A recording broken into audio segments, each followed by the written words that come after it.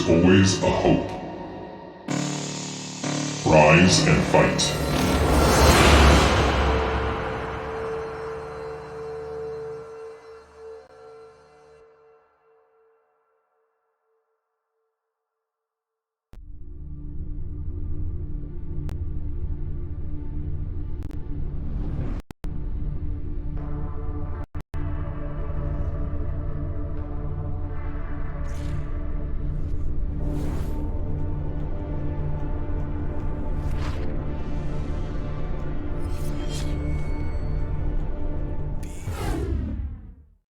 Welcome everybody to another day of the BSL. I am Nyoken, and joining me is the one and only Machine. You're back, man. Not from the void this time. You're actually here. Yeah, I'm actually back in person. You know, I decided giving up on being Zerg and going Protoss full time wasn't for me. So, like everybody else, I just flip flop around and complain. But yeah, man, I'm back and I'm excited to be joining you here, man. We once again day 2 for North American Championships. We got some pretty exciting matches ahead of us.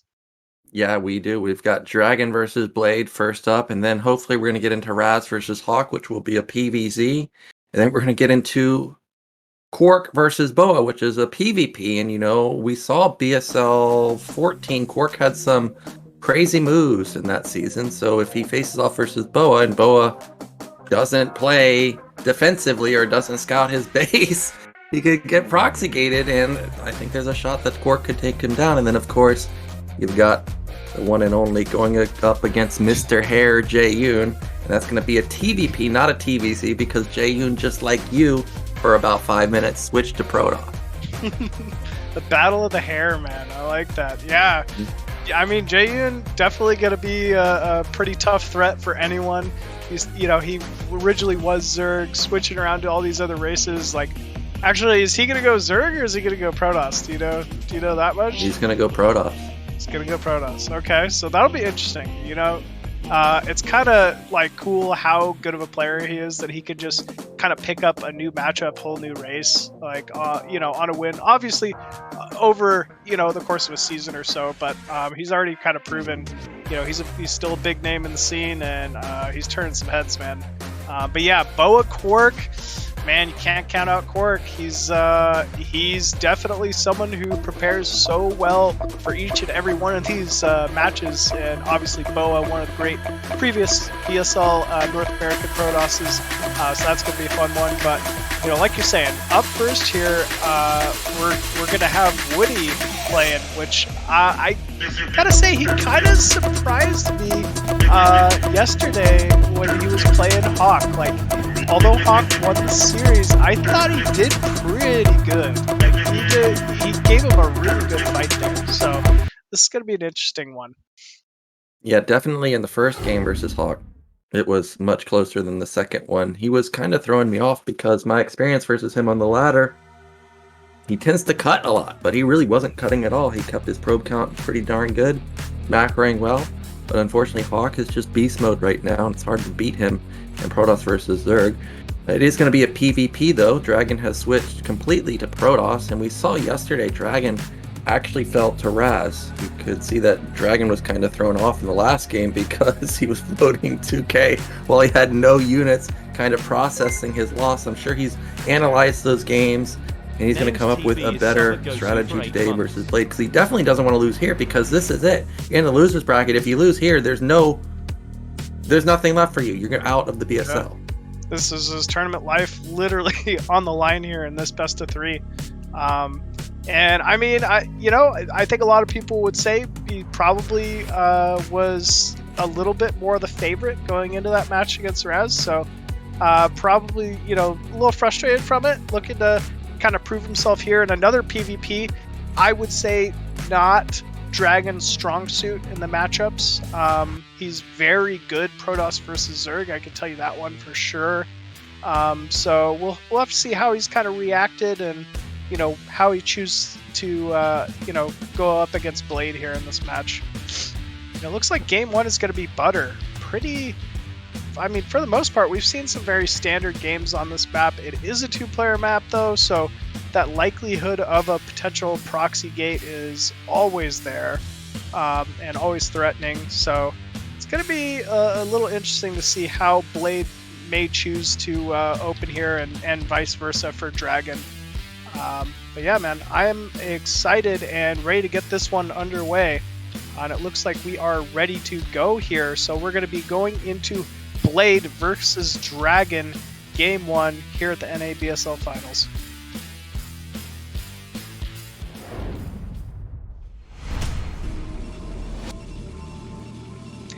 And spawning at the top right as the yellow Protoss on Butter, it is DM Blade.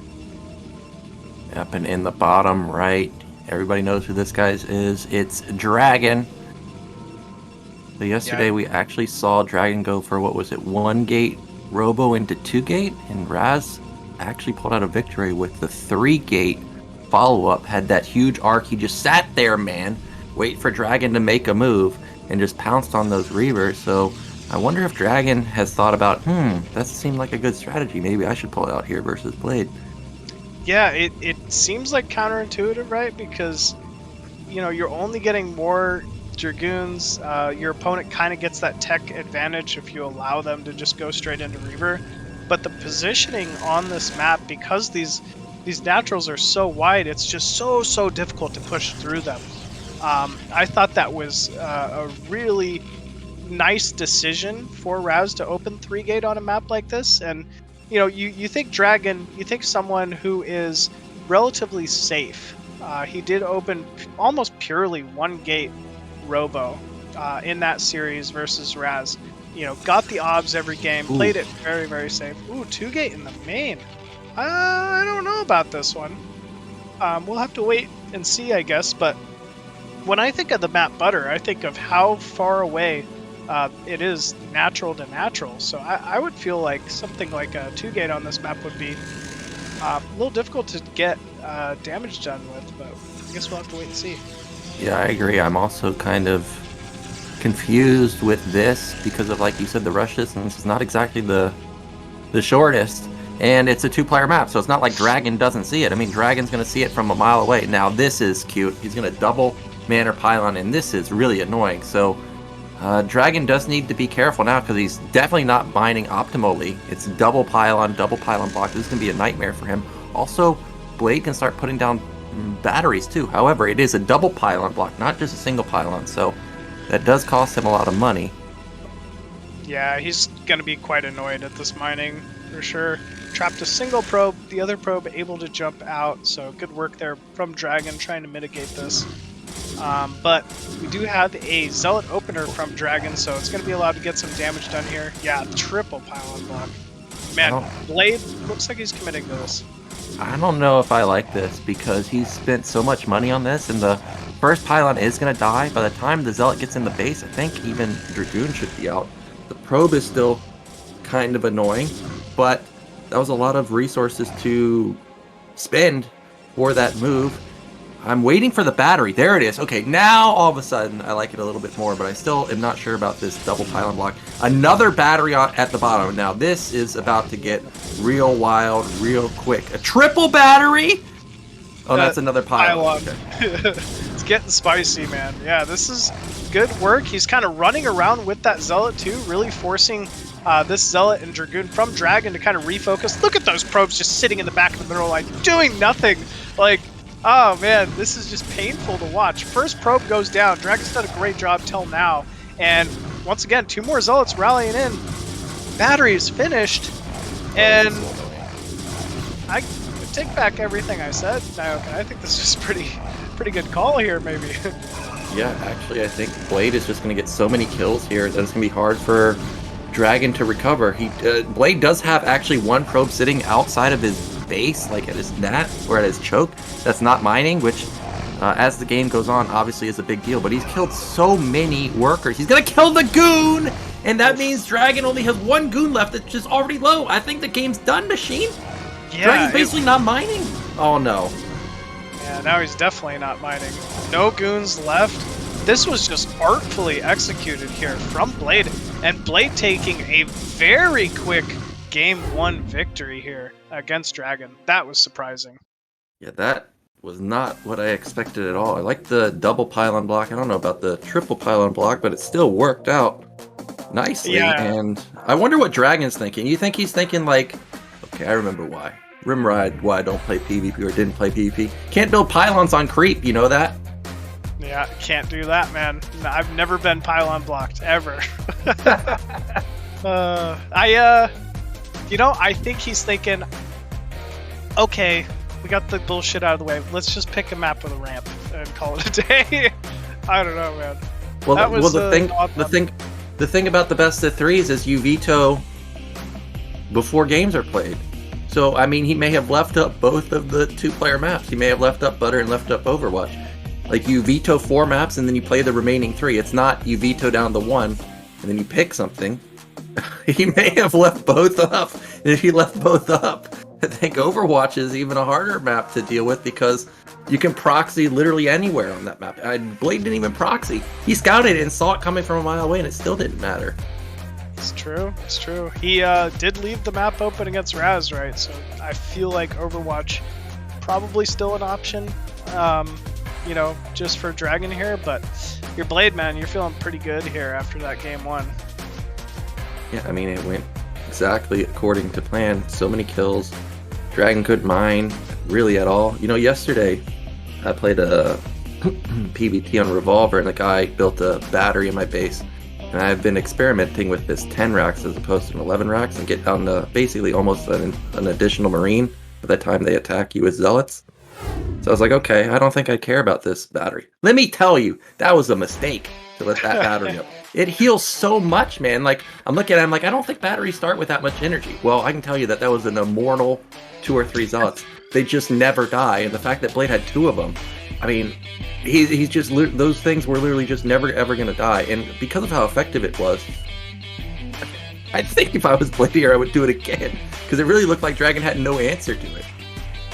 Yeah, it honestly seemed like it. And, from the start, I was ready to kind of count the build out just with the distance on the map. I mean, imagine if they were actually, like, close position Sylphid or something like that. It could be truly effective here. But yeah, obviously it's going to be down to DragOn's map pick. Unsurprisingly, picks Vermeer here. This is the macro map of the map pool, I'd say. A lot of different bases. They all have gas.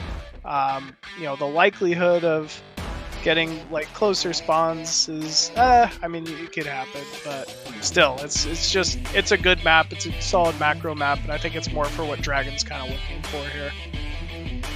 Yeah, I think that's true. So let's get into game 2. DragOn down 0-1. He's 1 game away from being eliminated from the BSL.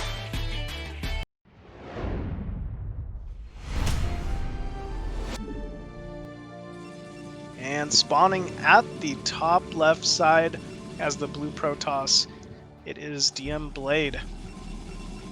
Yep, and in the bottom right, our brown Protoss, it is DragOn. Yeah, I think this is definitely a good map choice for DragOn. Makes 2-gate less possible, I guess, but whenever I play ladder, it doesn't seem to matter what the map is, whether it's Fighting Spirit, Ascension, whatever. It really just doesn't matter. Somehow, or for some reason, they're flat out always 2-gating me in the middle. Yeah, I mean, it's just such an easy go-to, right? If it goes unscouted, there's almost nothing you can do about it occasionally. So, unfortunately, we're not going to end up seeing that here. It looks like pretty standard pylon in the main from each of these players. No plans for mega early aggression. Typically on maps like this with that ramp leading to a high ground main, you're more likely to see something like 1-gate tech, which is kind of what all we saw from DragOn yesterday. So I'd expect him to go back to, well, not that he didn't do it last game, he did. It wasn't as good of a call there, I guess. Yeah, I think that we're most likely going to see that the 1-gate robo. Oh, I was getting a little excited. I thought DragOn might 2-gate in his main, but that is going to be Blade 2-gating in his main. So just like last game, it's going to be the same build. I don't blame him for it. It was so effective. Why I'm not? counting it out. Not counting it out this time, for sure. Even though he's cross-map, it's like, if you can get the pylon blocks off, if things start getting a little hectic and messy for DragOn, you know, it could be what Blade needs to throw him off and get another quick victory.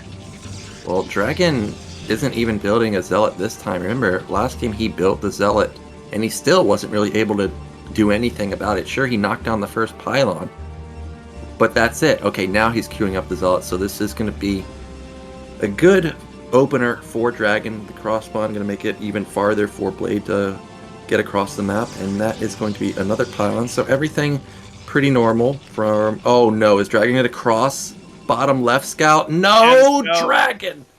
Oh man, that is unfortunate. Really just wanting to clear the center of the map. Oh, but he actually reverts and goes towards the top left. Oh, He look at will that. catch this first Zealot. Oh man, that block too.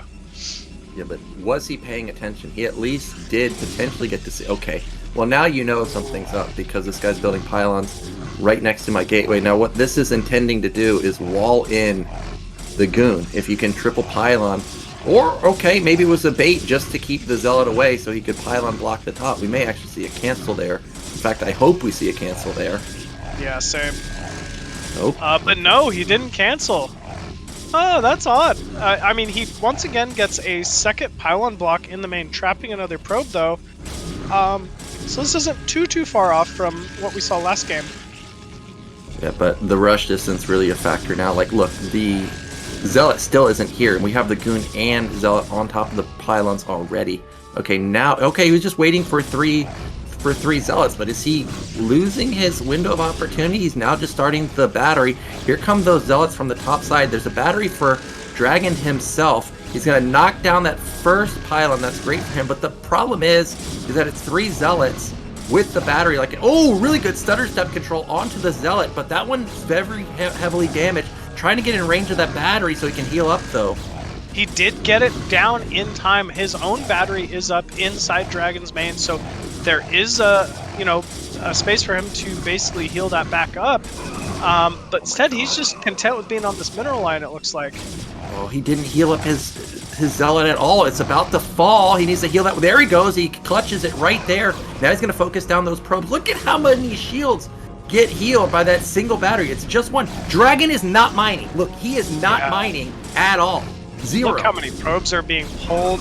I mean, you could tell DragOn is just all sorts of thrown off from the Zealot pressure. It's just been constant out of Woody. Yeah, and like I was mentioning earlier, Woody, he does cut a lot. Even though DragOn is not mining, not building any... Oh, look! Woody's probe is attacking the probes and actually almost got a kill there. Zealot at the bottom is getting more kills. DragOn's still dealing with these 2 Zealots at the top. He doesn't realize there's still a Zealot alive that has the battery, still healing it up. He's not mining. Blade's up in workers now. Yeah, Blade is up in workers. Ooh, 1 Dragoon, very low, but it looks like it's going to make it out alive. Never mind, it goes down. But I mean, at least we do have 2 Dragoons left from DragOn. He's still able to pick off these 2 pylons, but the Zealots haven't stopped moving across the map here yet.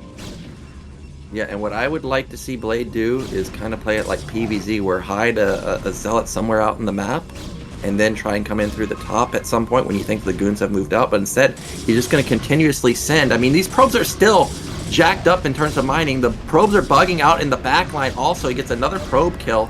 Dragoon is caught in the back. He's getting flanked by a top Zealot. Oh, that's painful. And probe is blocking in the it. back. Oh no, this is disastrous. Another Dragoon is just seconds away from dying. If it gets touched again, he's done for. Oh, he's more running through the probes battery. being focused down. Okay, he does save the Dragoon, but you know, at the cost of more time, more probes.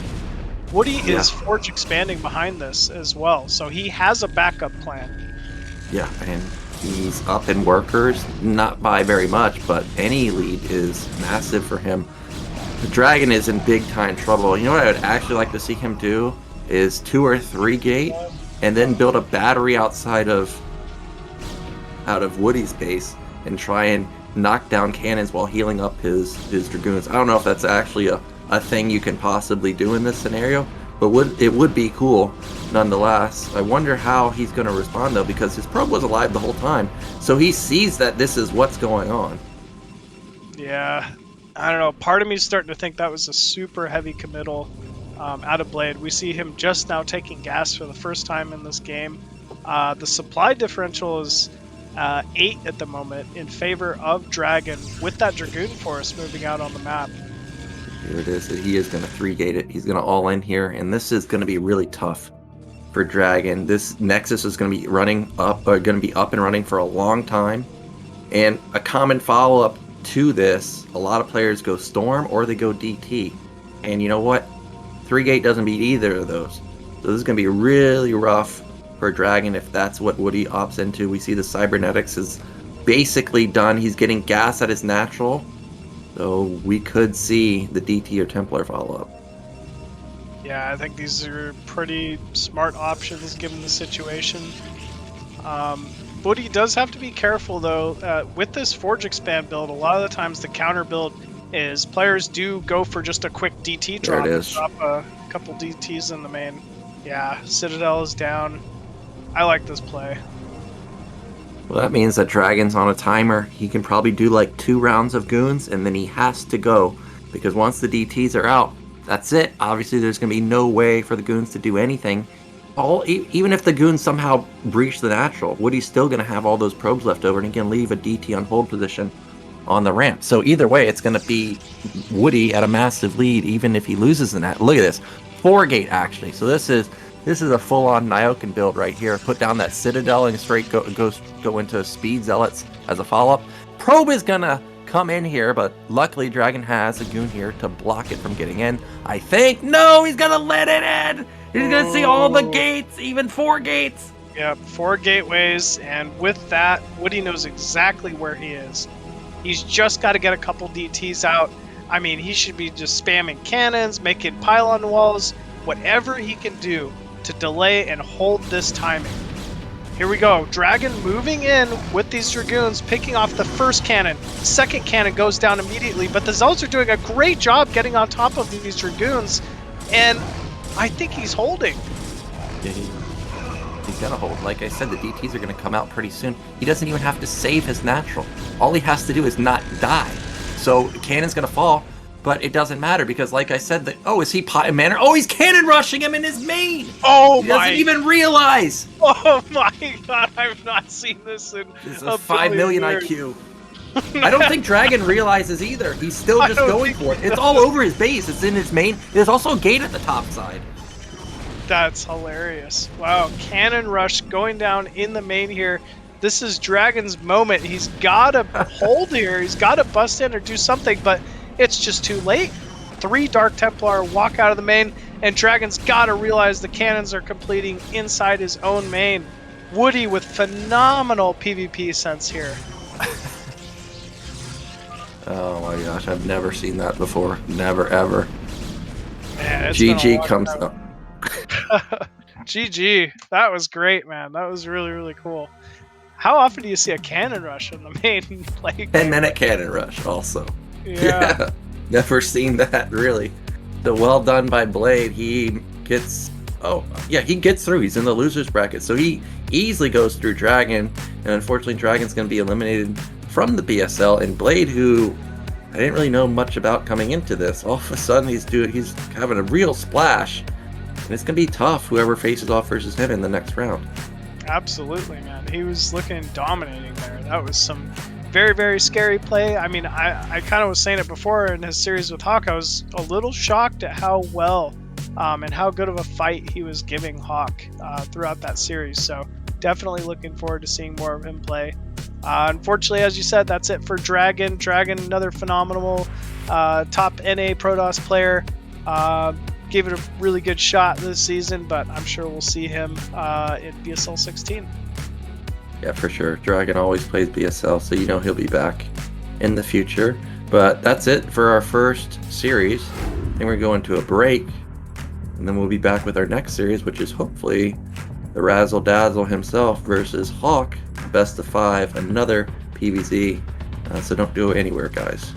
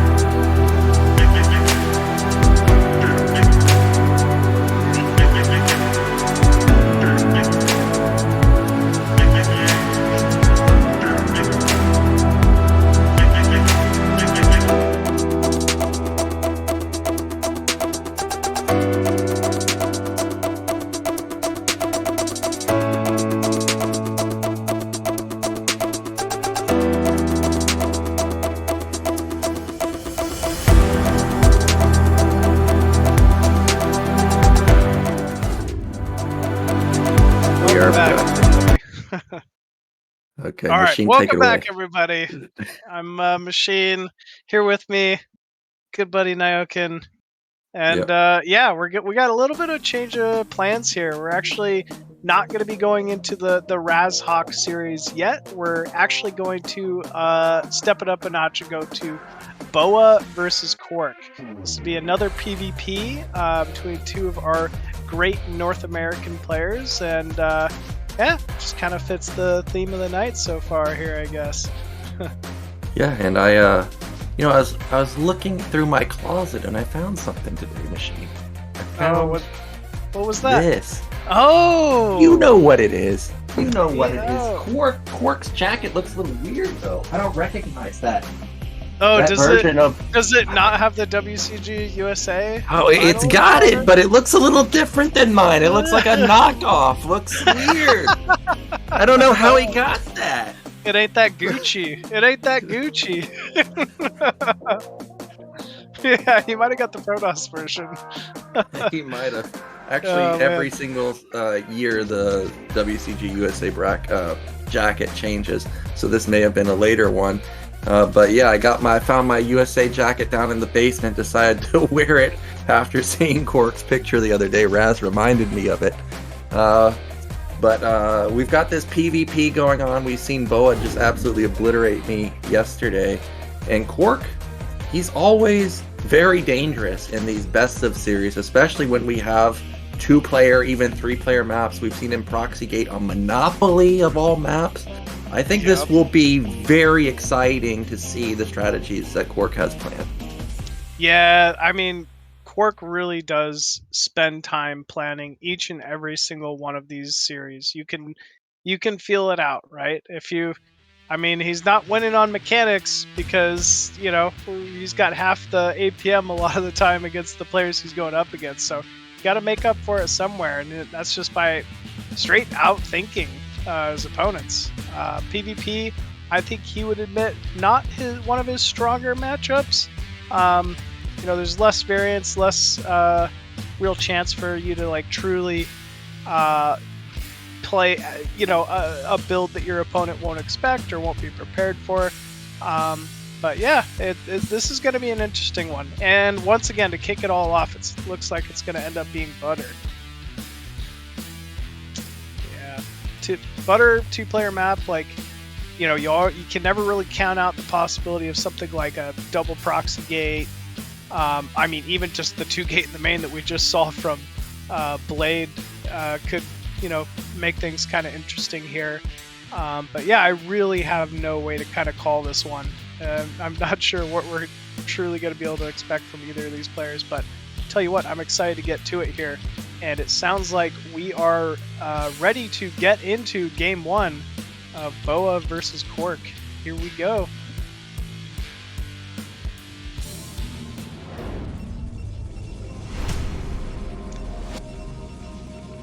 And spawning at the top right as that blue Protoss, you know him, it's KwarK. Yep, and in the bottom right, in the red, it is BoA. And when I played BoA the other day, when we were doing vetoes, I vetoed Butter and Overwatch. And as soon as I vetoed him, he said, "You got rid of both of the 2-player maps." Frowny face. So he is definitely happy to be playing on a 2-player map here.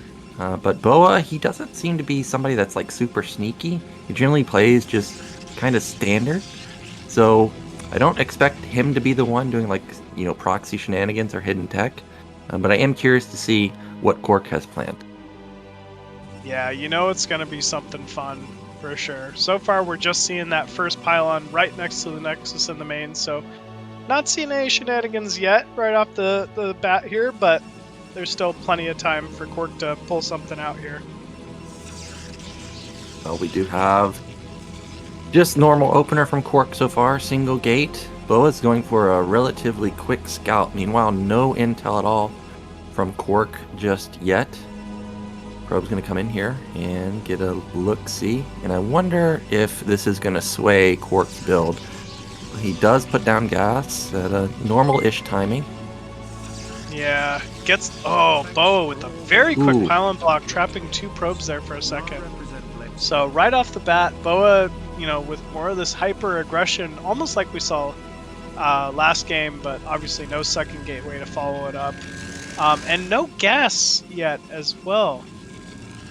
Ooh, double pylon block. Oh, Triple? double. No, okay, that's a stealth sort of manner pylon. Yeah, to anti-pylon block. Now, you can see a ton of probes are actually bouncing through the bottom, and we know, or you know, the GOAT gamer, Future SC, he's had massive probe catches with a double pylon block at the bottom and the top. I mean, there's even a clip of him catching like a full 12 probes in the back. So KwarK does need to be aware of it.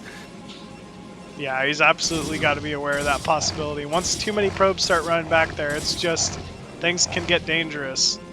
But you know, we're not seeing anything too crazy out of BoA yet. It's really just been the pylon blocks, keeping his zealot back, he's taking his gas inside the main. I think these two are relatively even at the moment. You do have even supplies, even probe count.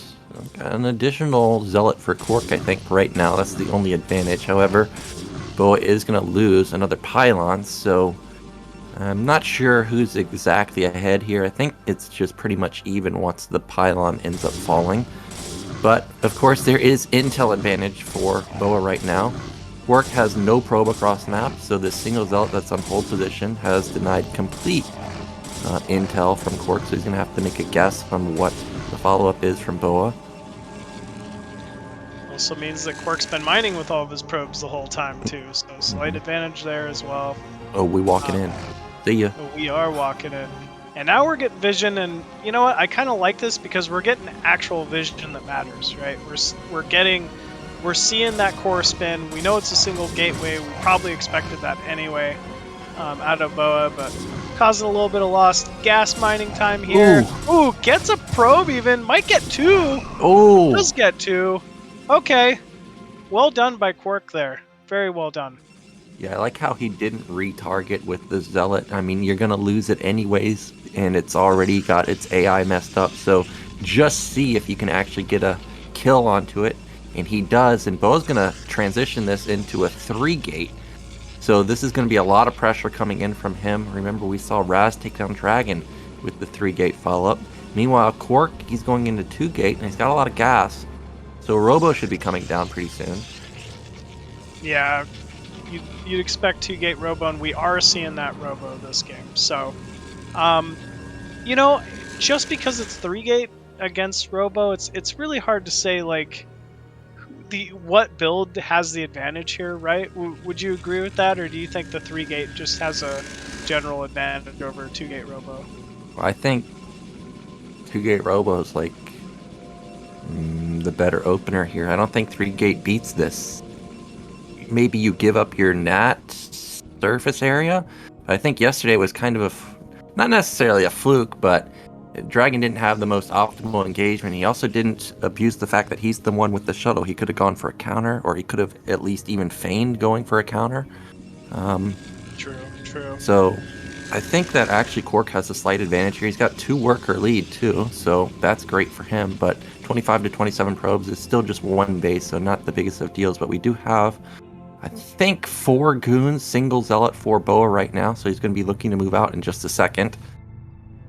3 goons moving across the map here for KwarK. Do catch that initial zealot, but they're going to be pushed back here almost instantly. And BoA doing a great job getting on top of those dragoons, doing a little bit of damage, and at least burning off those shields. Yeah, that was a good catch for him. He also got a couple of connection as the dragoons were retreating. Now KwarK is going to need to get into an arc, and he's got the dragoon lead for now.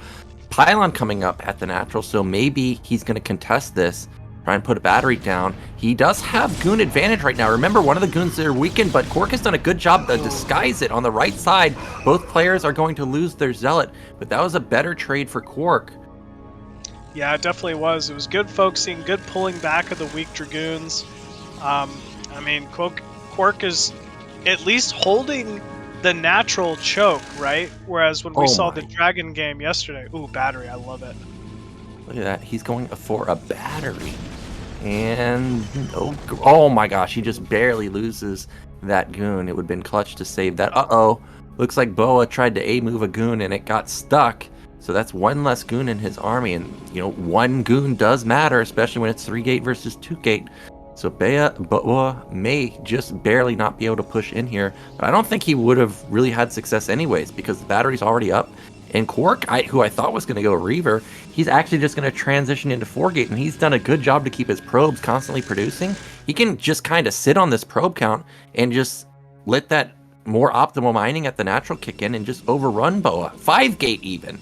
Oh no, that's we are seeing 4 more goons stream across the map at the moment from BoA. I think this is going to be his go timing.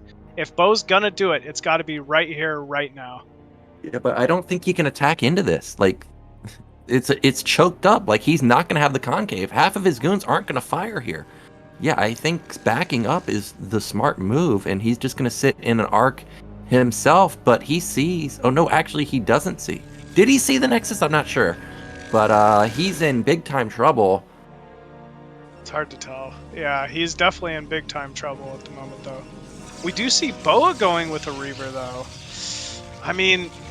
You could use Reavers to kind of siege these expos pretty well from time to time. The question is just going to be how many goons is KwarK able to get out within the next few minutes here. Well, these 2 zealots could be a difference maker. They soak up a lot of hits. That's a lot of goons from KwarK, though, but that may be all BoA needs to actually bulldoze in here. Don't think he's going to do that just yet. He's going to wait for his Reaver to pop out. It's, I think, like 90% done, so Shuttle should be moving across the map pretty soon. Observer finally out for BoA, and he's going to see the gateway count, so he knows he's going to be on a clock to make this happen, because KwarK has had his NAT up and running for quite some time. Yeah, he really has. Ooh, almost catches that OBS, but BoA pulls it back just in time. And here we go. This is the Shuttle, this is the Reaver, this is the timing that BoA was really looking to hit this entire time. It's going to be a little tough here for KwarK. Oh my gosh, he sees the Shuttle. Is he going to pounce on it? Okay, he does move out, and this is going to trigger an instant jump onto the Reaver and Shuttle. He loses 4 goons, but he gets the Reaver. And now BoA still can't attack into this because of simply the gateway count being so enormous. So that was really nicely done from KwarK. Yeah, very, very nicely done. To just scout it, immediately not hesitate, jump on it. You know, like you said, he had to trade 4 goons for it, but, I mean, that was BoA's power spike advantage. Now his natural's been up for quite some time. We're seeing the response in the supplies.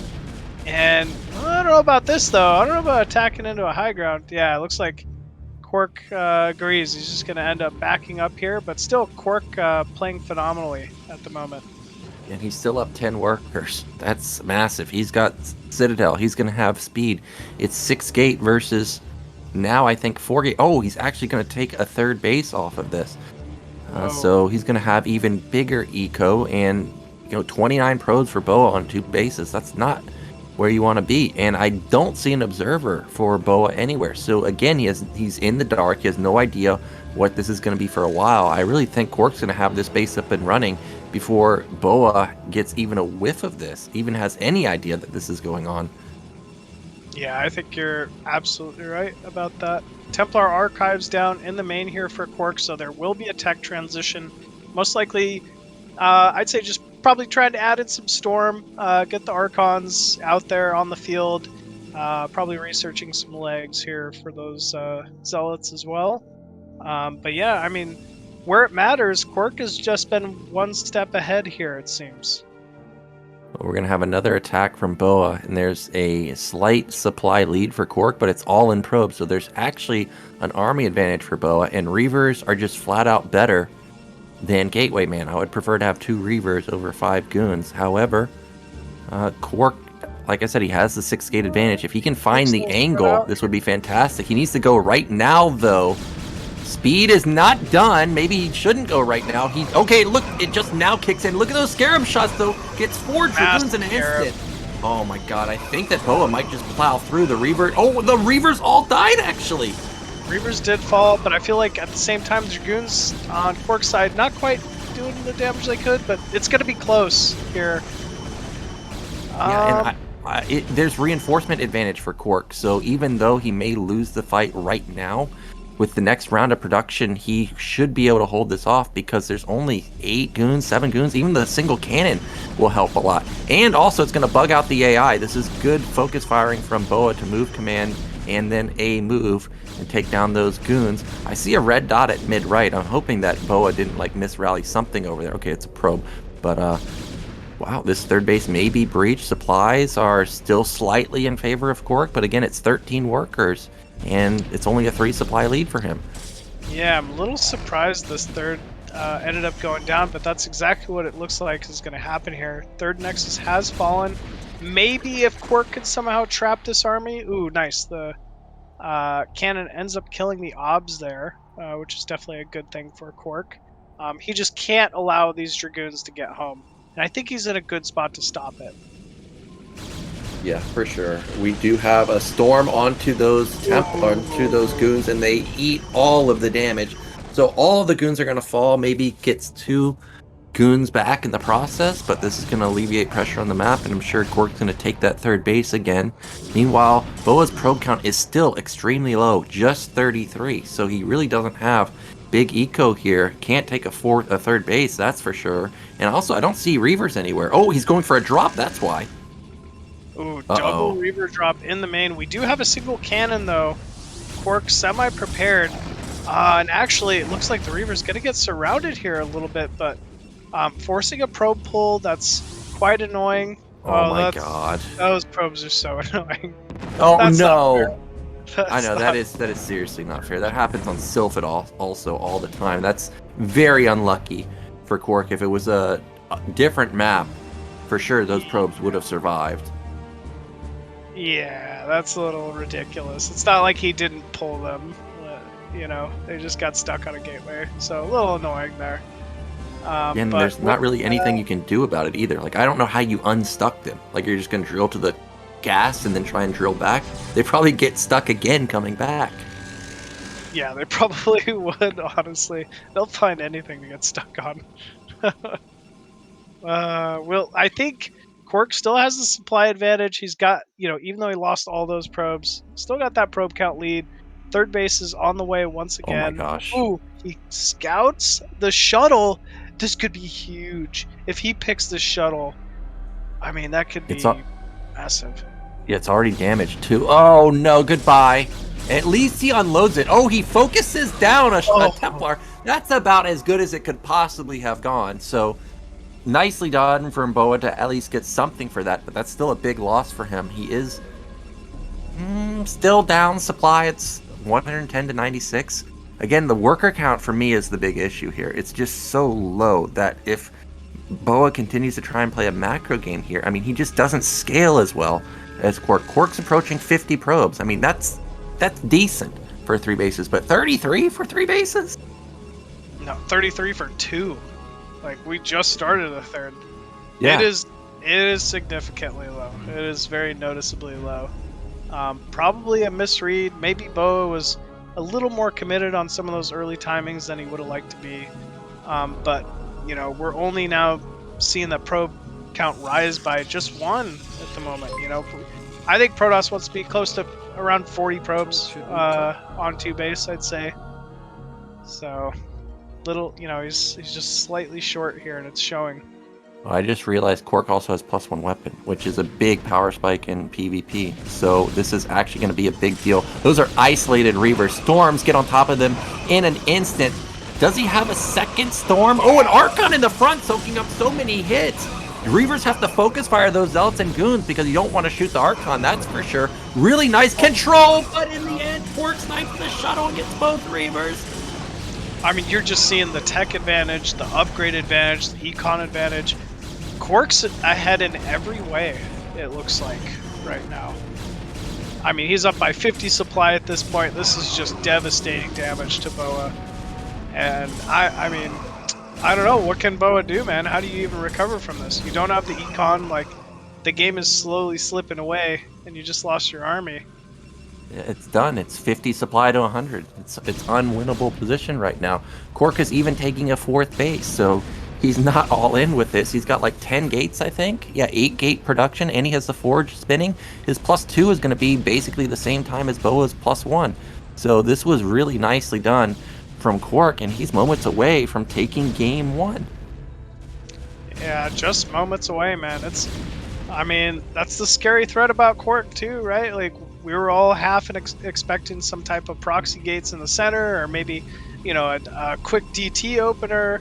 And no, KwarK doesn't have to do that. He could just play straight up. He could just, you know, do exactly what the other NA Protosses do just as well. So this is very, very well done by him. Yep, Observer is going to come in and get intercepted, I'm pretty sure. And I mean, we're just waiting for the GG, really. It's 70 to 130. Unless there was, like, you know, a mass lurker field or a mass tank line, and Protoss A moved into that, and everything got blown up by siege and mines. I mean, maybe Protoss could recover. This ain't TVP. This ain't Zerg versus Protoss. So there's really nothing Protoss can do here. He's mined out in his main. It's literally 1 base mining versus 3 base Protoss right now. Yeah, it's kind of incredible here. I mean, KwarK just playing it safe, right? Just what he's been doing the whole time. There's no reason for him to dive in here, even though he knows he has an advantage, and throw a bunch of units away trying to walk into Cannon Storm or Cannon Reaver. Just sit back, control the map. 2 DTs will end up walking into the natural here. Start focusing down some probes. KwarK has noticed it immediately. So watch him heal that Archon up with the battery. Oh, it nice. Got stuck on the edge, so he can't do it. But that would have been hilarious if he could have. Yeah, it would have been. I mean, it would have healed it quite a bit as well. Yeah. Well, 2 DTs sharking around at third base, but there's 2 cannons there, so that can't be killed. And I think this is just going to be the GG once those 2 DTs die. BoA literally just has nothing. It's 130 supply to just 80. 4 base Protoss versus 1. Yeah, he hasn't even scouted the 4th yet. He might just be expecting KwarK to slam into him or something, but it's not happening. Okay. Yeah, cool. I was just going to say, Shuttle sharking around here, looking maybe for some loose Templar or something that he could snipe. But KwarK not having it. Yeah, KwarK realizes that the onus is on BoA to make something happen. He doesn't really have to do anything. He knows he's just got a massive lead. He's even taking a 5th base at mid-left, and this is probably going to be the fight. There is a lot of power in BoA's army. He's got multiple Archons, he's got the Reaver, but it's just so much from KwarK, and he also has Storm. Yeah, Storm is I mean, it's a big tech advantage in this matchup. You can just dish out so much damage to burn those shields off, and it's surprising how quickly Dragoons melt, or, you know, Reavers after a single Storm. Well, BoA got onto the high ground unscouted. Well, all this does, I think, is kind of just force him into a fight, really. He's going to get sandwiched at top left. KwarK now realizes something's going on, and he is going to turn around. That Reaver drop is going down at the third base, forces a probe pull, but KwarK's just going to send these to the 4th base, maybe even the 5th base, and they're just going to go back to mining. Yeah, I think it's a good call here. Even if he loses that Nexus, why does he even care about the Nexus at this point? So here we go. KwarK streaming in from both sides in the center. Reaver getting some pretty good shots off at first. Nice Storm, though, going down from KwarK on top of BoA's army. And, oof, that's it. Yep, that is going to be it. GG comes out from BoA, and it's going to be KwarK taking game 1. And that was the convincing victory also. Yeah, convincing's really the way to put it. There was no point in there where I was truly, like, worried for KwarK, right? Like, he always had the positioning advantage. When he took that natural timing, that was, I mean, it was timed very, very well, even using the battery, so it's not like he was being greedy about it. He just, you know, displaying some good fundamental knowledge of PvP, and with that, it's going to be BoA's map choice, man. I don't know how you switch it up from here. That was a 2-player map, but KwarK didn't really do anything out of the ordinary. You know, it's kind of one of the painful things of losing to just 2-gate Robo, right? Like, it's not like there's a hard counter to that. You know, it's kind of the most middle of the road PvP build there is. So I don't know. If you're BoA, do you do something crazy? Do you just try to play another standard game or a standard game? I'd say. So I guess that's kind of the question. Yeah, I wish we had BoA here on the call because I would ask him, did he have the 3-gate planned? Or do you remember he lost 2 probes and then he instantly put down 3-gate? Like he was losing the 2 probes, triggering. Did it trigger it? Like, did he feel like, okay, I lost too much econ now? You could say, well, it's only 2 probes. I mean, 2 probes do matter when you're already on in a low probe count game. So curious to see if BoA will 3-gate again this game or do another aggressive build like he did, or will he try and play more like KwarK did where he's going to 2-gate Robo, go for the fast Nexus. We'll have to wait and see what BoA comes up with. Of course, we're waiting for his map pick. As I stated in the series versus BoA when we were banning, he mentioned that he was upset that I vetoed the 2-player maps. So we may go for that one, but not the case. He is just going to go for Sylphid. I think it's a good pick, right? 3-player map. It's not a 2-player map, so you don't have to deal with as much of the bull crap as, possible like proxy gates or something like that. I guess you can still proxy gateways on the map, but it's less likely. It's a map they both played a bunch. If I'm not mistaken, this is kind of 3-gate central for PvP, just because of no ramp leading into the main. So I'm a little interested to see if either of these players opens something like a 10-15 gate. I feel like that's highly likely here, but I guess we'll have to wait and see. We are ready to get into game number 2 here of KwarK versus BoA on Sylphid.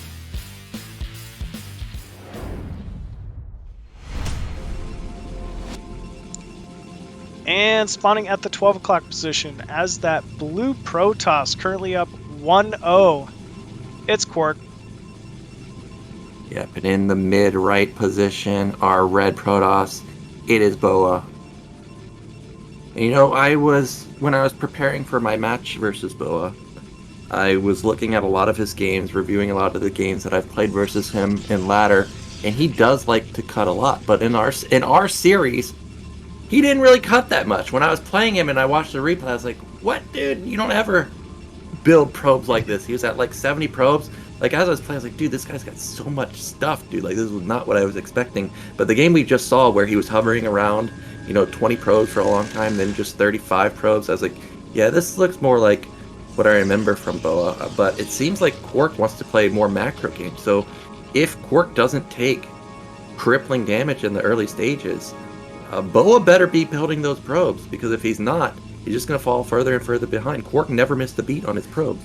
No, he didn't, man. Like, and it went to notice. Like, he was very solid that game the entire way through in every way. Was constantly out, expanding. Didn't get too hasty. Didn't get too greedy. He's just showing some really, really good fundamentals here, and it's gonna be tough to beat, man. Like, it's hard to say that BoA's maybe gonna have to pick it up a notch here if he wants to take this series. We do see a deviation here, though. 2-gate out of BoA versus the 1-gate tech from KwarK. I like this for BoA. I'm going to be honest.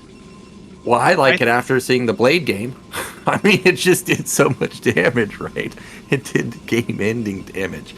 But I guess we... go ahead. I was just going to say, it really is. And when you think of a player like KwarK, I mean, it's hard not to mention, but kind of one of his defining traits that he's proud of is he definitely has lower APM, than most of the other players in, his skill level in the league. I mean, so much so that it's just one of the first things you think of when you think of KwarK, but he hangs in with players, and that's because of his intelligent play. His build orders are very thought through, Maybe if you're going to try to beat a player like KwarK, the best thing to do is just to try to out-multitask him. Look at this. Wow. I think he's proxy gating in the center or something. It may be like a citadel. It could be another gate. I don't think KwarK scouted, right? Like, he's just in the center of the map for, I'm not going to say no reason, because obviously he has a reason, but he has no idea that this is coming. I think this will be proxy citadel. And as long as KwarK just holds on, you know what? Zealots can't see invisible units. Okay, actually not going to be Citadel. It's going to be Oyuji style. He's going to be proxying a gateway in the center. Yeah, he's going 3-gate from here, but he did not expect a 2-gate opener out of BoA. So this is going to look a little scary here for KwarK. He's immediately putting that shield battery down. Probe moving in. Okay, good probe. Right from the start. Maybe this is not what BoA wanted to do because KwarK is controlling like a god right now. Yeah, this was fantastic. He loses 2 probes, but I was watching the DragOn game very closely, and, you know, oh, look at this. He even cancels the battery because he knows he's held it. But I was going to say, I was watching the DragOn Blade series, and even though Blade killed 2 workers, I mean, it was still an even probe count for DragOn. So I think KwarK is just fine here. He loses an additional probe. But as I say that, this is clearly a different game. BoA has not cut probes at all. He's at 19 versus just 14 for KwarK. However, he has no idea that there's hidden tech. And it doesn't seem like he suspects anything. That Zealot, I don't think, is looking for tech. I think it's just to hide, like in PvZ. Yeah. Okay. I think you're right. I was going to say, what about that Zealot? But no, you already beat me to it. Yeah, I think he's just going to run for the mineral line here. It could get some significant damage done, but man, BoA better figure out there's a couple more gateways here real quick or he's in some trouble.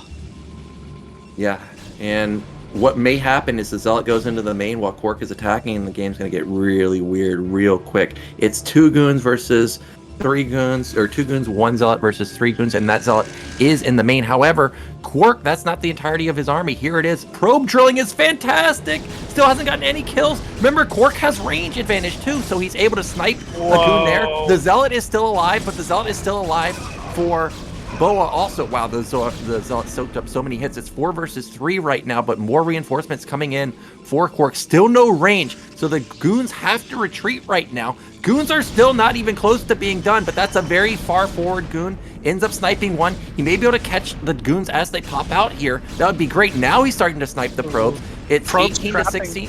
Oh, but he's going to catch that goon. Yeah, that was rough. Probes trapping a couple of the Dragoons, so BoA's kind of doing what he needs to do to stay in this one. Even another one going down, but this is by no means over. Probe count has been reduced to 17 to the 16 of KwarK. Oh, but it's still range advantage. Look at this. Oh, I didn't realize it was still range advantage. Oh my gosh, man. BoA just could not be taking worse trades, unfortunately, without this range. And KwarK with such a wonderful build selected for this. Oh, I think it's done. That goon's going to get popped, or pop out and then get popped. That's going to fall. That goon on the right side is very low also, so he's going to be very careful. Goodbye. Oh, does not get the final shot. Look at this control from KwarK. My gosh. Micro's the one in the back. It's going to survive. The one in the front is going to die, but this was amazing control, and KwarK has a 3-worker lead now. 3-worker lead, and still probes being pulled off the line from BoA. I feel like he can't even mind what he needs to be able to produce out of his 3rd gateway. 2 more probes trying to go in here, but this is over. KwarK did it. KwarK took it. Oh man, that was really a treat there out of KwarK. I mean, the mind games. I was like, oh, he's switching it up completely. BoA did as well. Opening with that 2-gate, it goes unscouted, but still KwarK with phenomenal probe pulling, able to save his mineral line and get a couple more proxy gateways in the center of the map, which is, you know, as I was saying, on Sylphid, you got to expect 3-gate, you just got to be ready for it. I just don't think BoA expected him to be in the middle of the map. So that was very, very well played there out of KwarK. And man, now it's BoA's time to put up or shut up, man. He's 1 loss away from being out of this tournament. Yeah, this was not what I was anticipating. Especially after the Dragon Blade game, where Blade just made the 2-gate look so effective that when it got in the main and there was no battery, and we know he just spent all his money on the gateways in the center, I was thinking, uh-oh. But he had the perfect control on the probes. Zealots got stuck back there, no way to run, no way to engage the army. And KwarK, he ends up taking game 2. Now he's up 2-0, 1 game away. It's still going to be BoA's map pick. Well, actually, it's not really BoA's map pick, because as I stated, the players picked or vetoed maps. in the beginning. It's not like BoA gets to review all 5 available maps and then choose one. This is all that's left. So whatever was decided on, this is it.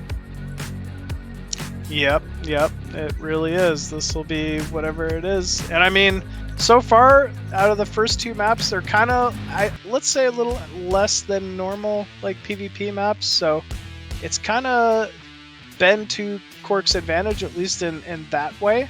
But from here on out, like 2-player map like Overwatch, ramps leading to the main, you know, I'd expect these players have each played 1 billion games on this map PvP. So they're going to be quite ready for anything interesting that could be thrown at each other. And with that, we are ready to get into game number 3 here of BoA versus KwarK. Let's see how it goes.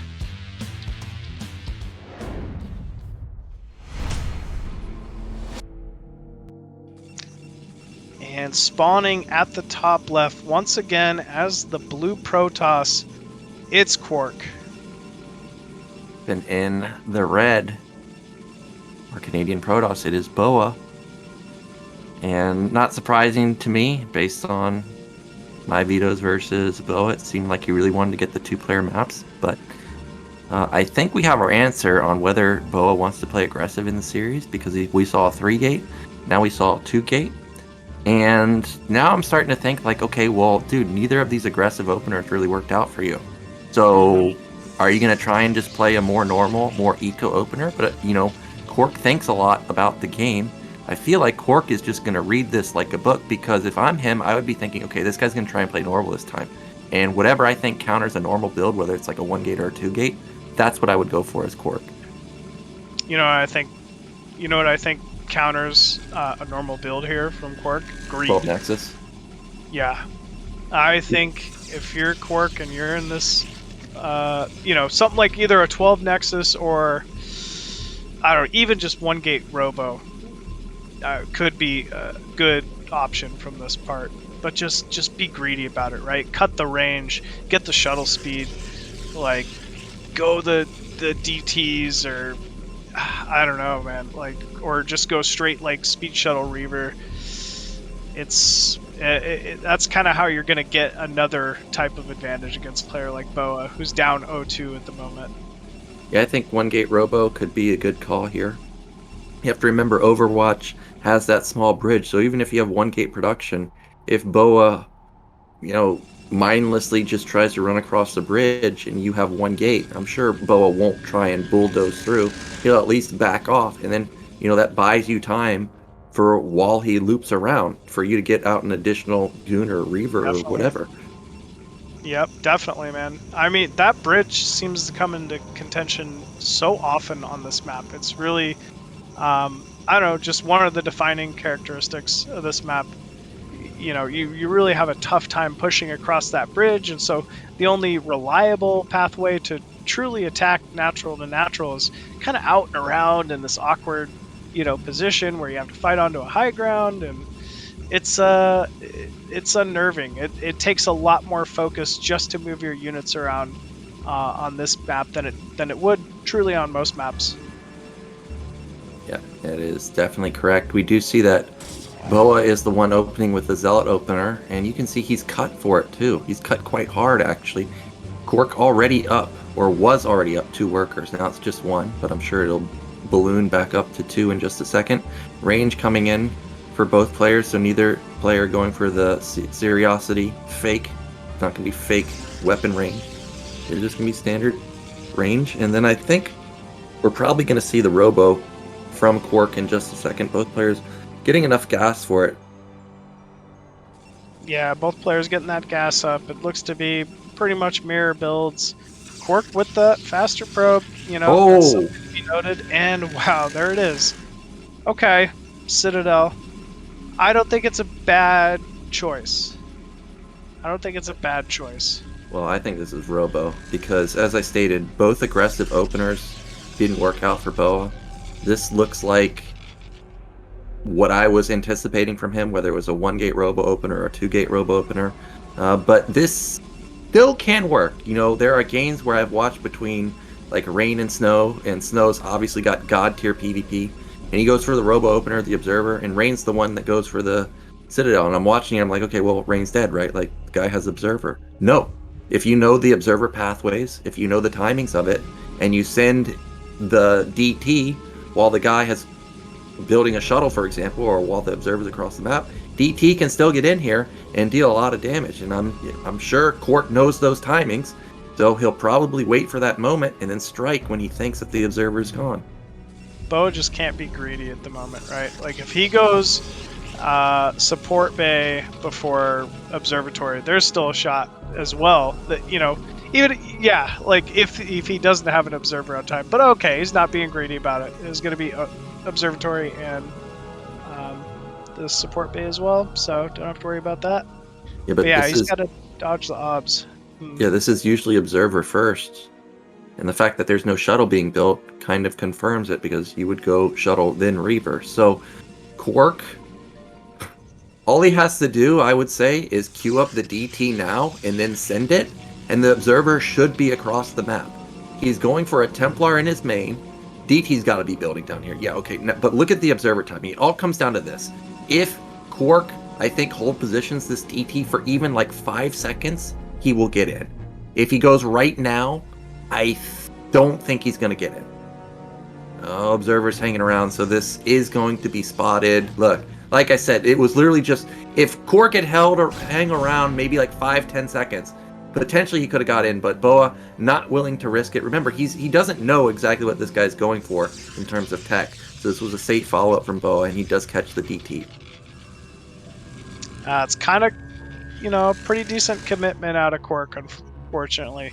That gateway at 6 o'clock will probably be scouted here. First DT really hasn't been the most useful to him. And he still does not have an expo, so it's not really as if KwarK even has like an eco advantage, right? And somehow he's going to have to deal with a Robo Reaver timing. Yep, and he's got all those cannons, which don't really help you if the... Well, I mean, they're okay, but what I mean is, like, for example, if he drops the main while also trying to harass the Nat, I think it's going to be really rough for KwarK to hold. He's got the Templar tech already done, though, and the Templar has been done for a while, so he's banking up that energy. Meanwhile, despite seeing that it was a DT opener, BoA has not put down that Nexus. I'm surprised, because a lot of times you either all into this because you know that it's a cannon follow-up most of the time, or you just take a Nexus because you know this guy can't attack you anymore. Yeah, BoA's doing a completely different build. He's going DT drop. He's banking that KwarK is going to delay his Robo so far that he won't be able to just handle Templar attack, it looks like. That's really an odd one. You don't see this build very often. Well, I can tell you what's odd here is KwarK is the one that's out in the map. I realize he's got Storm, but I mean, you know this guy has a Robo. What happens if he had dropped Reavers in your base? I guess he doesn't see an Observer in his main, so he's thinking like, okay, well, maybe I can catch this guy. BoA moving out towards that gateway, and he's going to intercept the army. Shuttle pops out at the right time, so this is going, or should be, a hold. However, Storm does a lot of damage, obviously, and those Reavers can't really escape. Oh, that shuttle almost, or that Reaver almost got a connection onto the Templar. That's a good Storm. Hits the shuttle, and he hits the Reaver again. He's got another Storm available. Hits those two Reavers again. Look at the battery. Heal them up. Battery barely saving those two, but very well done. Honestly, by both players. I feel like those Storms got max damage, pretty much. KwarK securing his natural behind this. And still that proxy gateway is unscouted. But yeah, that was just some Class A PvP micro right there. Yeah, but just like last game, BoA has cut a ton of probes. The Nexus is just finished for KwarK, but he's up 8 workers somehow. So again, like I was saying, the longer the game goes, KwarK's just going to scale into the mid game in a better position. I realize he doesn't have a Robo yet, but he's got the Templar tech. Oh, that's a very far forward cannon. However, luckily for him, it's only 2 DTs, and one of them is damaged, so he's not going to feel confident to engage on it. He is just going to back off for now. He may be rewarded with a single kill on the Templar. That's fine, not a bad trade. 1 DT for 1 Templar, but not the damage he was looking for.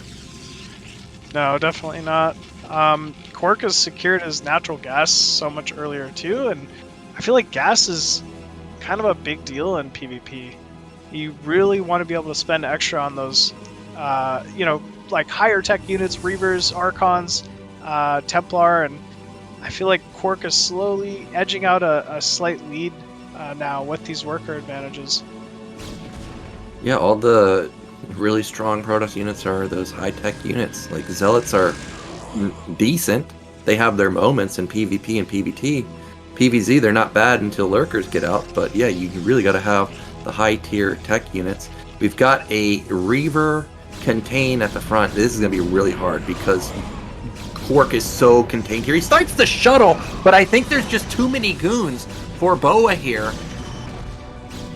Yeah, still KwarK controlled that very, very well, but it looks like this might just be barely too much out of KwarK here. We do have a Templar, though, waiting to storm. Probe's being pulled off the line, so KwarK definitely going to have to give up a little bit of that probe advantage here for a bit, finally. They're getting a decent surround. Cannon now up in the mineral line. Storm a few seconds away. He might be able to hold it off here.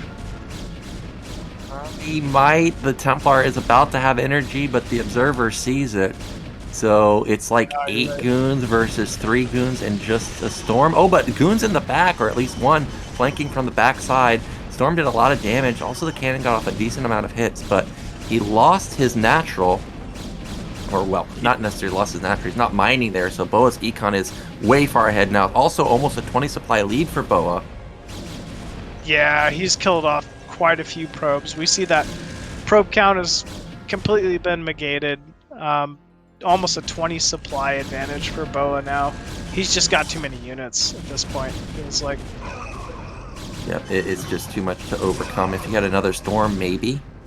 But not the case. Okay, that's going to seal the deal. Reaver coming in. There's just no way to answer this now unless the Reaver runs into cannons and dies or something like that. There it is, GG.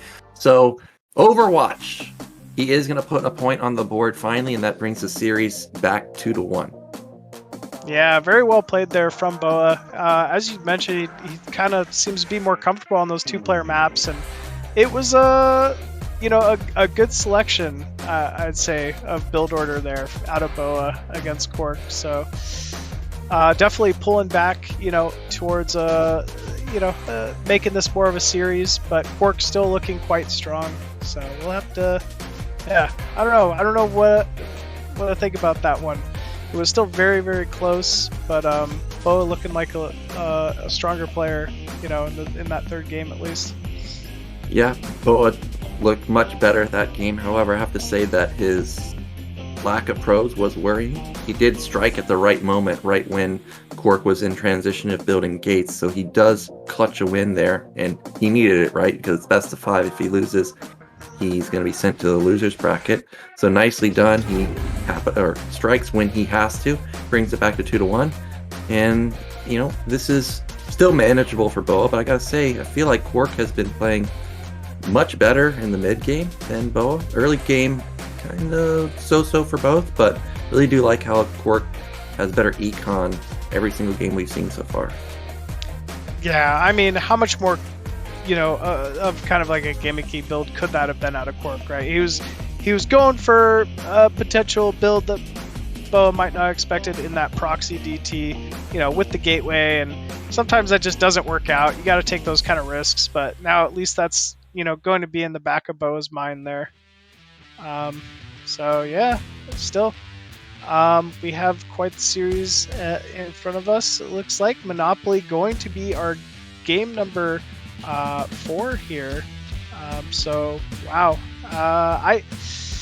this is kind of an interesting map. I haven't seen a whole lot of PvP on it, other than I saw like the ASL game of like Snow and Gimchi or Gorang, I think. But it was a pretty cool series. We really just saw like standard 2-gate robo pressure like Reaver from those ASL players. So I'm interested to see if BoA might opt for something like that on this map. Yeah, it's possible. Let's get into game 4. KwarK 1 match away from taking the series.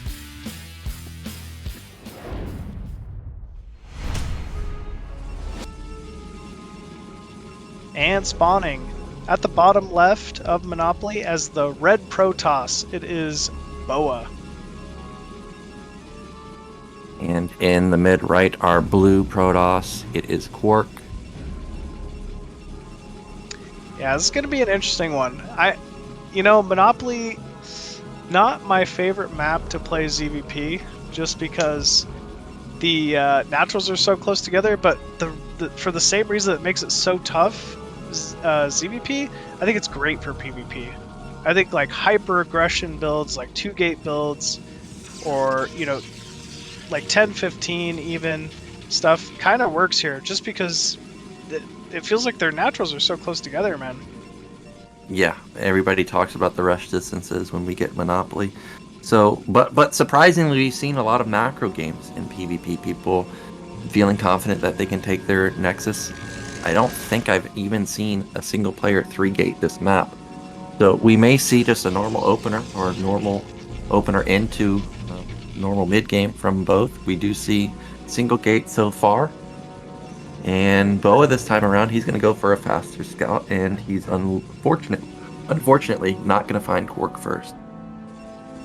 Yeah, you hate to gamble on that quick scout and come up a little short with the first pass, but still, you should be able to get a good idea that he's not the top left main here and go toward KwarK here pretty quickly. KwarK getting the Vespian Geyser inside his main, as is BoA, so this looks to be pretty typical 1-gate tech, like you were saying. Yep, there's the Cybernetics from KwarK. Meanwhile, I think probably the same thing from BoA. Yep, similar timing. Both players getting onto that gas. BoA again, he's going to go for the Zealot opener. And KwarK again seems to be skipping it. It's kind of always safer, obviously, to get the Zealot, but man, if you can get away with that advantage, you just love it. PvP, I feel like. Yeah, at least that's my experience too. Is if I don't have to build the Zealot, I don't want to. Okay, Probe trying to get a Manor Pylon off, but not gonna get it. And Goon is going to start. We see both players have enough gas for the range. Okay, and KwarK does get range. It's not going to be a fake. And that Zealot that he built is just going to hang out. And he has not started range or anything just yet. So we could see BoA mix it up with a Citadel. We see another Manor Pylon. That's going to be a bit annoying. It catches 3 probes, which is great. Yeah, that's really what you're aiming for with a Manor Pylon like that. It's kind of annoying for KwarK, but still, KwarK should be able to clear that Pylon in not too long. And yeah, we already see it's gone. So, first Dragoon out here for KwarK. He once again has a slight probe lead, just up by the 1, but is kind of been his hallmark in this series so far. Yeah, for sure. Now up 2, or well, I guess just 1 now. And Probe is going to the low ground. No way you're feeling confident enough to take a Nexus already, are you? Okay, no, he is just going to send a Probe, I think probably to bottom middle, maybe put a Pylon there and try and intercept the incoming shuttle. So this is good forward thinking from KwarK if that's what he opts for, and that is, I think, what he's going to be doing. Yeah, these scouting Pylons are so important in this matchup. I mean, you gotta... oh, never mind, maybe it's for something else. Maybe he was looking for another proxied gateway or something. But yeah, I'm not sure what that was for.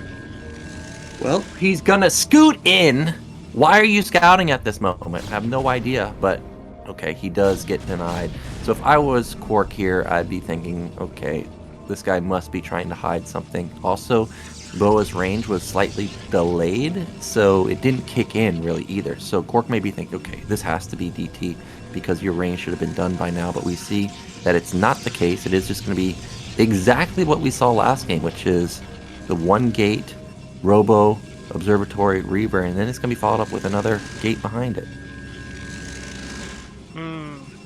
This dance is going to get a little exciting here, right? If KwarK can use the 3-gate to pick off that shuttle and Reaver, then 3-gate can work, but I don't know, man. Reavers are just so good that it's hard not to give a slight build order advantage here to BoA. Yeah, I do think that this 3-gate may be hard for KwarK to make work, but he does have the Reaver tech also, I think. So it's just going to be flat out more units than BoA has. And we Oh, know I that didn't. KwarK, and we know that BoA or KwarK doesn't cut workers. So, oh, actually, he doesn't have the Reaver tech. I thought he did, but still, Yeah, I think this is an okay position for both. I agree. I think now that I see that there's no Reaver, I like BoA's position a little bit better just because Reavers just deal so much damage. yeah, they're a hindrance to control, right? They're just so much more difficult than anything else Protoss really has, I feel like, to control, but man, they're worth it if you can get those scarab shots off. And Monopoly does have a tiny choke, so if he can just get those Reavers in a safe position near his Nexus behind the Dragoons, I think he would be able to hold a 3-gate incoming attack from KwarK, but KwarK not going to be going for that. He is just going to build a Nexus behind it, and can't lose the Observer. Observer is critical. I think he saw that there was a Nexus, so he at least knows he's not getting all in. Meanwhile, KwarK already has another Observer in BoA's main, so he sees exactly what's going on. He sees it's 2-gate Reaver, and he sees there's a Nexus follow-up. Yeah, he sees everything for sure. But I think BoA getting a little bit of a lead with the faster Nexus at the natural, and obviously has that Reaver tech. This is gonna get pretty interesting here. KwarK can't allow himself to get contained against Reaver on this map. I feel like there's gonna be a pretty big fight, once these naturals are secured, kind of in between. Never in that low ground area, so players tend to like move towards more like the south side of the map if you're trying to just kind of hold timings. But it's gonna get interesting. And obviously, the other thing about this map is there's this giant freaking island map that nobody takes in the center, which really just kind of makes it annoying. So if you want to counter, you have to move like your countering units all the way up and around on this map. The map is ridiculous for that. Like if the opposing player ever realizes you're setting up for that and instantly just attacks you, you got to make a decision. Am I base trading? Is this it? Am I risking it all on this, or am I actually trying to save my base? But by the time you come back, it might be too late already. But we do have a timing coming in, and it is going to be BoA moving. Oh, yeah, it is going to be BoA moving out here. He's got 2 Reavers. I don't know, a sizable amount of Dragoon with this as well. But KwarK smells it out. He's sitting at the top of the bridge here. If he's able to pick these Reavers off here real quick, this could be bad news. What? Did you see that Reaver shot through the wall? How'd that happen? But the Reavers are now not firing. KwarK is going to kind of help him out there by moving in, but he loses the shuttle, and look how many goons are left over for KwarK. He's easily going to win this fight. I actually think that BoA needs to turn around. The Reavers are really bugging out on this ramp. They're not firing at all. This is why you don't use Reavers on reverse ramps at all. None of them Oh are firing. my gosh. What? That is unreal. None of the Reavers fired there. I mean, holy crap. BoA's got to be kicking himself. Yeah. That is, because he was A moving or whatever that entire time. Now, usually I'm not like a big critic of maps, but if there was one thing to change about Monopoly, is somehow fix the ramps so that the Reavers can actually fire. I'm fine with the rest of it, but clearly, like, I'm not saying BoA should have won that fight, but the fact that KwarK has 15 goons left over, that clearly shouldn't have happened, right? Yeah, that was a little silly, for sure. Have you seen that before on this map? I've never seen it, but I've also never seen somebody attack like this in PvP. Oh, is it broken? It could also be broken. I don't think BoA would re-rally like this. Okay, I think maybe the replay might be broken, we're hearing. So let's see if we can reload it here real quick, jump back into that one, because, man, that was an interesting one, for sure. I like the positioning of the 3-gate on top of the ramp there for KwarK during that hold. He's in a good spot, man. Yeah, I mean, if you're gonna attack through that angle, yeah, that's exactly what you should do as KwarK. Just sit on the high ground. Apparently, Reavers just don't fire from there, so definitely take that angle. There's no reason not to. I'm hoping that it was broken, because if I see the same thing happen again, I'm gonna be tilted. I'm gonna actually be tilted. You'll actually understand why BoA then immediately just broke his keyboard like right in front of him. Yeah, Didn't he's like, I'm exit not the gonna game. fix this rally. Why should I? Doesn't matter. If it doesn't matter what units I build, they're just not gonna attack anyways. But now, if you watch Otosa's stream, he talks about reverse ramps and stuff. Never really thought too much about it. But if it's Mhm. not broken, I can see why it would be a big deal now. Yeah. Okay, sounds like we can actually jump back into the game, guys. So let's jump into it.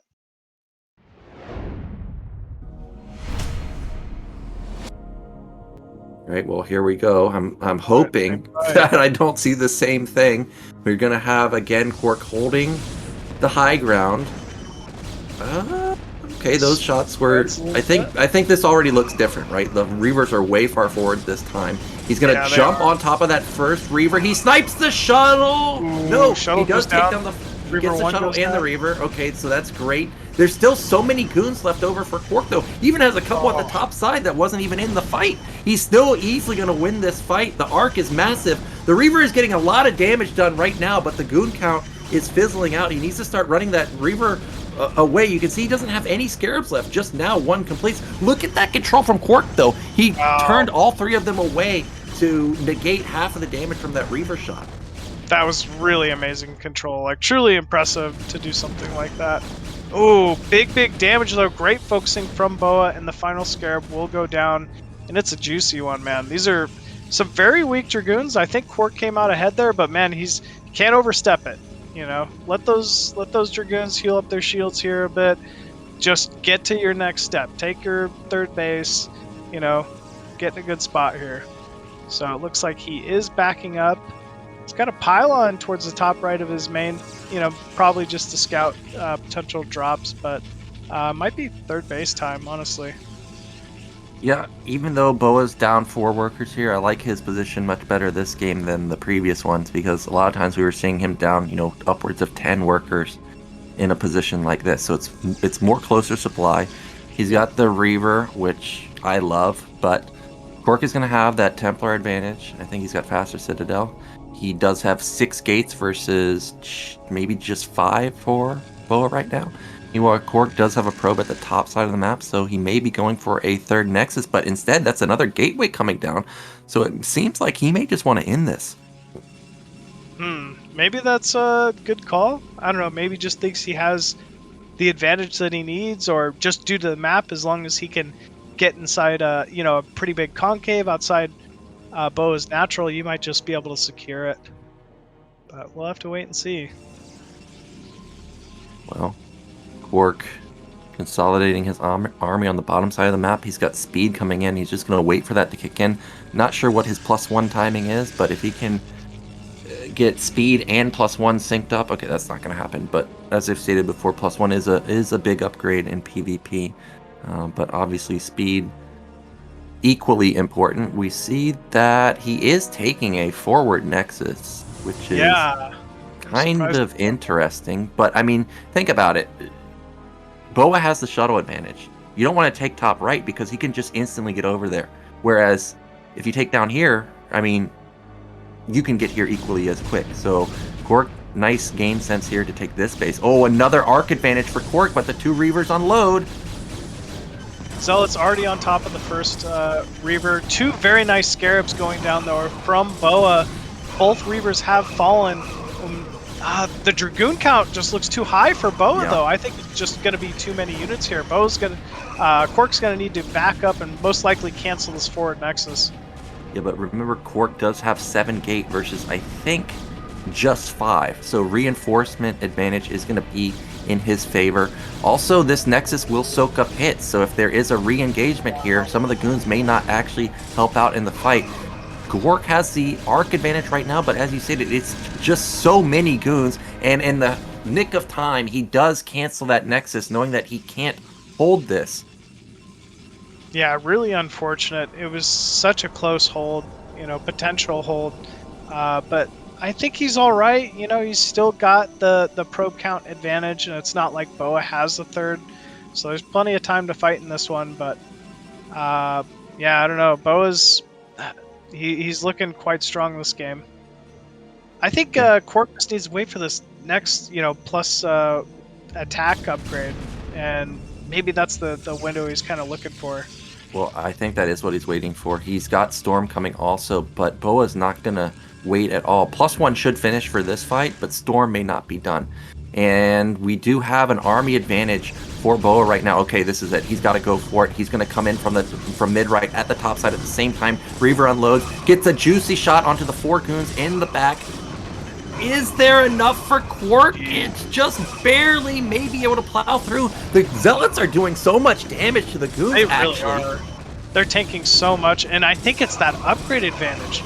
I mean, there was definitely a point in there where it looked like, once again, BoA was crushing it, but KwarK somehow comes out on top, and, I mean, he's put himself in a position, finally, to just be able to hold that third. I think he's just going to take top right now.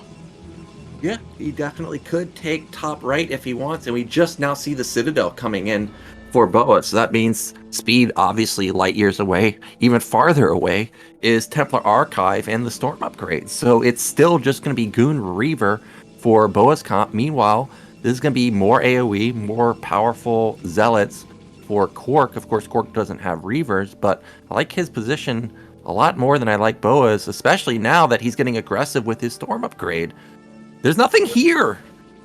Yeah, there's not a single here we Reaver, go. second Reaver walking out from the main, and actually good swath of units as well, actually.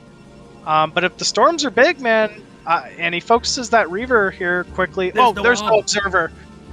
There's no ob. He can just snipe the Reavers. BoA's been focusing his attention on Reavers, and DTs are just going to pounce on the Reaver instantly. It's already half health. One more hit from the DT and it's going to be gone. He storms it. He doesn't even wait for it to connect. He's like, I'll get rid of you ASAP. But KwarK's not attacking with his half whole his army. Yeah, but here comes the rest of it. Now, look at it's just puny the army that BoA has left over. Still no... Okay, there's detection from the cannon, but shuttle gets sniped! Oh, That's big it! snipe on the shuttle. And KwarK has done it. This is just too much here from KwarK. I mean, Dragoon's coming in, getting on top of the single cannon, and GG is called. So, wow, very well played. KwarK gonna take the series 3-1 there. Very solid, very, very solid.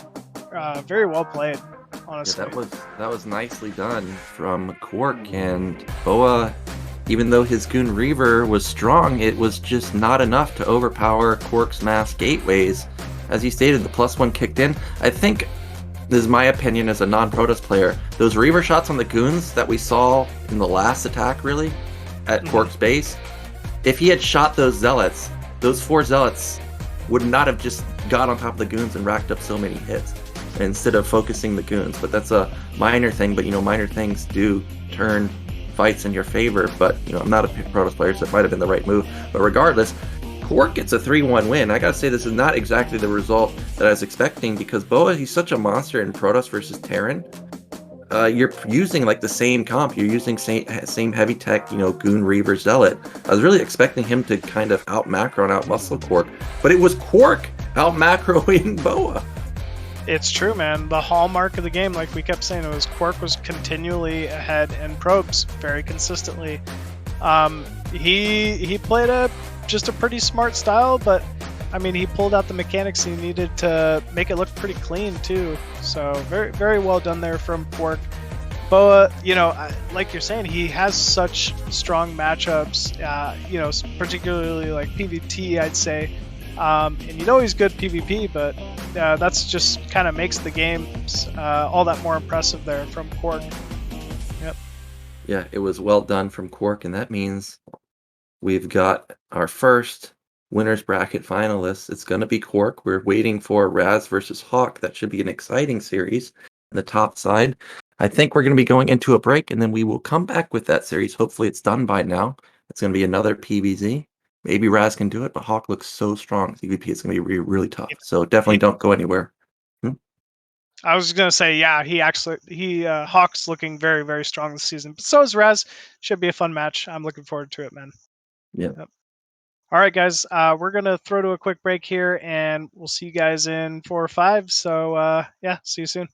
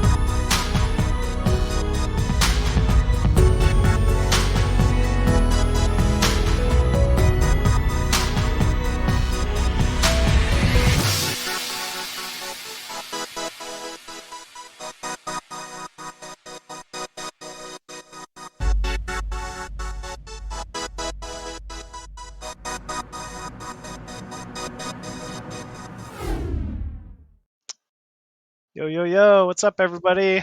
Welcome back. I am Machine, and with me is Nyoken, and up next, man, we got Razz versus HawK. This is going to be a big one. Yeah, this is going to be a tough battle for Razz, in my opinion, simply because of how well HawK has been playing. No slight to Razz, because, I mean, he's taken down great players who took down DragOn. Yeah, But- I would expect that one, for sure. Yeah, HawK is just... I mean, I still don't know the Sylphid game. How did he recover after losing his Nat and his Hydrogen? I still just don't get it. And it wasn't like Jaeyun was cutting like BoA was doing. Jaeyun was taking a third base, taking a fourth base. It just seems like even when you strike him when he's vulnerable, unless you outright kill him, he's still going to come back. Yeah, he just manages to stay in it. He's just so consistently, man. Like, he just fights in a really good way, man. I'm always excited to see a HawK game. I think it's a matchup, Zerg vs Protoss specifically, that he excels at. So it's going to be interesting. But he's going to be going up against our New Jersey Protoss buddy here, man. Good old Razz Daddy. Yeah, you Razz know more Daddy. about Razz than I do, because, you know, Razz I've known for about a year, but you're much closer to him, so you have to give us all the knowledge on his play. He plays pretty solid. You know, I give him my own thoughts on Protoss versus Zerg, some of the things that I think foreigners should do, and some of the tips in Protoss versus Terran. Don't really talk to HawK very much, but you can see he's in the Naz clan, and Naz always does super well in the BSL, so no shock to see him crushing through the brackets so far. Yeah, he has been one of my big practice partners here for a while. He's got incredible PvZ. Always hyper aggressive, loves his gateway openers, 9 gates, like he just gets in everybody's face, and he makes you uncomfortable, you know. He's always trying to sneak zealots around, like do harass at the third base, and at the same time he's the same kind of Protoss who can mix it up, throw a DT drop in there, you know, plays heavy Corsair style. It's all the things you don't like playing against as Zerg. So he's definitely been a threat and showing it this season of BSL, and it looks like game 1 is going to be on Butter. No surprise there. But we are ready to go here and get into it. It is going to be HawK versus Razz, game 1.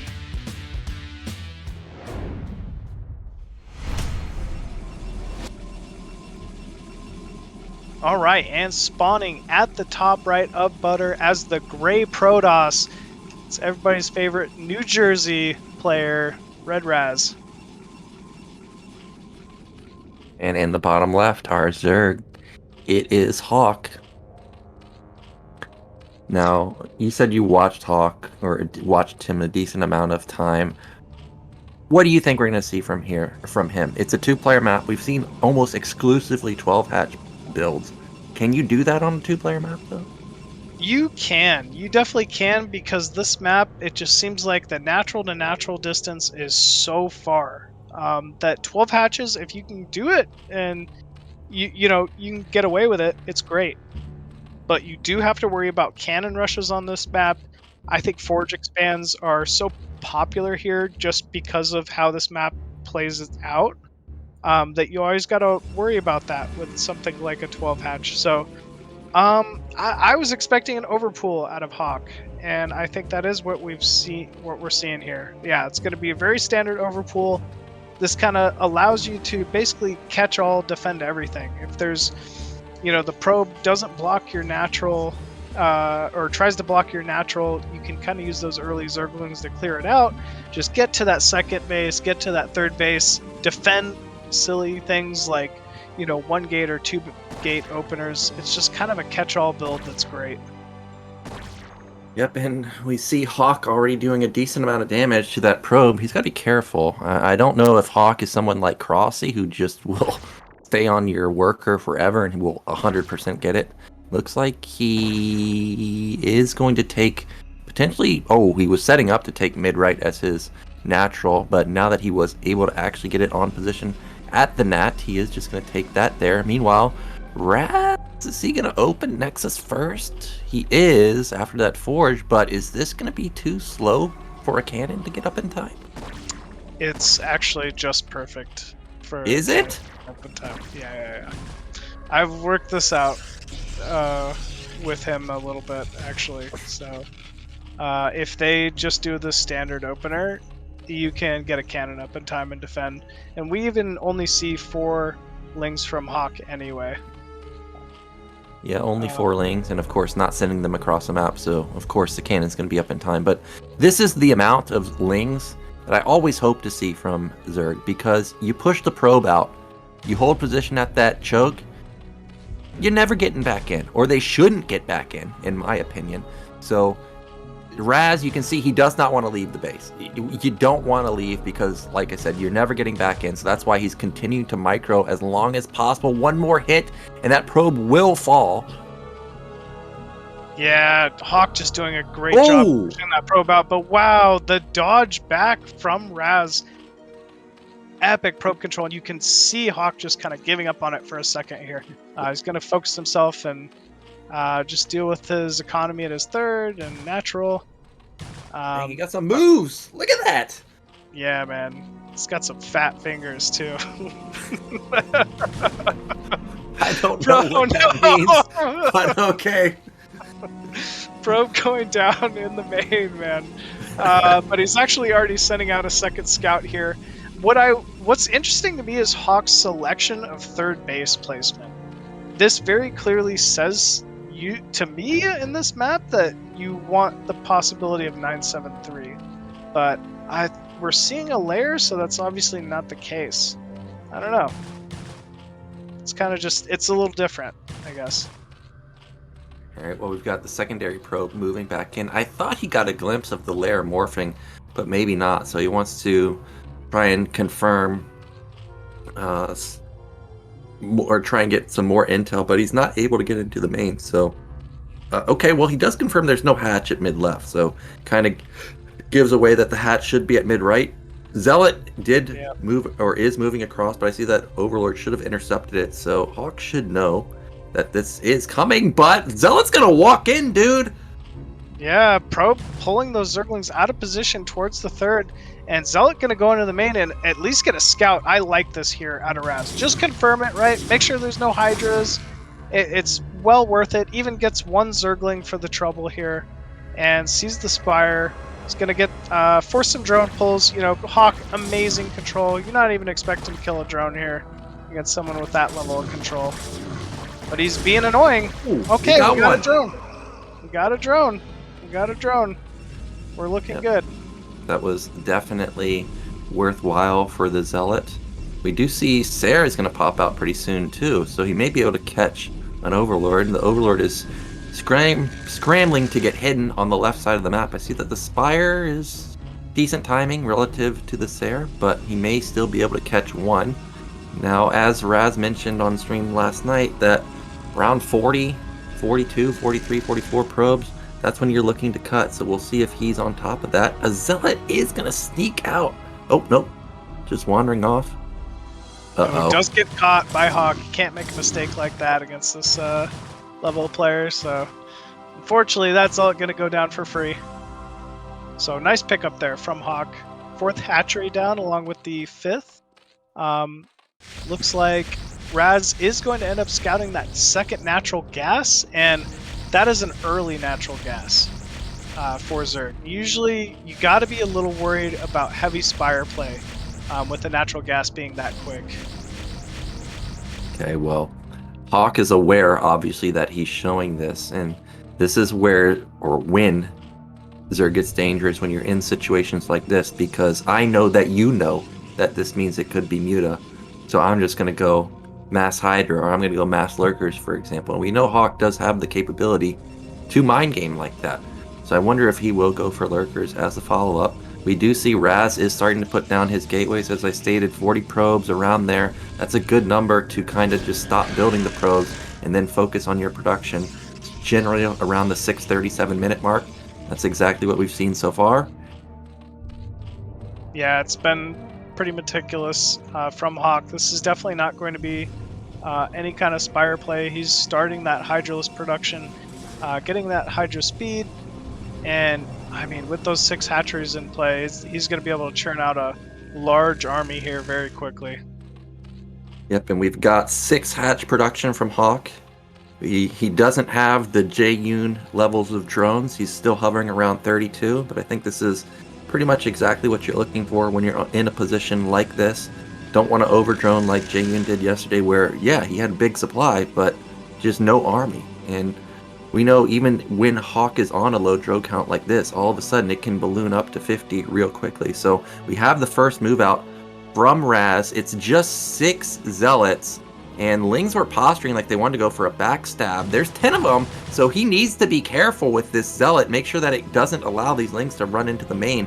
This is not necessarily a very open third base. Actually, the zealots get decent surface area onto these Hydras, just one bugging out. Yeah, it's been good so far. He's picked off quite a few Hydralisks, forced the drone pull at least, and now he's focusing down some drones, so hindering that econ a little bit, all while the Corsairs were able to get a supply block off. So I think not the worst trade here for Razz. Yeah, supply block and getting 2 drones or 3 drones. Basically like getting a Hydralisk, really. So definitely not a bad trade. And the supply block's massive. Just now unsupply blocking Corsairs. You can't lose these, dude. Especially when you know that this guy was mining his nat gas, where we definitely know that a muta switch could be occurring in the near future. So he does lose 1, but keeps the other 2 alive. There's not an overwhelming amount of Corsairs. Like, I don't think he built 5 and already lost 3, right? Like, he only built 3, maybe? I think he had, 3 or 4, something like that. So it wasn't many. But yeah, he's going to end up backing those 2 up, and we don't see him building any more. So looking pretty happy to commit to likely just like Zealot Templar tech. Okay, +1 armor being researched as well. Robo facility going down. Probe count's pretty good, maybe even a little high for 2 base, but still, at least he's not cutting. He's got a good probe count, and like I stated, remember, drone count was 32 a minute ago, even 30 after losing those 2 drones at the natural. And then all of a sudden, HawK, he knows that Protoss is going to be on the back foot for a little bit, so he powered drones off of all 6 of those hatches. Now he's got more workers than Protoss. And Protoss really does need to be careful now. It needs to have a good engagement, or at least get good map presence where he can take a 3rd base. Otherwise, Zerg will start running away with this game. We see a DT on the map, swiping down these Lings while the Sares are moving. I like that, drawing the attention away from HawK. Yeah, that was very nice. You know, HawK at least knows there's a DT out on the map, and he's going to have to, start playing a little more passive, start protecting against that. But Razz should either be thinking of hitting a timing here soon, or looking to take his own 3rd base, because HawK is fully droned, like you're saying. 4th base even going down here for HawK. Well, this is going to be the 1-1 power spike that Protoss players love to move out. Well, oh my gosh, he loses 2 Sares, and that may be enough to literally keep Protoss from moving across the map. There's no Dark Archon. There's really nothing to counter the mutas. I guess the one counter that is for the mutas really is simply the fact that HawK doesn't have the gas for the mutas right now. But of course, Razz doesn't know that, so he is going to be cautious with this move out. Oh, actually, all the gas is going into the lurkers. I was wondering how he was spending that gas. But Razz can't know that. Yeah. Yeah. I mean, Razz got a pretty sizable army, but so does HawK. HawK is almost kept up in supply somehow. I know, dude. It's just crazy. Even after all that damage, Razz was able to kind of put out early game. Yeah, like whenever... I was going to say, I feel like gate count needs to go up a little bit. Yeah. Honestly, whenever I see a situation like this, where it's this exact supply and it's even, it almost feels like Zerg kinda is just gonna easily overrun Protoss. Like, I don't think I've ever seen a game where the Zerg player has this level of macro and they've lost. Like, it's just such a hard position for Protoss to try and bring it back. Also, Zerg's up 2 bases, right? Like, Protoss is down. Doesn't have his 3rd base, doesn't have his 4th base. HawK has, I'm sure, a double evolution chamber. He's gonna have Hive coming pretty soon. And there's still, like, tons and tons of Hydras everywhere. Look, his +2 is gonna complete. Yeah, Razz been a little supply blocked here for slightly too long. I'd almost like fake pressure here and a double expand or something like that. Oh, out of there you Razz. go. Well, he is going to double expand, but it is going to be hard to hold both of these positions. Luckily for him, mid-right has gone unscouted, and he is going to find these Hydras. If he can catch them on the bridge, well, he's going to catch 2 there. That's great. We've talked about probe count a lot in all the series we've seen. He's had good probe count for 2 bases, but now Razz really does need to start queuing up some pros because, yeah, you're going to have 4 bases, but unless you've got efficient mining on them, it's not really going to be a difference. Well, there's going to be a slight difference between 2 base and 4 base, regardless of the probe count, but he does need to ramp it up to 55 or 60 because look at Hawk. He's on 52 and he's taking a 5th base. Yeah, I almost feel like Razz should have maybe taken the 3rd a little earlier. It's a little delayed at this point. It's starting to kind of cost him. Yep. We may have the big engagement finally. We see that Razz has the amulet, so he's got 3 storms available on his Templars. Sayers finds... thought they might get an Overlord kill, but not the case. All the lurkers are out of position, so if Razz wants to go for attack, I think this is his moment of opportunity, but I'm looking at the comp. It's almost pure Zealots at this point, so he's got to be very careful to not bleed them off into those lurkers. Lurkers are now getting in position, but the storms are fantastic! Storms were so fucking good. Holy shit. That was very, very good for Razz. And now there's no buffer for these lurkers. But good couple more storms going down. And Razz is just kind of keeping his units together here. We still have so many more storms. Oh my god. He hits all of the lurkers too, and all of a sudden there's really not that many Hydras to help support these lurkers. Now I realize Hawk has 6 or 7 or 8 hatch production, so he will be able to replenish them, but those were fantastic storms. But despite all that, Machine, what does the supply say? Is Hawk still even in supply? He's still even in supply. We're just not seeing the econ really that Hawk has. Razz is just having a tough time keeping up with that economy. He does have a 3rd and 4th base now, though. I mean, economy will be online here shortly, but the probe count's just a little too low at the moment. Yeah, he is going to go for another attack, though. He's got a decent supply lead, up 15. The problem, though, is that if he can't bust Zerg when they're at Lair Tech Hydra Lurker, now they're on 5 bases, and they're about to have Hive Tech, so it's going to be even harder for Razz. But he does have quadruple gas. Pretty soon he needs to take his mid-right gas. There he goes, puts it down now. Taking a 5th base even.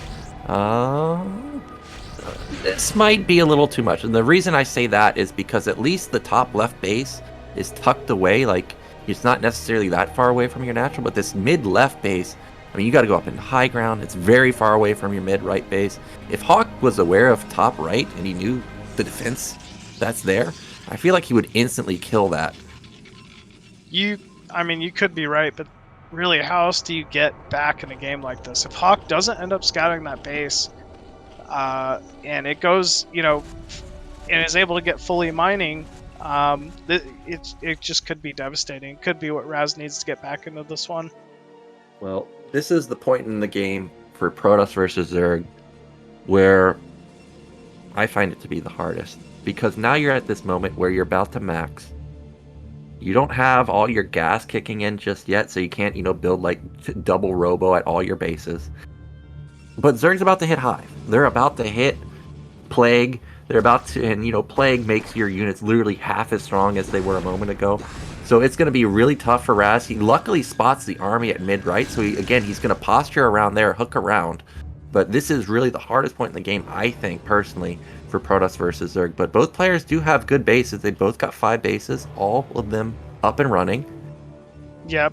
Yeah, 5 bases. The 5th just about to be down for Razz. And, I mean, that really just means there's only 2 more bases left to take on the map. If this does get into a late-game, map-cutting scenario, I want to say this map is a little better for Protoss than it is for Zerg. Yeah, I think in general, 2-player maps, if you can split it, and you go for the super comp. That's the key thing here, is if you go for the super comp, all the AoE spells that Protoss has, then I love Protoss on 2-player maps. But if you're going to continuously gateway man, not necessarily go into the heavy tech, then I am going to love Zerg, of course, because they're going to trade so effectively with the lurkers. We see that mid-right is being taken by HawK. This is great from him if he can get it up and running. Razz is continuously on the left side because I think that's the most vulnerable position. So you can see him still patrolling back and forth between the bases, making sure that he doesn't get counterattacked right there. Yeah, it's kind of nice. He's doing this floating back and forth and really just kind of keeping his units from getting into too much danger while scouting at the same time. Always kind of keeping HawK in check. Both players are maxed. I mean, it's just going to start getting crazy from here.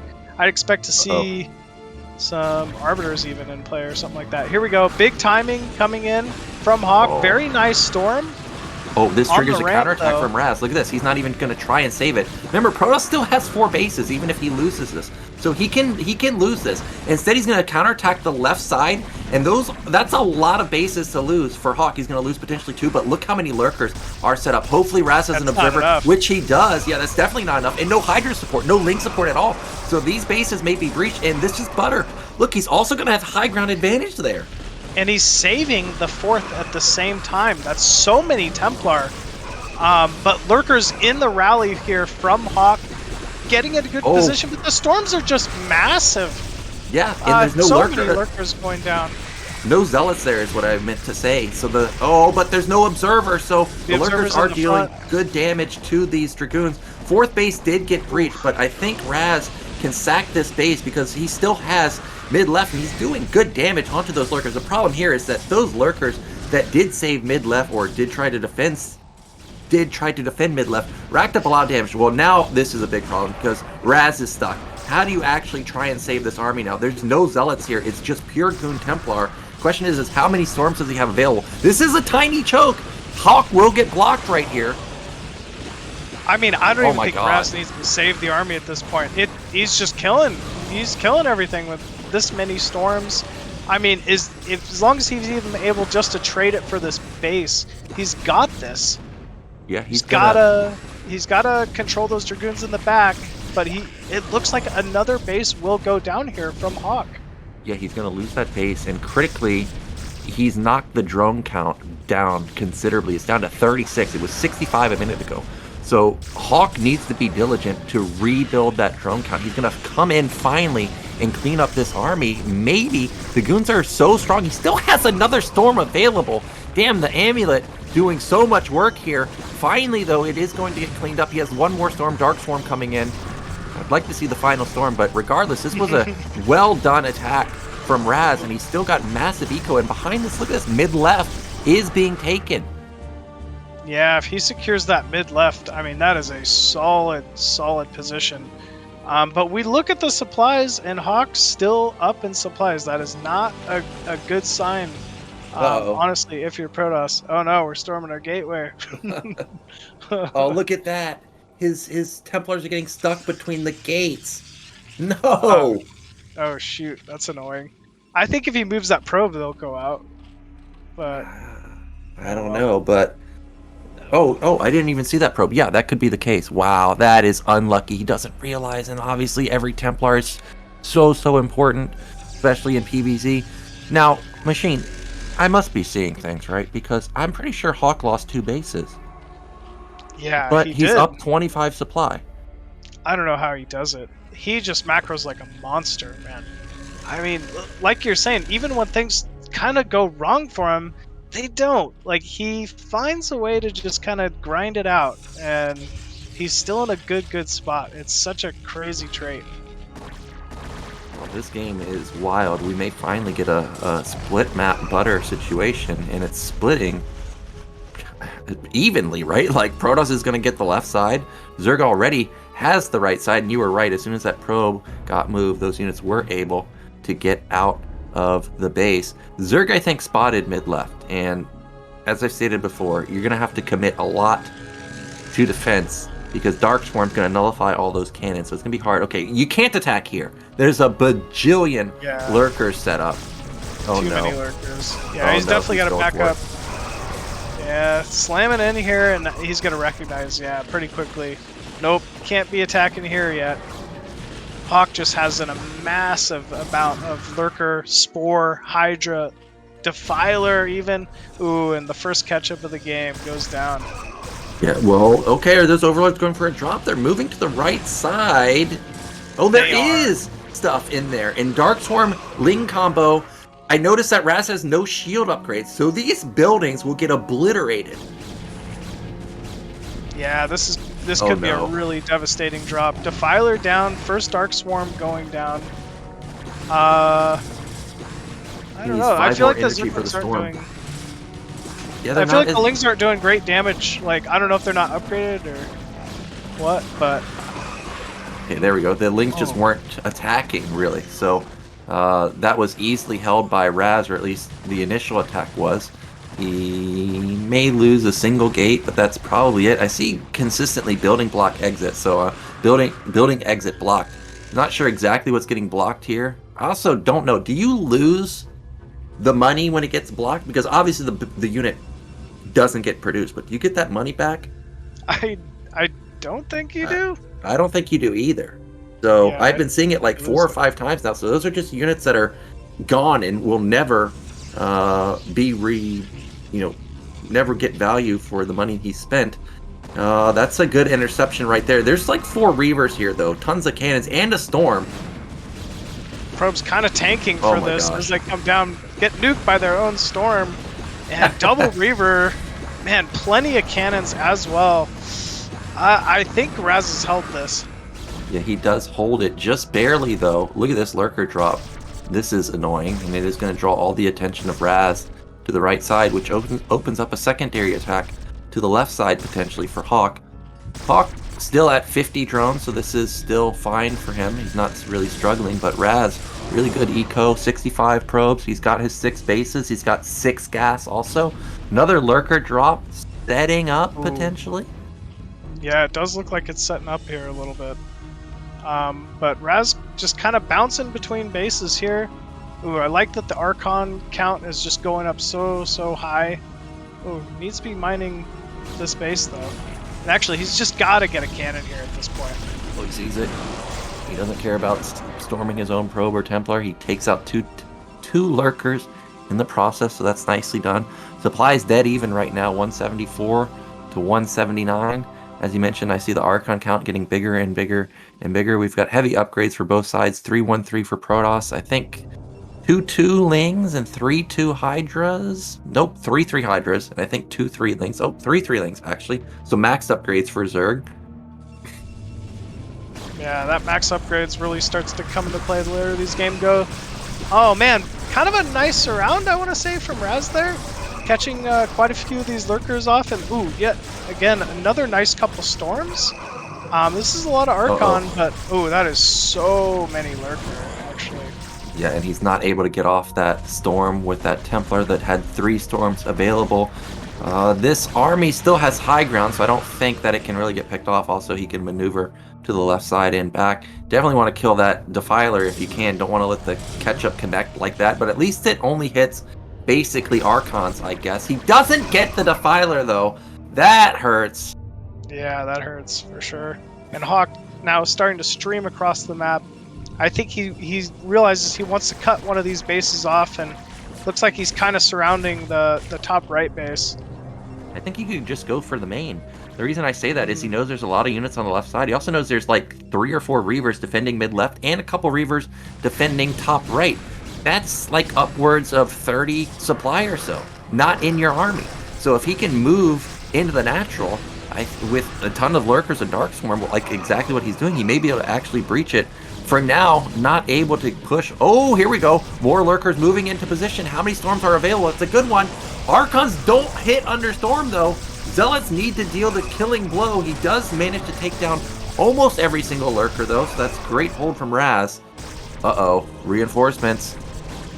Yeah, more and more Lurkers streaming in here, along with Hydralisk from Hawk, but man, he just has had endless Storm this game, and those were mega Storms, man. That was just an incredible hold. Hawk is macroing as hard as he can. He's just trying to end it, but Razz just keeps hanging on. Yeah, that Defiler I don't think has the energy. Okay, it does have the energy for Dark Swarm. Here comes another attack at mid-right, but Reavers are set up there, so I think he'll be able to hold it. But like I said, Archons can't hit under Swarm, so he can just continuously push this with Ling, Lurker, Defiler, and it's just non-stop Hawk. He found a vulnerability from Razz, and he's pushing it. Yeah, he really is. He's doing a great job using these swarms, Reaver! using these lurkers, No! and oh no, Reavers end up walking in for free there.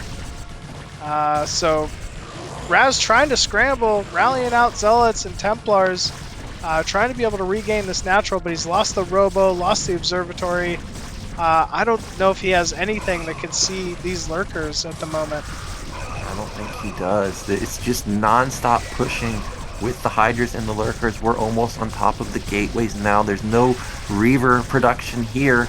Zealots are popping out, but they just get chewed up by the Lurkers. You got to combo it with something, which he's not able to do. And Hawk, he can just get a consolidated army, and I think eventually knock down these gates. That's an amazing plague. Hits almost all of the Zealots. Yeah, that was a very, very nice plague.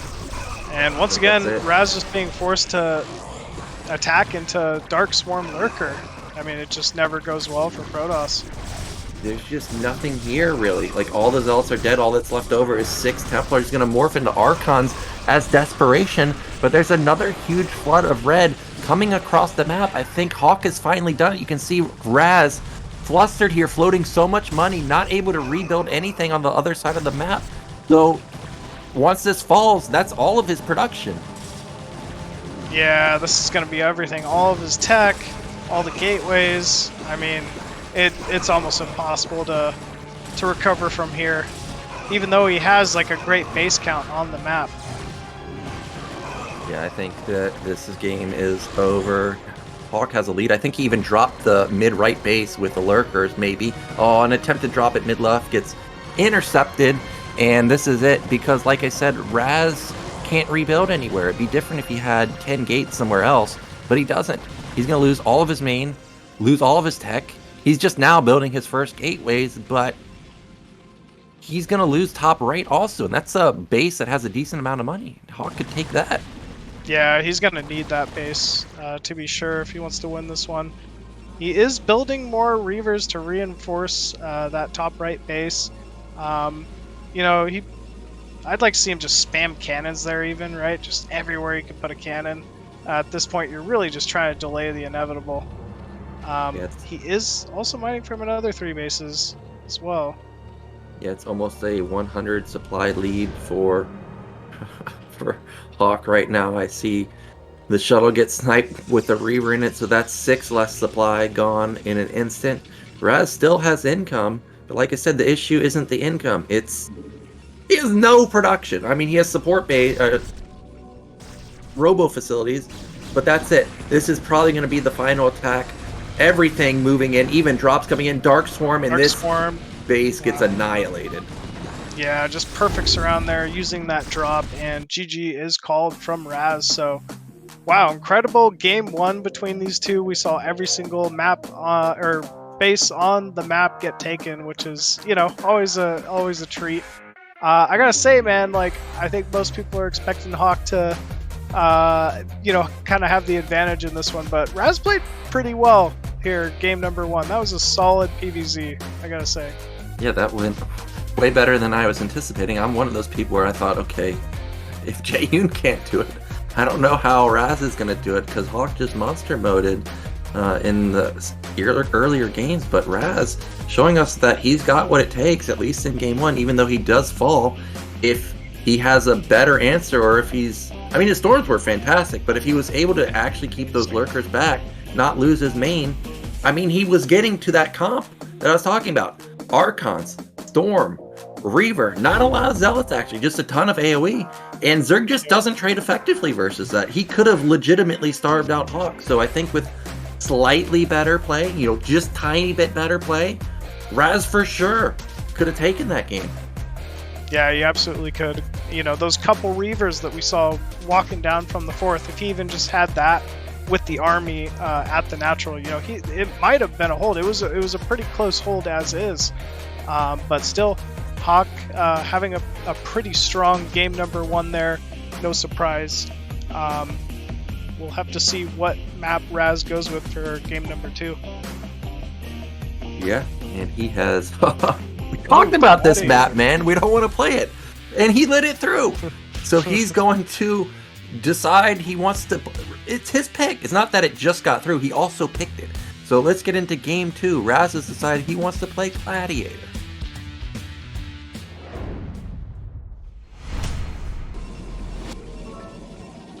And spawning at the bottom left as the Black Protoss from New Jersey. It's Red Razz. And in the red, our Zerg player, it is Hawk. I've noticed Hawk and TT1 and crew in the chat. So I know that Hawk has been watching some of the games. And if you've been watching some of the games, you know Razz has said he doesn't like this map. So all of a sudden, if I'm Hawk here, alarm bells should be screaming to me that this guy must have something planned here. But maybe Razz knows, okay, I noticed Hawk in the chat, he knows that I don't like Gladiator, so maybe he's anticipating me to go something like 2-gate. So instead, I'm just going to go for a normal gate opener. Yeah, I'm honestly a little surprised from this as well from Razz. Like, I know this is not a map he prefers for the matchup, so a little odd to have it be game number 2 map. But you know, maybe there's a different map out there he preferred to ban out. And it's going to be a 9-gate. I don't think this is so bad from Razz. It's one of his strengths is really just basically like his early game zealot control, I'd say, in this matchup. But unfortunately, this is a 9 pool, and that is quite strong here against 9-gate openers. Well, luckily it's not 9 pool speed, right? Because 9 pool speed, if I remember correctly, just kind of insta-counters this. So I guess that's okay for Razz. Razz did not see an Overlord at top left.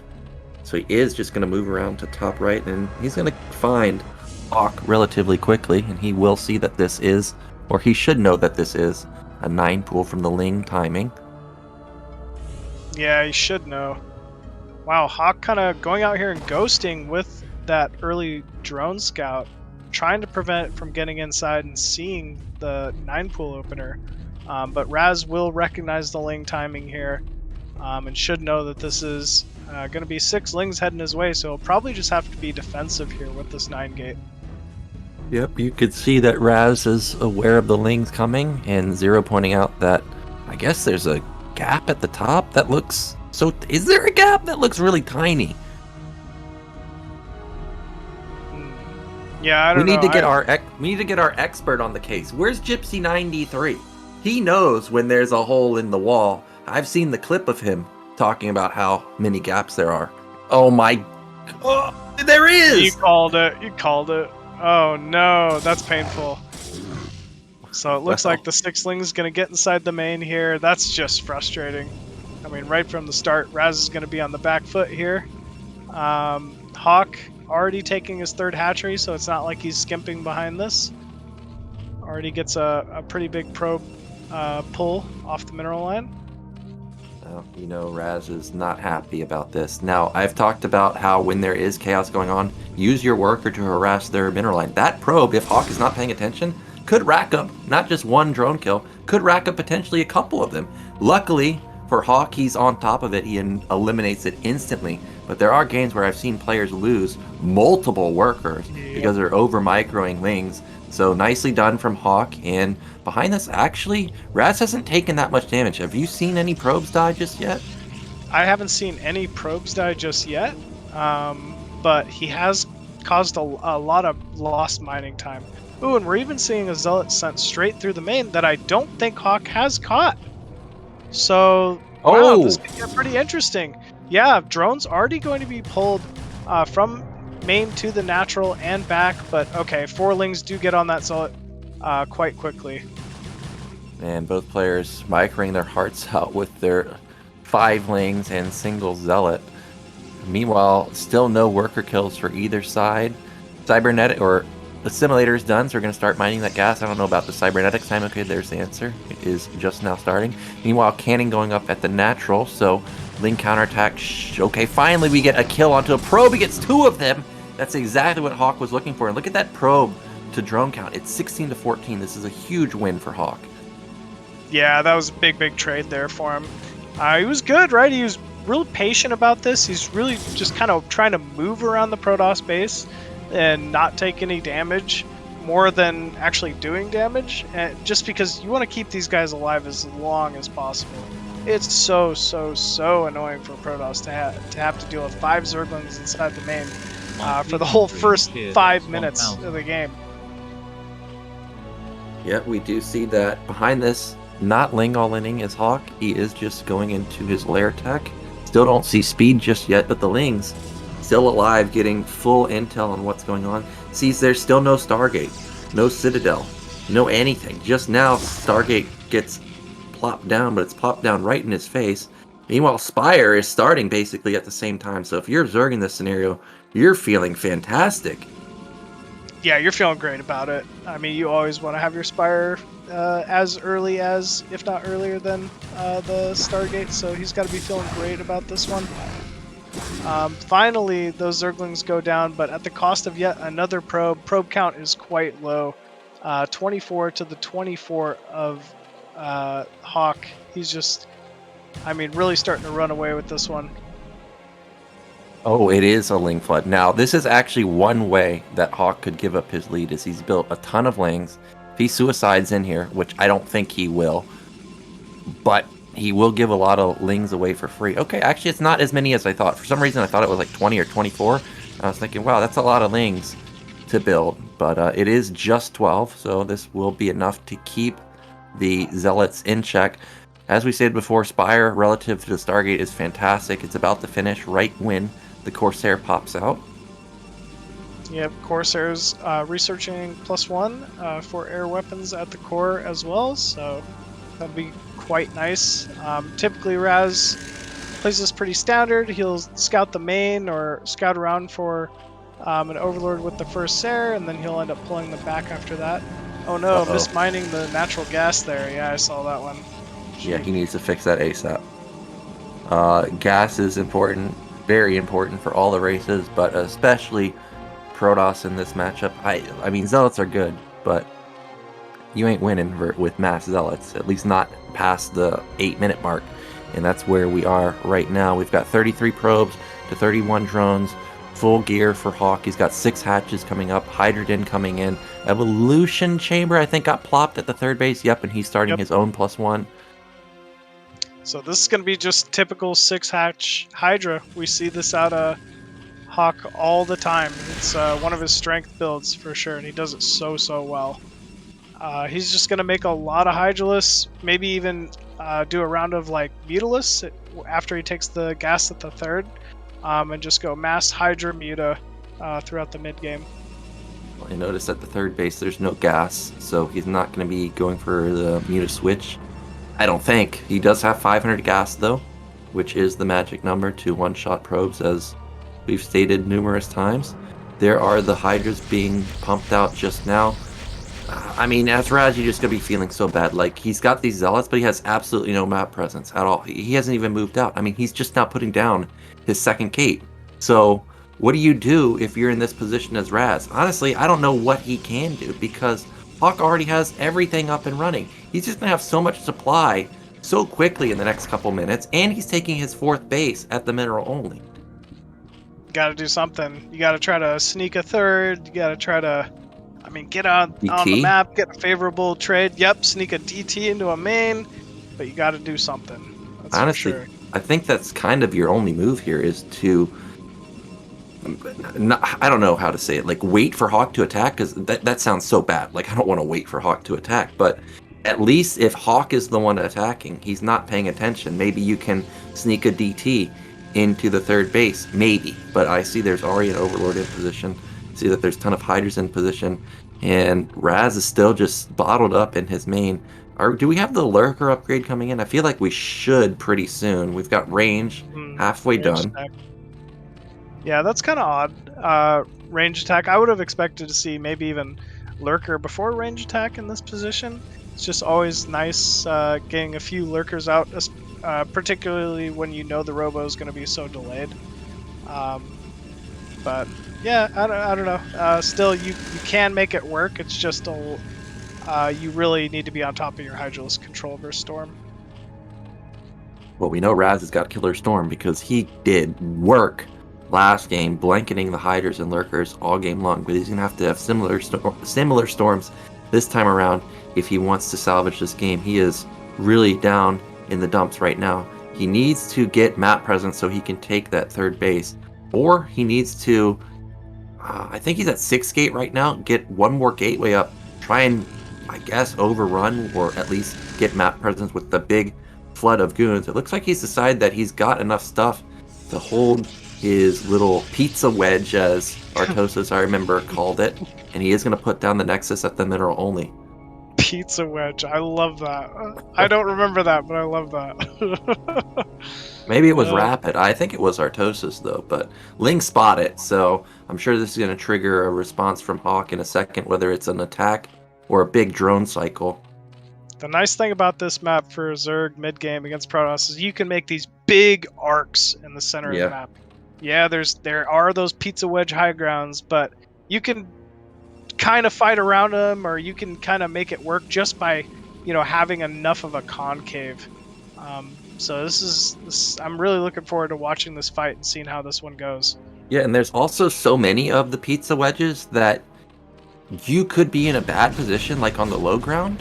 But if Zerg is thinking like, oh, I got him, and then they overextend, and then all of a sudden Zerg's on the low ground and you're on the high ground, I mean, all of a sudden it can sway heavily in favor of the Protoss because they're on high ground. Obviously, you have no vision, and you just storm away, and you just melt, a ton of stuff. So Razz does need to be cognizant of that, be aware of his surroundings, and retreat past. We do have what seems to be a potential engagement in the center of the map. We've got Hawk taking top left as his 5th base, and I did see Lurkers morphing too. Yeah, a lot of Lurkers down. I mean, honestly, this is the way to fight on this map as Zerg. You want to get those Lurkers to the pizza wedges and, really force Protoss to kind of attack into you. It looks like he's got a sizable surround kind of looking for here. Maybe trying to lure Razz out? Yeah, he's trying to lure Razz onto this high ground so he can get high ground on the natural. And then high ground on the natural stops reinforcements.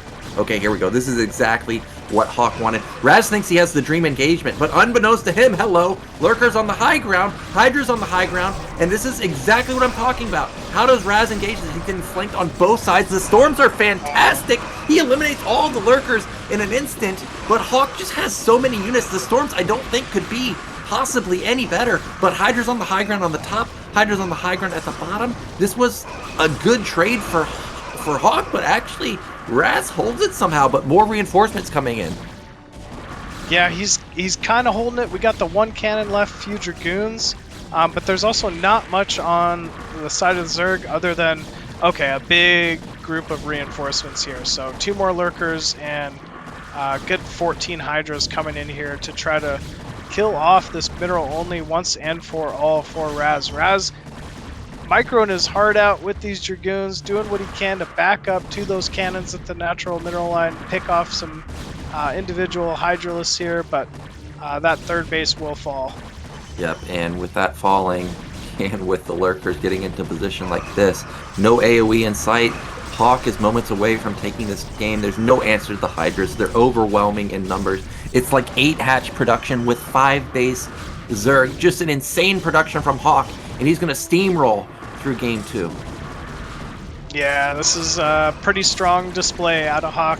It's that 6 hatch Hydra we're used to seeing from him. He's, just so strong at what he does. He just makes so many Hydralisks, man. It's like, how do you compete with that? Yeah, how do you compete with the H button mission? You're the Zerg player. Tell us, how do you compete with the Hydra button? I don't know, man. I don't know why you let Gladiator get picked, to begin with. Honestly, it's just such a tough map for that matchup. But Hawk still looking so strong, getting that big surround. I like the lure to the south side pizza wedge below the mineral only, so that he can get Lurkers on the high ground. It was just really nice play there from Hawk. And with that, we're going to have another one of Razz's picks, I believe, going into game number 3. So we'll see what map he ends up going with here. Yeah, what's interesting to me now is if you let Gladiator through, what did Razz veto? Right? Like, you've got 2 vetoes. What do you think he actually Vermeer. vetoed? You think he vetoed Vermeer? I think he vetoed Vermeer. Yeah. Yeah. Dude, playing Hawk on Vermeer? Are you kidding me? That's a recipe for disaster. But what Giant about, like... 4-player map where he's just free to macro his heart out? No. I don't think you want to do that. Okay. I was thinking maybe he vetoed Longinus, because I realize if you get the high ground base, you've got 4 gas. But my issue with Longinus is that mineral only and how wide open it is. Like, I feel like if you don't have map control to get the 4th base as your 3rd, you're just gonna get hit full, like almost full 360 at the mineral only every single time. I would be curious what he actually... Oh, how does this get through? So you think it's Vermeer. Okay, he's gonna go for Longinus here. I realize it's got double gas, but it's going to be really hard to get it versus someone who has the impeccable macro as Hawk. But remember, Razz did macro well in Butter, so maybe he's feeling like he can do it. Let's get into potentially our last game of the series. Hawk 1 game away from making it into the winners bracket finals.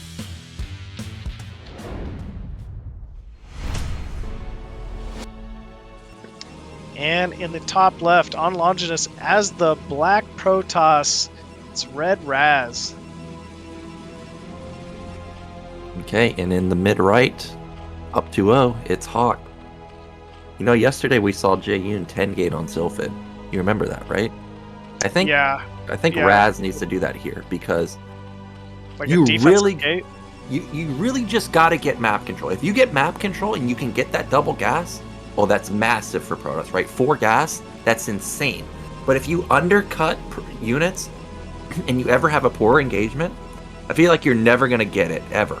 So I think this time you 10 gate with the intention of, okay, yes, I'm building a lot of units now, and I'm just doing it to make sure I get these 4 bases. And then all of a sudden, Protoss, you know, there's high ground on Longinus too. If you can get to the center with those 4 bases kicking in, I think that could be a big win condition for Razz. But you gotta get those bases.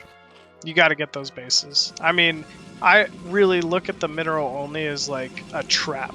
Yeah, on this map. There's just no reason for it. You gotta, you know, get yourself into a good position here, because it's just so easy to surround that 3rd. I mean, Zerg kind of has high ground, like, initiation advantage from all sides. You know they're going to be on Lurker Hydra or whatever. It's just a miserable map to try to hold that mineral only on. But if you can, you know, kind of turtle some units up in that high ground with the double gas base, like, I mean, man, that double gas kicking in gives you so many more Archons and Templar and Observers and everything to play with as Protoss. Exactly. And we do have same opener. It's going to be another gateway expand from Razz. And Zero's the expert here. Is that a gap on the right side of the gate? I don't think so, right? Yeah, I don't think so. It is? You think it is? Oh my god. Oh no. Well, that could be dangerous here for Razz, if that is the case. Yeah, I've actually had games where I'm playing a ladder, and there are Zergs that, like, see a wall, I'm doing air quotes, and they don't risk it. They don't try and go for it. And I feel like, oh, actually, this is linked tight. And then I play another game with the exact same wall, and the guy just runs in my base. I'm like, wait, what? Like, okay, so the other guy just didn't want to win? Why did he not do it? But, I mean, that would be super tilting if that is actually a Ling, not a Ling tight wall on the right side. Yeah, that would be mega tilting, especially after the last game. I mean, whenever you're taking that kind of early econ damage, it's just frustrating.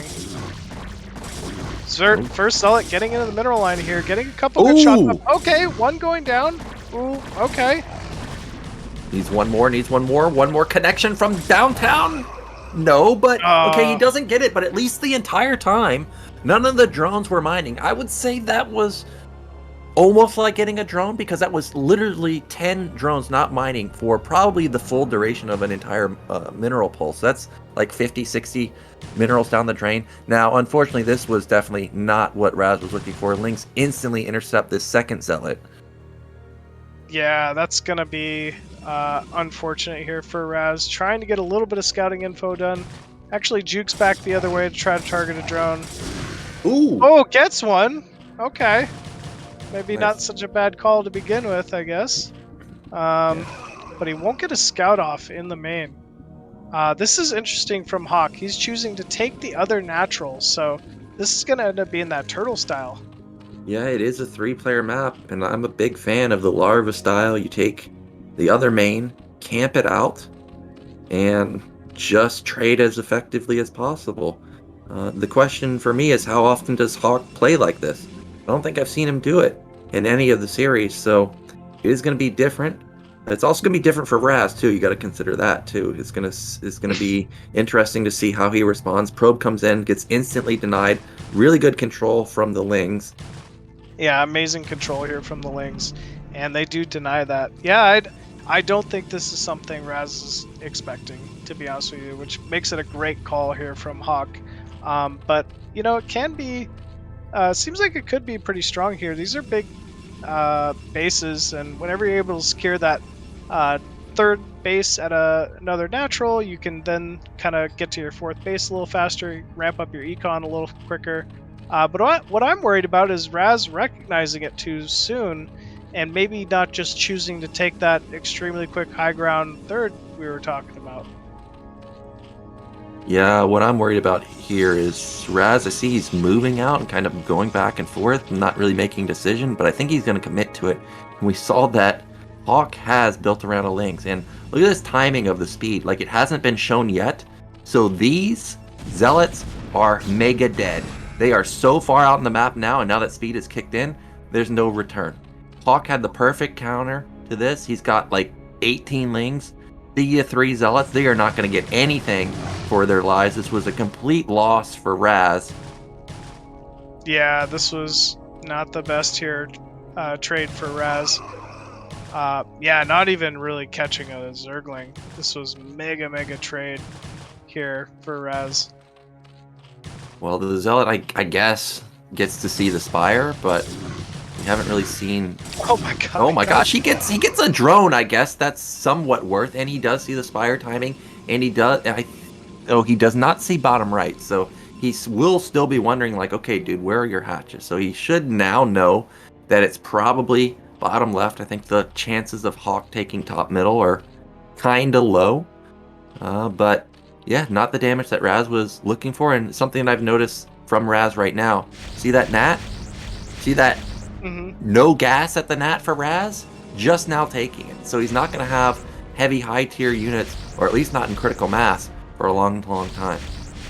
Yeah, this could be, I mean, I'm just thinking like Zealot timing then. Maybe he's just looking to pressure a little heavier with more Zealots early on or something like that, but the natural gas probably should have been earlier.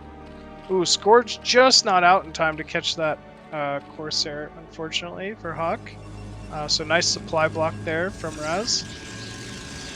Getting the cannon inside the main, and yes, we see 3 gateways and the Citadel. So this is looking to be a legs timing from Razz.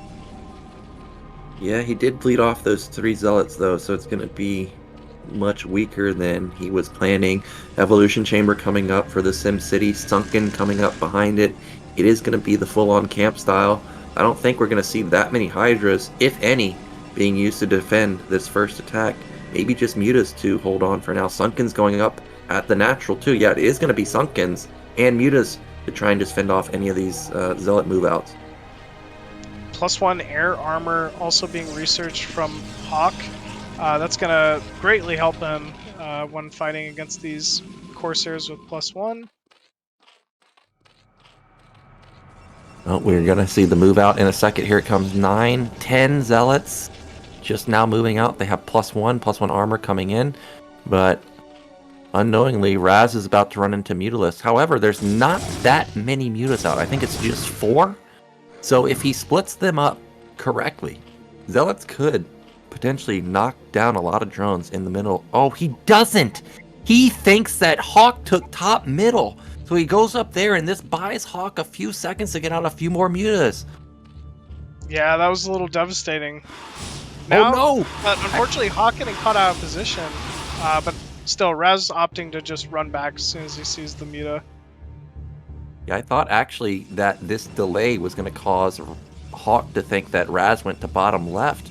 And if Razz had waited 5 seconds or so, he may have actually been able to get into the main and the natural. But as played, he just backs off. He's got, I think, 6 gates right now, but he sees the bad news that this is not breakable. And now what do you do as Protoss?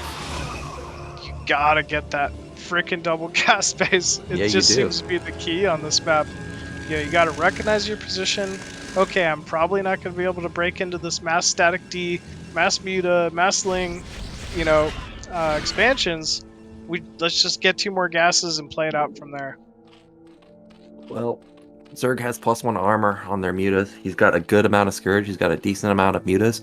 He may try and just surround all of these Sayers. The first few Templars are moving out. 4 Corsairs, 3 Templars, something like that, and a lot of Zealots. He's going to put down his Nexus at the 3rd base. We've talked about how that's kind of a bait base. But is there enough anti-air to deal with the mutas? I don't think so. Oh my god, heck no. There's so many Scourge. He sees them and instantly turns around.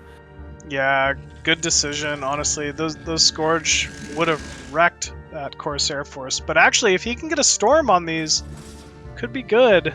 Still, Muta going... Storm, though. Does he have Storm? Okay, he does.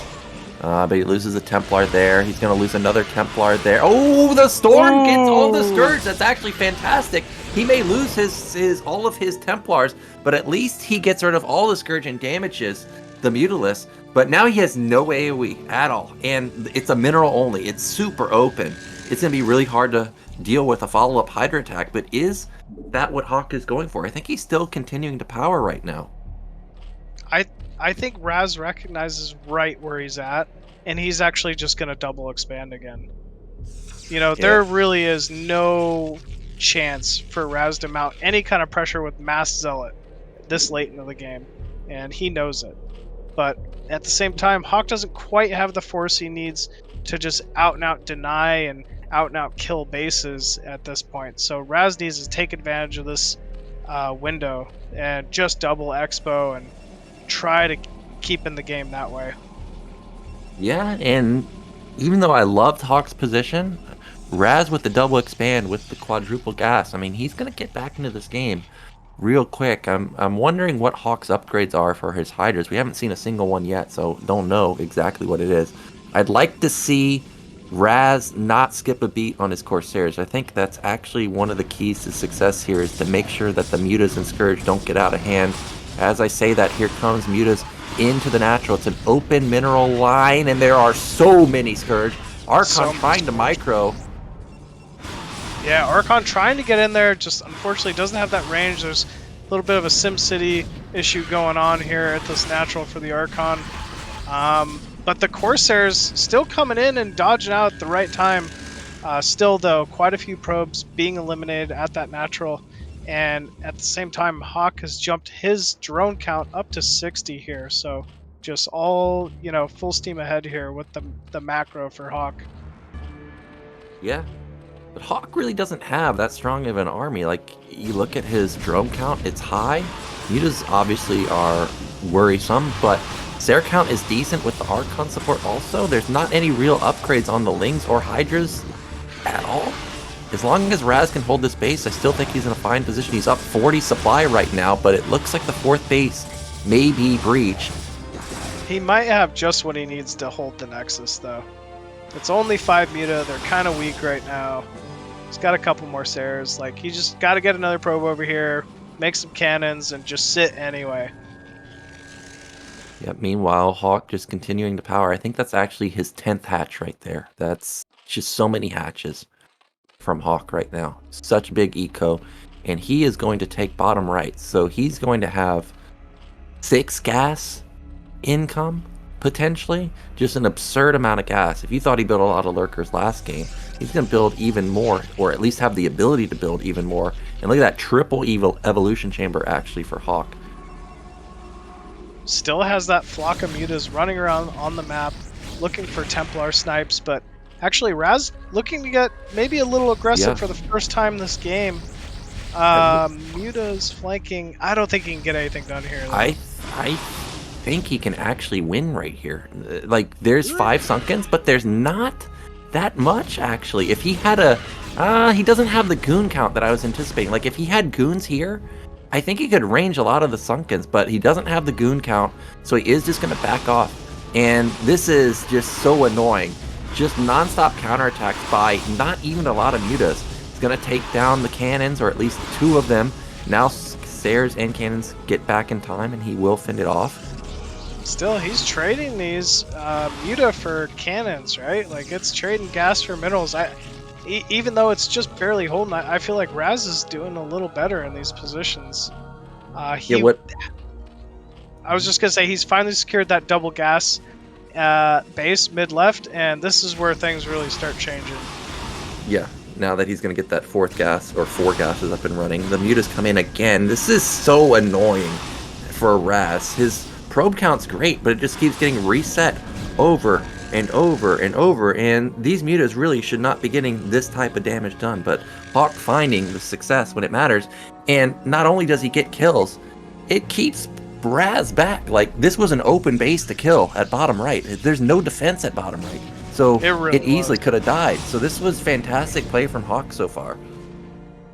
Yeah, I mean, Razz almost should have maybe just decided to keep his units back there a little more, or at least, I mean, a Storm and a couple Dragoons mid-left or something like that. It's just super important that that base gets mining. But still, he's got the supply lead. We're finally getting a massive amount of Dragoon. Looks like even Archon being added in. Does Razz even need to attack, though? Should he maybe look to just secure the other double gas? I think he has to attack bottom right. Like, he needs to kill that base, but the problem is it's so far away, he could get instantly counterattacked. The the 3rd base, mineral only, I think you can build like 2 cannons there, and that's it. So there's really not a lot of defense there. Lurker's going to bleed off here. Razz is almost max, so is HawK, but there's no, you can't attack in that, and you can't attack bottom left. And this is what I'm talking about. Instantly going to go for a counterattack is HawK, and it's completely open. Yeah, it's mega open. The army just trying to push into the natural. We might have base trade.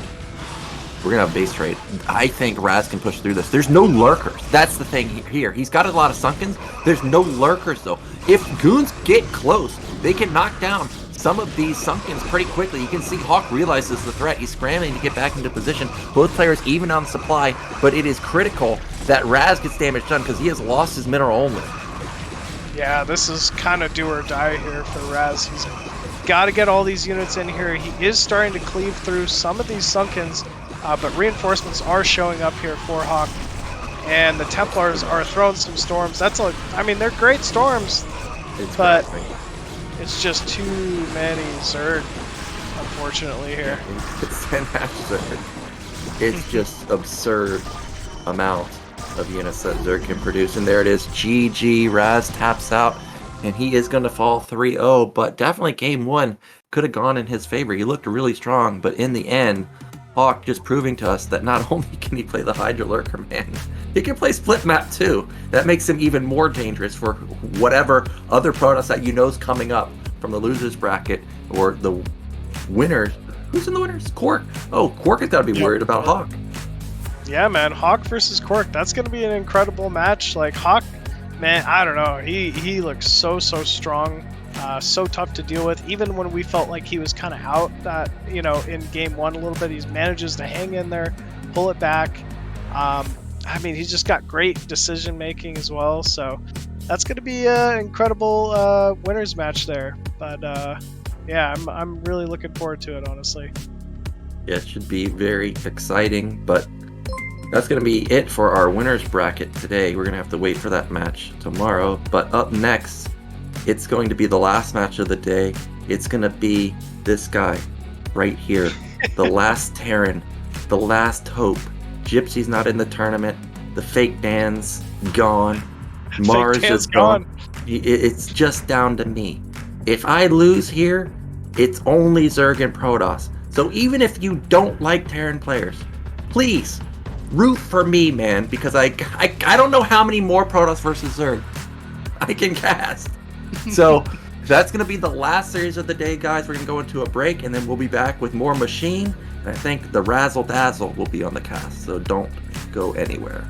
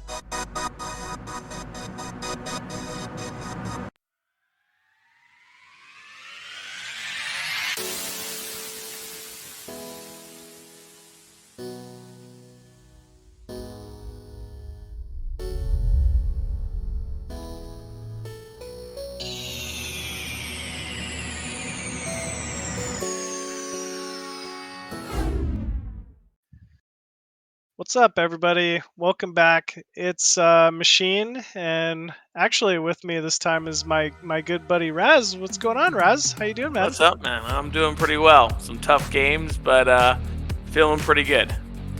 Yeah, I mean, tough games, man. Hawk is going to the finals for it, so I mean, deservedly so. But still, though, you had some pretty amazing games, man. So it was a lot of fun to see. But Yeah, thanks. in front of us here, we got a couple more amazing games, actually. Yeah, this is a really good matchup coming up here. We're gonna have Nyoken versus Jaeyun, PVT. Both players, NA staples, both really, really strong players. I think it's gonna be some really solid games here. Yeah, I've been watching a ton of Nyoken streams lately, man. He has not missed a beat. If he has a weak matchup, I'll tell you, it's definitely not Terran versus Protoss. So, I gotta say, it's gonna be a tough, uphill battle here for Jaeyun, I'd say. But Jaeyun also plays quite a bit with the NA squad. I've seen him go toe-to-toe with Gypsy, PVT, from time to time, and quite a strong Protoss he's like transitioned into being. So looks like game one here is going to be on Vermeer. Big solid macro map, man. This is going to be an exciting one for game one. Yeah, I'm really excited to see both these players decide their build orders are going to be. Jaeyun maybe using 12 Nex or just taking an early Nexus like he normally does, but let's get into the game and see what they got.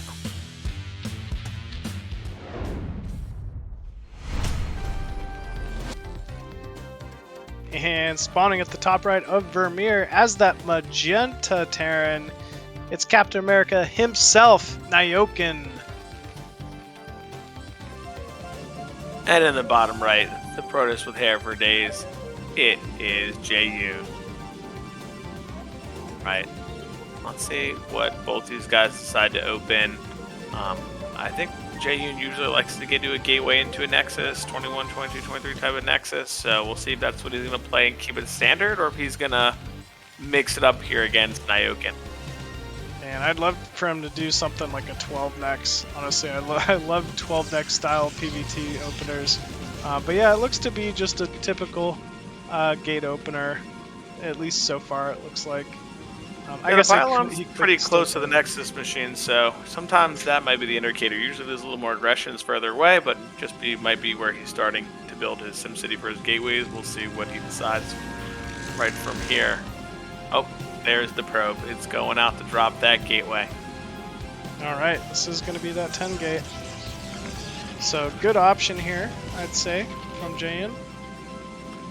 At 10 gate, no scout, so definitely probably going to see an earlier Nexus here. Usually you don't send out the probe so you can really get optimal mining. So we'll see who decides. Yeah, it looks like Nyoken here just with that single barracks inside the main. No gas as of yet. I wonder if this could even be something like a... Nope, he's taking the gas, so pretty typical. He just wants to get to that factory tech and kind of go from there. Looks like Nyoken will be rewarded with first scout though, so this is kind of nice. Yeah, it must be nice to scout first on a 4-player map. Always helpful to get that information right away. I'm curious to see if he's going to recognize that maybe he did not scout just from the probe count, the build he's going to do, and maybe try to block that Nexus a little bit in the beginning, but we shall see. Yeah, he might, honestly. I mean, he's kind of at least going to be monitoring around. Looks like he is kind of poking around with that SCV, targeting down a probe real quick. He sees the Zealot, sees the core. Core's almost complete here. And doing a good job just moving around with that first SCV. Looks like he wants to get a bunker at his natural. I think he recognizes the Zealot pressure's coming. You know, why take any damage? Just throw down the bunker, make things safe, and then he can expand right behind it. I definitely like this from Nyoken. Jaeyun will probably just poke in, see that there's a bunker, realize, hey, I'm probably not going to get much done, and turn around and just take the expansion. We do have range on the way already, so Jaeyun will probably go in there and poke that bunker. Force Nyoken can use some of his resources to repair that bunker. You know, every little bit counts. Yeah, every little bit counts, man. Ooh, I like Looks that like, Nyoken is blocking looks like behind their Echo. machine. Yeah, he's just ready for it, man. He doesn't want to deal with any of that bull crap. Zealot walking into my main? No, sir. It will not Command hit my... center. Yeah, it will not go in my main. Oh, not on my watch. Oh, sees the Nexus, knows exactly the build he's probably up against now. We see his factory going down. We'll see if he's going to be adding a second one right away to maybe do one of those 3 tank timings. We shall see. BSL forever. Yeah, I feel like Nyoken's not the kind of player to move out with those team 3 tank timings super duper often. Especially against like a pretty respectable level player like Jaeyun. It's just risky, I feel. And Firebat here, thank you for the big donation. We really appreciate it here. And that's right, 1A, 2A, 3A, 4A for us Protoss players trying to make it happen. Robotics already down for Jaeyun. See if he's I like going to opt this. for... Yeah, see if he's going to opt for either a Robo Reaver or if he's just going to go with Observer and maybe take a greedy third. I think that's sometimes a really good option versus these, you know, quick expands from Terran as well. To just be kind of greedy with the second Gateway and Observer and just kind of hold and just don't let Vultures harass you. I think it's 100% the way to go. I mean, you know Nyoken's really not going to try anything super duper cheesy, especially game 1. Like, he's kind of a passive player as is and likes to bide his time, likes to kind of feel the situations out. So I think this is a pretty solid choice here from Jaeyun. I guess we haven't seen the support pay yet, so it could just be Observer. And it is. Yeah, I think this is a great call here from Jaeyun. Yeah, I like it. You know that Nyoken's not going to cut any corners, right? Sometimes it's good to go Reavers because Terran don't like to put the eBay down right away, but Nyoken's not going to do that. He's going to make sure his turrets are up in time. He's going to make sure that you're not going to sneak a shuttle in there. So, kind of just rolling the dice a little bit as Jaeyun and saying, you know what, no problem, I'll get an Observer in, and I'll just maybe take a third base right away.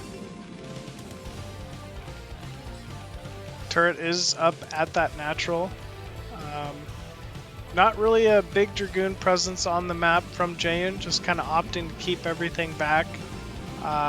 You know, he doesn't know if Nyoken has Vultures out on the map. They could be harassing, so he's just kind of trying to be as safe as possible, and I think that's a good call here. Mine's being researched as well out of the factory from Nyoken. We are going to see that 3 tank timing here from Nyoken Machine. He added a couple Marines extra. You see him right now unloaded the bunker, and now he's going to be pushing. So I think he's trying to see if he can catch Jaeyun, maybe being a little bit greedy. Ooh, there is a robotic support bay for the Reaver. He is going to scout it with the Observer, and he's going to have to get his goons out a little bit probably to micro back, try to poke those Marines down as they come in, just because if he gets right on top of these pylons, it's going to be an issue. It's going to be an issue for Jaeyun. Yeah, and you see him scrambling to do so, moving out forward with that Zealot and Dragoon hit squad. And here we go, big engagement. Forward take being targeted down immediately. 2-shot. A little bit of a misstep there from Nyoken. Mines are going down though, but there's just so many Dragoons. They're all being focused or retargeted too, so not a ton of them died. Oh man, this is very bad for Nyoken to lose those 3 tanks right away. Jaeyun is going to know that there's not going to be any pressure anytime soon again other than Vulture harass because he has eliminated the tank count. Yeah, it's always bad news bears for Terran when you get that tank count reset, so Nyoken's kind of just going to have to sit back and play it a little scrappy to get back in this one. Ooh, nice catch on those probes though. Major snipes delaying that third. That is a big pick off. I think you need to get that done too because I'll be honest with you, when we looked in Nyoken's base, there were no tanks. There are only mines in a bunker defending, which I don't even know if there's anything in that bunker. If he would have sent the observer up there and pushed, he might have been able to pressure Nyoken here a little bit. Yeah, he absolutely might have. I mean, if there's a player you don't want to let back into it, it's got to be Nyoken. He'll sit and, you know, D up and crawl to that third base for as long as it takes. So this could be, you know, can't count him out yet, basically. And Jaeyun's going to get into the base and see that there are 4 factories. He's going to have to add some of his own gateways to try to keep up with production. Uh-oh, is this a misrallied tank machine? Yeah, Oh, no. it looks like it. Oh, you hate to see that. Uh, He's just kind of rolling up there, gets scouted, runs into the Reaver immediately. no. Forced to back up. It's unfortunate. Happens, though. Goliath's in production here from Nyoken, though. He's looking to counter this shuttle Reaver playstyle. Also moving out with a few vultures to the top left side of the map. Yeah, I like what I see from Jaeyun here. He's adding a lot of gateways. He knows that Nyoken's getting a lot of production going. I don't think he's seen a third CC. I'm not sure if that's one over the cliff there at the bottom. So he's probably saying, I need to have units to stop this move out. If I can do that, I will win this game. If I can just crush the first one. Yeah, I mean, that's really what, honestly, Jaeyun needs to be thinking about at this time, and I think he knows it. Nyoken's, I mean, if there is a pathway back in this game, it's going to be much, much later, I feel like. He's just got to sit, take his third base, you know, get those upgrades, get to that max, and then try to push out much, much later. Good snipes from Jaeyun there. We do see the shuttle being sent up here. Nothing to do anything but just stop the move out, maybe pick off some tanks. Sometimes the Terran army will move forward. And if the tanks are not unsieged, oh, there is a third command center, okay. If the tanks are unsieged, the Reaver can really get some good connects and kill some things. Let's see. Oh, but Nyoken does see it. Let's see if he decides to siege. Oh! Tanks do fire halfway across the map, very so nice. yes, they're in range. Well done for Nyoken. I mean, that's going to force a little bit of a backup here from these Reavers. It's not many tanks, though, I gotta say. This is a good goon count. He's got observers directly over the force of Nyoken now as well. Mine's trying to go down, but another vulture being picked off. Ooh, but nice scan. Observer going down now for Jaeyun, and suddenly, you know, Nyoken in a little bit better of a position to hold this third. I think we're going to see a bust attempt here, Machine. I see a lot of Zealots being made. Speed up. He has the gateway count. He has the Reavers. I think he's recognized, well, there's only like 8 tanks here. I've killed some vultures. Maybe I can get something done. Let's see what if Jaeyun decides that that's what he's going to do here. Yeah, no more turrets being placed out in the center here, or depots. I feel like kind of want to just start walling this off when you know such an impending timing could be coming. Okay, he sees 2 more observers. Gets 1 more observer. Okay, we have a And- speech room now. Zealots, we're going to see some Zealot bombs. There are definitely some heavy potential for some Zealot bombs over this army here. Yeah, another massive rally of speed zealots coming in too. This is definitely going to be a bust here from Jaeyun. Oh man. Question is, does he have enough? I like those 2 shuttles. Hopefully he'll go with one of the Zealots first. You don't want your shuttle with your Reavers getting picked. You want them to be able to hit the ground, tank some shots, and here we go, Machine. Big moment. Double shuttle on top. Zealot drop on top of the siege tanks. Ooh, first shuttle going down though. But man, the tank count is all but not. Vultures coming down, trying to just do whatever damage they can at this point, but it's just too much Protoss. Wow, tons of Protoss here. Pushing in. Well done here from Jaeyun. Yeah, this was truly a great attack. He did a great job just honestly getting the damage on top of those siege tank lines. And GG is called there out of Nyoken. So game number 1 going to Jaeyun. Pretty decisive fashion, you know, not a ton happened early on other than that failed 3 tank timing. And as you said, he loves to use that robo play, it seems like, in this matchup. So it was really well done there from Jaeyun in game 1. I thought really well executed for what he saw. He crushed that first move out. I think that really hurt Nyoken to put him a bunch behind, not having any tank count, and then that missed rally for that fourth tank kind of lowered it down. Because if he has 4 more tanks there, I think he holds that push. So I guess we shall see if he can make a little bounce back in recovery, and we'll see what our next map is going to be from what our players have selected. If you're Nyoken, what do you pick? What does Nyoken pick? I would have said Vermeer. I mean, any of the bigger maps, right? Like he wants to just get in these long drawn out wars, I feel like. You know, the series of him against DragOn on Monopoly, I thought that was pretty savage. So I wouldn't be surprised to see another Monopoly game or something like that as well. Yeah, definitely a strong pick for Terran is Monopoly, so maybe that's what he's going to be going with. Yeah, not a bad call. Jaeyun, though, really, really strong PVT.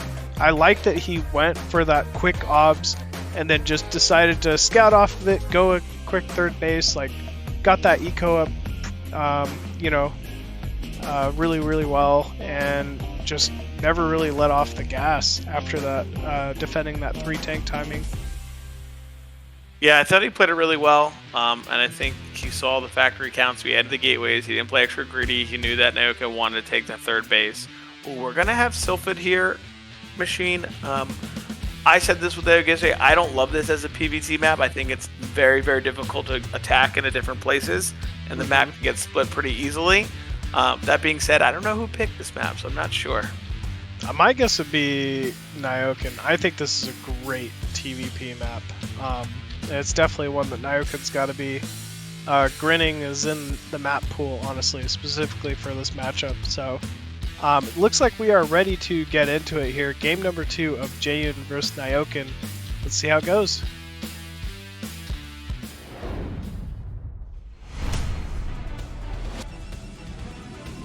And spawning at the 12 o'clock position on Sylphid as the white Protoss, it is Jaeyun. And mid-left in his favorite magenta color, it is Nyoken. It's like West Coast versus East Coast right here, you know? This is it. We're the real battle. That's really the inner battle of BSL for NA, the East Coast versus the West Coast. We're going to have to start counting up the Jaeyun points. from the west side, Nyoken from the east side. Yeah, man. real worries of the BSL15 NA. Which side of the country is better? Honestly, it's kind of got me thinking. I wonder how it would go if we did East Coast versus West Coast. I guess it depends where we split the country up at. Yeah, I guess so. What does KwarK at? Because he's in the middle. Well, is he? Where's Hawk at? I think Texas. That's what I was gonna say. No, we want Texas. West Coast. West Coast calls Texas actually. West Coast is already cheating. Unbelievable. All right. I mean, Joe Rogan moved to Texas. It's basically ours at this point. You've won it. There it is. That's the deciding factor. All right. We see that Jaeyun here has already gone with a standard opening as well. Again, gateway on 10. Probably get his gas on 11. Nyoken seems to be playing pretty standard as well. We'll see if he takes his gas or if he's going to try to go for a gasless. You know, gas goes down. The gas does go down in the main, so it will be the standard, just, you know, one fact once again. But, you know, these are actually the positions that I think are the best for Terran on this map. That mid-ground, like high ground base outside the Protoss natural here, if Nyoken's ever able to get units up there, man, it just sucks for Protoss. Yeah, it's really tough to deal with. Very difficult. Some good timing attacks, like you say, can happen. And the problem is the chokes machine. Like, trying to get into that high ground is so difficult, like you're saying. And I'm pretty sure your main base can be sieged a little bit from on top of that third. So, and we see here SCV just off gas already, so going to be pretty standard from Nyoken. Yeah, looking pretty standard, honestly. Almost like close to a wall off near the natural. Looks like he's sending his first SCV out there. I don't see a Zealot, so probably no reason to make a bunker quite yet. Yeah, that's funny. +1 Shenanigans. air weapons. Shenanigans. DT or something? So I think we're either going to see DT. Oh my goodness, what Pro Micro? Oh, he's going to get that SCV. Oh. Unbelievable. It's either going to be DT or just a really fast Nexus. We saw this from someone else the other day. I think it may have been, maybe it was DragOn. I'm not sure who. Now I'm not sure who it was, but they kept making the +1 air weapons and canceling, and then putting down the Nexus. I guess Seriosity. I was Seriosity yesterday that was doing that as well. I think it's because what happens is if the Terran doesn't see it spinning, then they may put an eBay at your natural, knowing that you are trying to take a fast expand. So a little bit of a mind game that helps you secure that natural. Got it. Okay. Robo Okay. for range here. I do like that. We might see some early Reaver aggression. Like from speed shuttle. Jaeyun. Maybe, or he might just be going with the safe Obes, getting it in there right away. But right now, he has the robotics down. Nice and early before the range. He could even see there are timings. We saw DeWalt do it last season as well, where if the Terran don't go siege, they go with these move outs. You can push into the bunker with the Reaver, and there's no siege, so you can bust the front. Huh. Interesting. Okay. I mean, yeah, that sounds pretty ideal if there's no siege. I mean, I just don't know how you make that call. Yeah, it definitely one of those things where you may see that there's no siege, so you do with the Reaver. But if not, you go to the main and you can try to harass from there. That makes sense. Okay. Second gate going down for Jaeyun. Still no range yet. We'll see if he's just going to add a robotics or an observatory right away before this range is complete. Because goons with that range are just tough to deal with. They're just cannon fodder. They can't even kill a bunker. They kill nothing. Nope. Okay. Observer. Not seeing a support bay, right? So no Reaver potential at this point. No, not at all. He's just gonna, I think, play with the observer and get it out, kind of see what Nyoken's doing. Maybe take a quick third. Usually, like once you get to like 7 goons, 8 goons, you should be able to feel pretty safe against any of the move outs, including the 3 tank move out, which is like usually around 6-15. So once you have the 7-8 goons, you should start to feel a little bit more comfortable. And I think that's what we're gonna think. Sure seems that way. I mean, it seems like this fast observer's always followed with a quick third, so it looks like maybe Jaeyun wants to take the third at his mineral only here. Ooh, I'm starting to get a little worried here, Machine. We haven't seen that core spin again yet. Oh, like he just forgot range? I don't remember it starting back up this game. I know he canceled the +1 air weapons, but I thought he did. I think he has range, actually. Oh, no? He doesn't? I don't know if those are ranged. Yeah, I don't think those were ranged. You're right. Ooh, well, that could change things here. Oh boy, that'd be a silly one. Not optimal not to have range, for sure, but especially if you like wait till there's like 12, 14 goons and you still don't notice. Yeah, until the first move out. Okay, we have +1 coming in for Nyoken and a command center, so Jaeyun feels good about taking his third right away. No upgrades yet for Jaeyun. No forge even. Yeah, pretty standard. I like that Nyoken's starting to put mines down, trying to delay that 4th timing. I do think it's better to take that mid-right 4th instead of the high ground like you were talking about, Machine, because a slow tank push can come across and just siege it right away. Ooh, those mines did get something done, though. Yeah, when you don't have range, the goons are really stupid and keep running into the mine. Oh my god. That was they think they can eat them. They think they're food. They just go for them. They struggle. They're fat boys.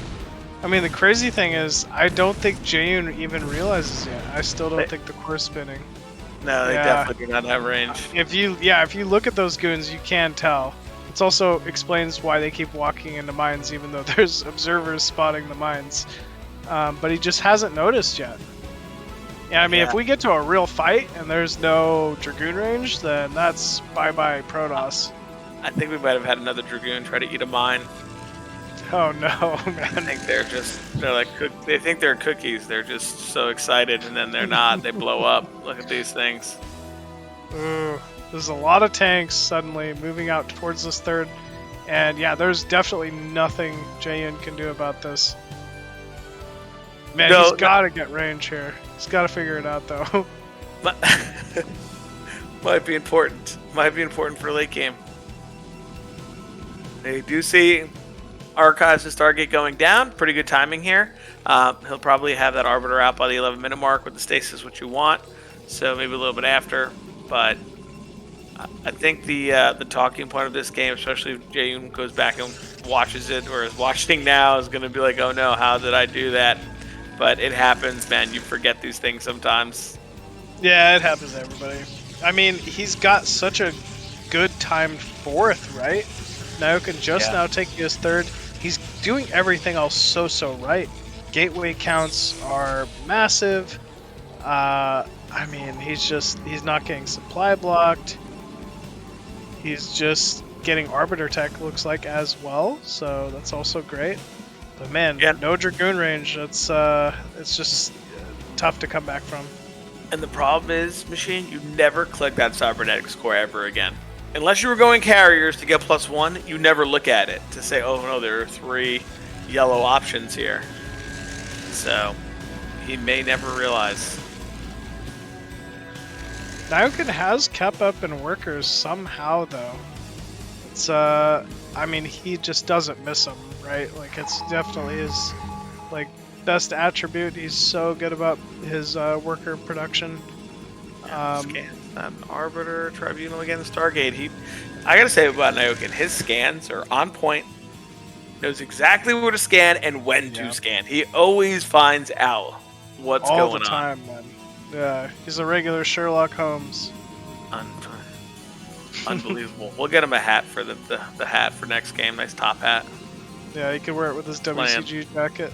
Yes, the top hat and WCG jacket. It'll be perfect.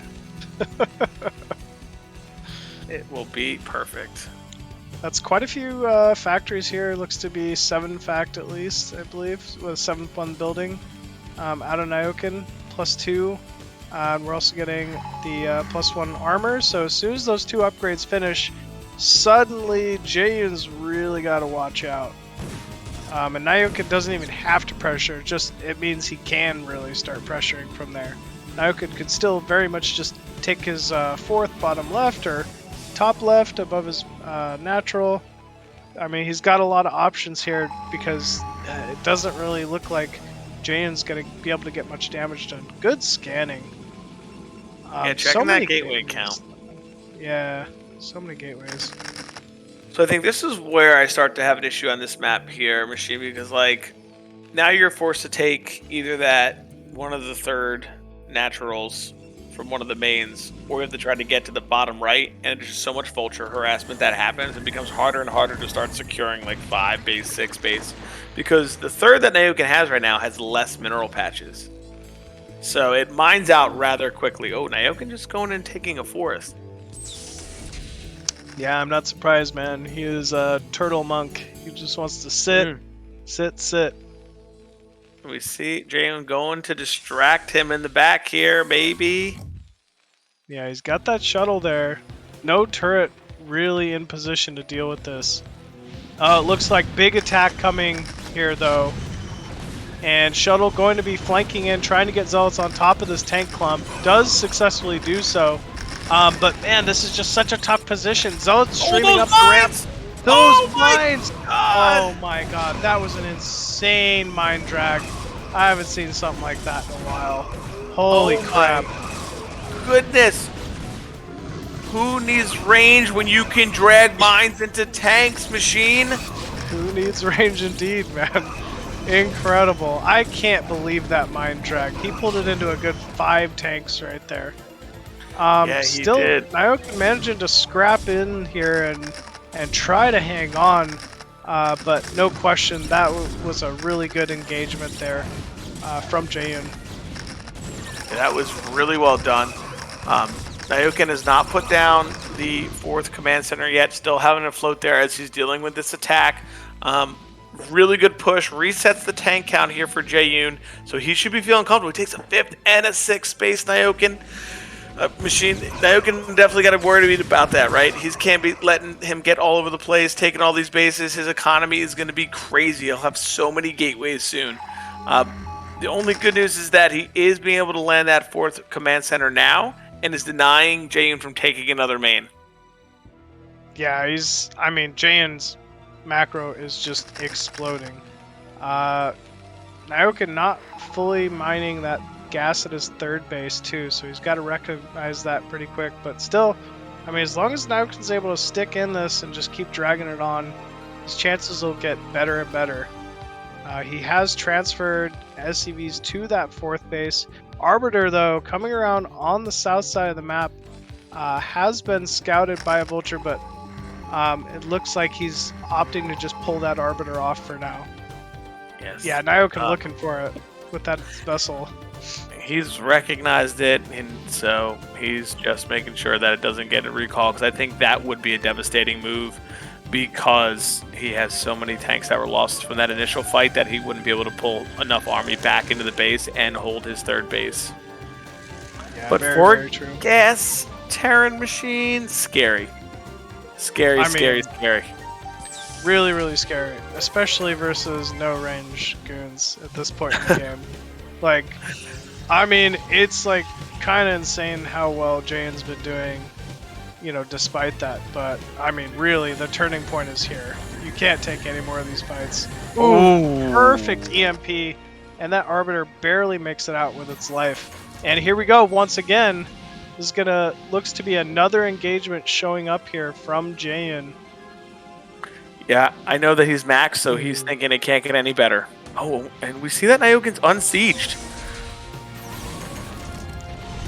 Oh man, still not noticing that range.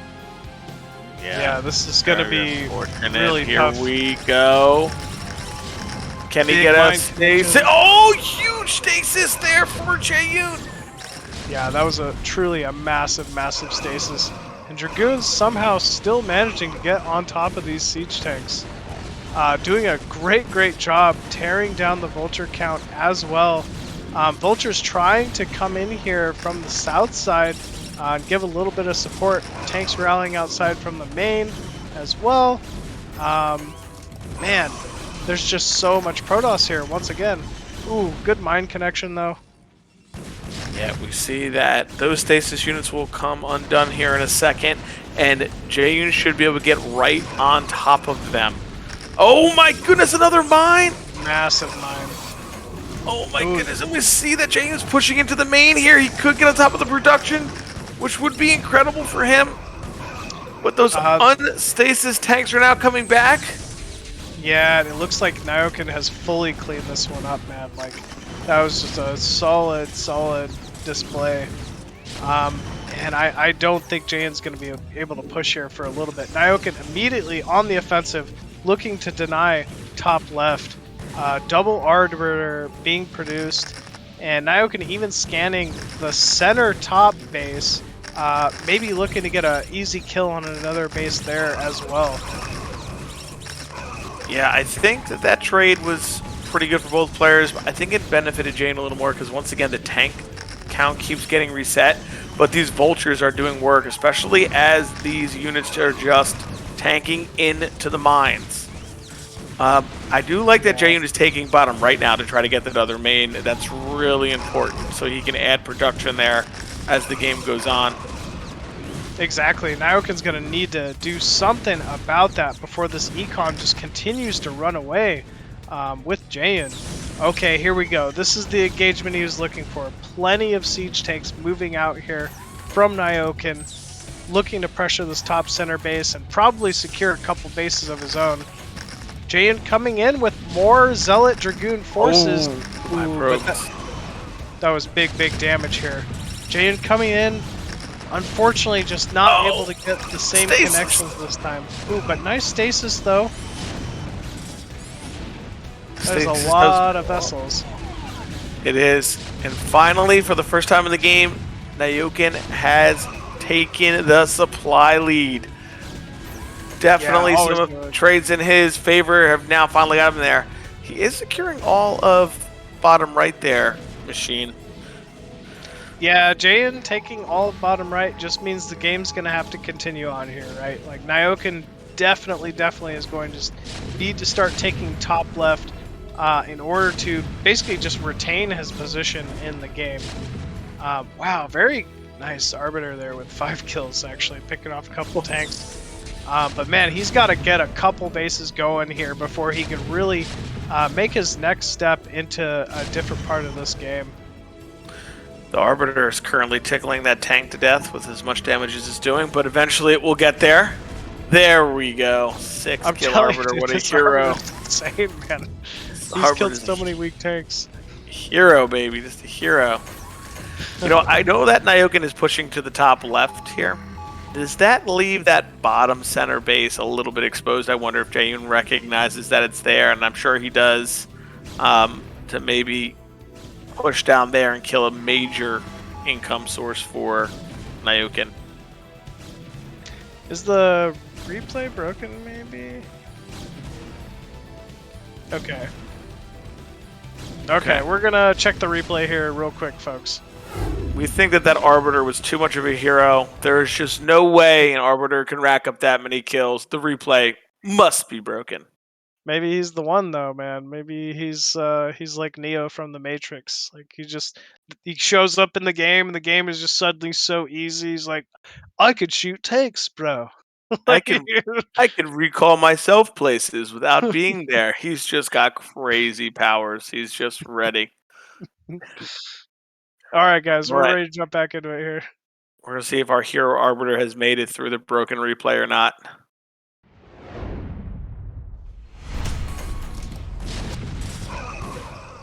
Okay, here's that engagement again. Let's see. We see a stasis on the vessel, Okay, and front tank. wow. EMP'd the own vessels, unfortunately, but it looks like Nyoken's still gonna come out on top of this, I think. I think so as well, but that base but this did not base was go mining. down. It's mining Yeah. all the way, and a lot of tanks have died again, Machine. You know, if you can keep getting these effective trades and killing more and more tanks off, you're just going to start to be able to use all those Terran resources out. Like, you just want to trade effectively as possible. Yeah, you really can. I mean, and Jaeyun's got a backup plan here. It's all bottom right. Even if he loses that base with all those probes, yes, that's going to hurt. But he doesn't need it to continue on here. Yeah, let's see. Oh, he thought it was a cookie again and hit him in the face. Man, he must just think he has the dumbest Dragoons of all time in this game. Like, Jaeyun. dude, I can't clear a single freaking mine with my Dragoons, man. He's like, what the hell is their problem, man? I have made so many observers. Well, this Nexus still lives with no HP pretty much top left, so Jaeyun kind of getting the most he possibly could ask to get out of it. I'd really like to see another tank being focused in that down at this point. Yeah, I'd like to see Jaeyun do exactly this. Go to this base, stasis the tank that are there, get this econ out of the way. Because you know that, oh my goodness, Ooh, don't those use mine your touches. army into the... He's not Oh, listening no. to you, Razz. I know he's not, it hurts. So many siege tanks getting good shots off, but still, once again, Wow. I mean, this short Dragoon force is somehow coming out on top, or at least, I mean, clearing a significant amount of Dragoons. Yeah, the tank count and the Dragoon count keep getting traded off, and that's always a positive for Protoss. And if we do notice, Jaeyun definitely has more of the bases now, so he is mining out the other main, so that is important as this game goes on, if Nyoken can secure more bases. But killing a lot of probes here, but Jaeyun's probe count is still healthy.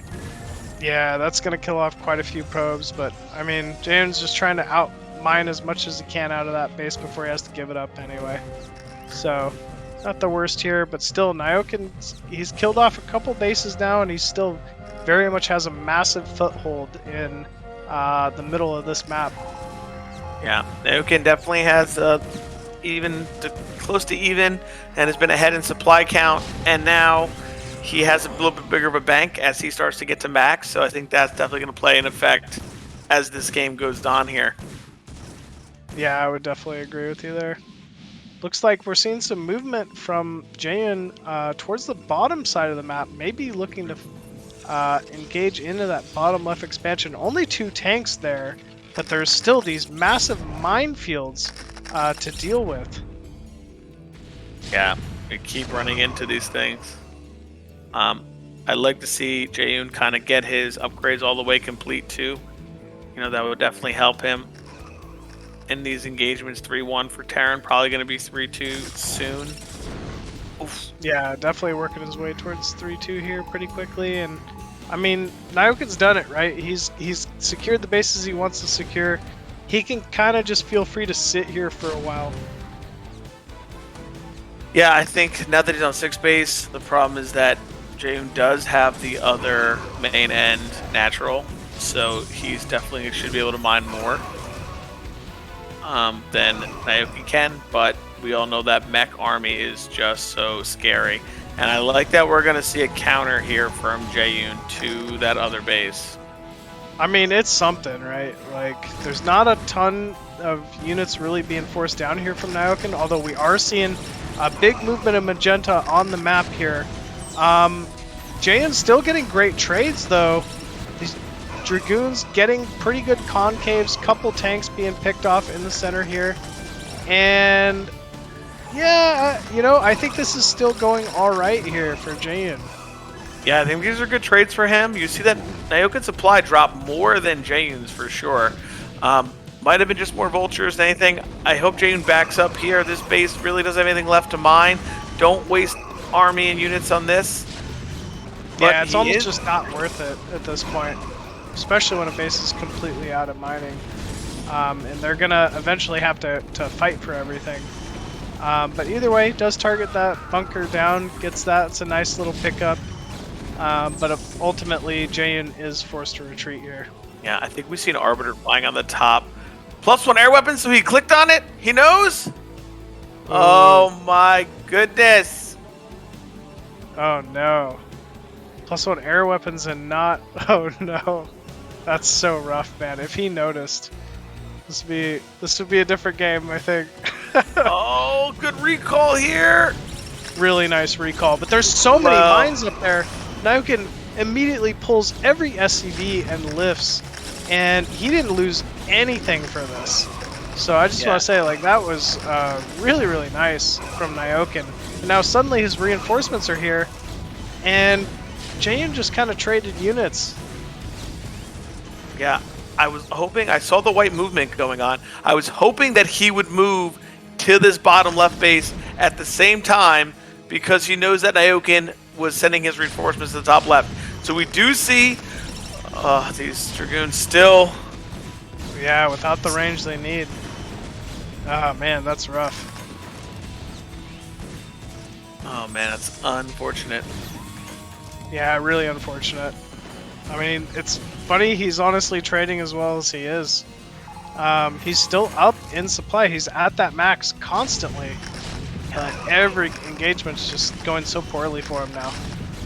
Yeah, that range is really hurting him at this point. Oh, those mines could be crazy. Storms the vultures. Very nice storm. Oh, and good stasis. he is breaking up this ramp, but this is like we were saying before. This isn't the base to be attacking right now. You know, there's not really much for him to gain here. You know what? Nyoken's left 100 minerals there or something. No big deal. Yeah. You know, if anything, Nyoken should be trying to mine the gas at it or something, but he's fine for the moment. There must be carriers mid-right or something, because why else would we be getting +1? Okay, we have added some Stargates. I was starting to get suspicious of that we have to have something there, right? Yeah, I think carrier switch could be great here. Oh. Carrier switch would be great because it would tax Nyoken's gas income. He knows he's been buying on these bases a long time. He could really push and force him out of this game And- with not being able to make Goliaths. Looks like that's what we're gonna see anyway.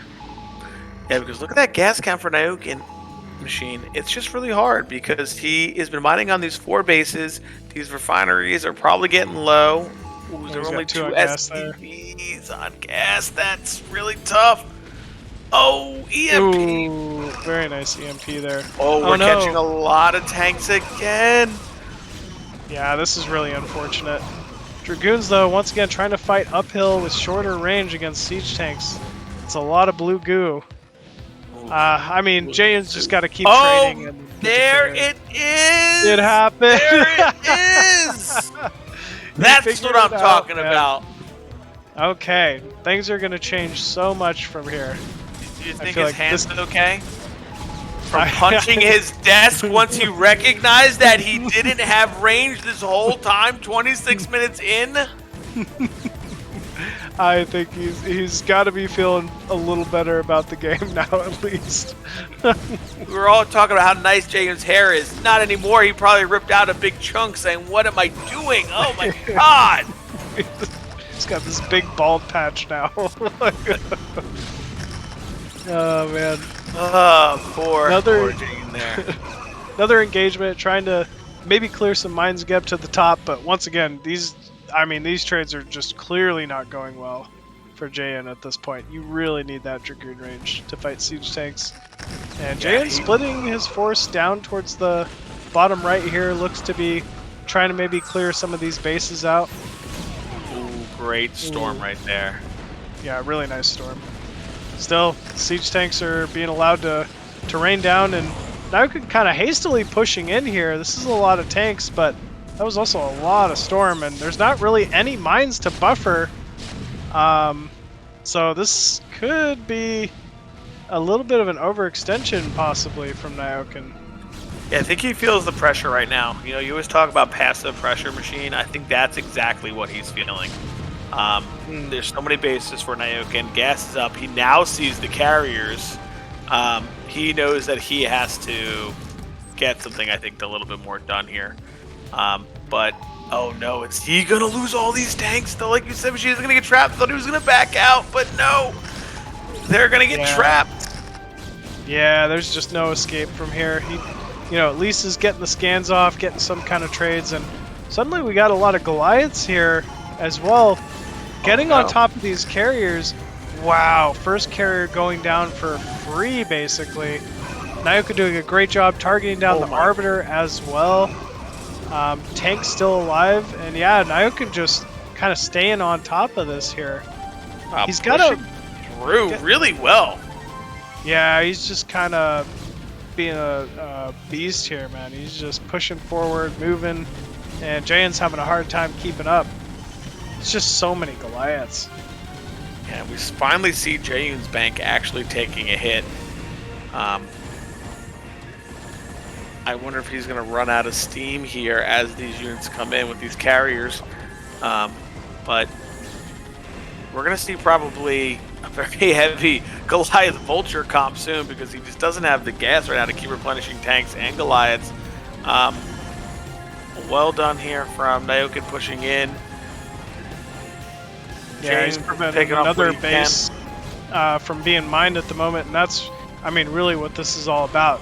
Even if he just has like 12 vultures come in, spread some mines down. Oh no, not the carrier! Ooh, nice pickup on the carrier there from Nyoken. Those And- Goliaths got max value trades, let me tell you.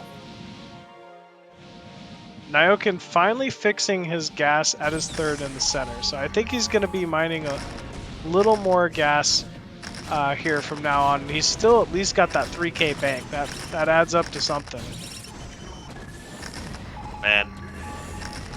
Does he have the stasis? Oh, doesn't matter, it's gone. Goodbye. Doesn't matter if you have stasis. You're dead. Oh, I think we have range playing now. Yeah. Oh, ho, ho. It feels like those goons got +5 attack. Yeah, we definitely finally have range on the board here for Jaeyun, so he's able to get a little better trades here. Still walking into mines, though. Range doesn't seem to help with that, I guess. Those goons want those cookies, bro. They're just like, oh. Come here. Nyoken trying to take the middle only at 6 o'clock, but it looks like this is going to get caught out immediately. You know, you just. Oh, Oh, my goodness! The Templar were tricked too! Unbelievable! What a lucky mine that was. I don't know. Wraith! Oh, It's going we to be have Cloak the Wraith Wraith. Switch. Nyoken does do this from time to time. I was wondering where all the gas was going, because I don't see as many Goliaths as I was seeing before, but he's probably going to run in here with Wraith soon. He's scanned, he sees, you know, this guy's a Mindwalker, he doesn't make observers, so probably the Wraiths are going to be coming in here pretty quickly. Yeah, I don't see any observers with the army. I know 2 of them die by that 3rd. He's scanning nonstop to kind of check for it. There is a cannon over there that he could run back to. Oh, now there are 2 observers here.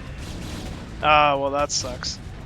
Yeah, now they're here. That's a problem. And that bottom center base is now mined out as well. So Jaeyun is really starting to tighten things up here on Nyoken in terms of just money, income. You know, that's the difficult part. Yeah, he really is. But these obs suddenly getting scanned out, and the Wraiths will be allowed to just target down these carriers. It's going to be Jaeyun forcing to Storm to try to kill these Wraiths off. And I don't know if he can, honestly. Oh, man, this is massive. This is... Oh, it's a good Storm. We're going to micro It's them. a really good Storm. Does he have another one? They're not down yet, and they're still able to just pluck away at these carriers. Supply plummeting here, unfortunately, for Jaeyun. Obs does come in, saves the final 2 carrier, but actually Goliath's able to get underneath those even. And wow, big pickup here for Nyoken.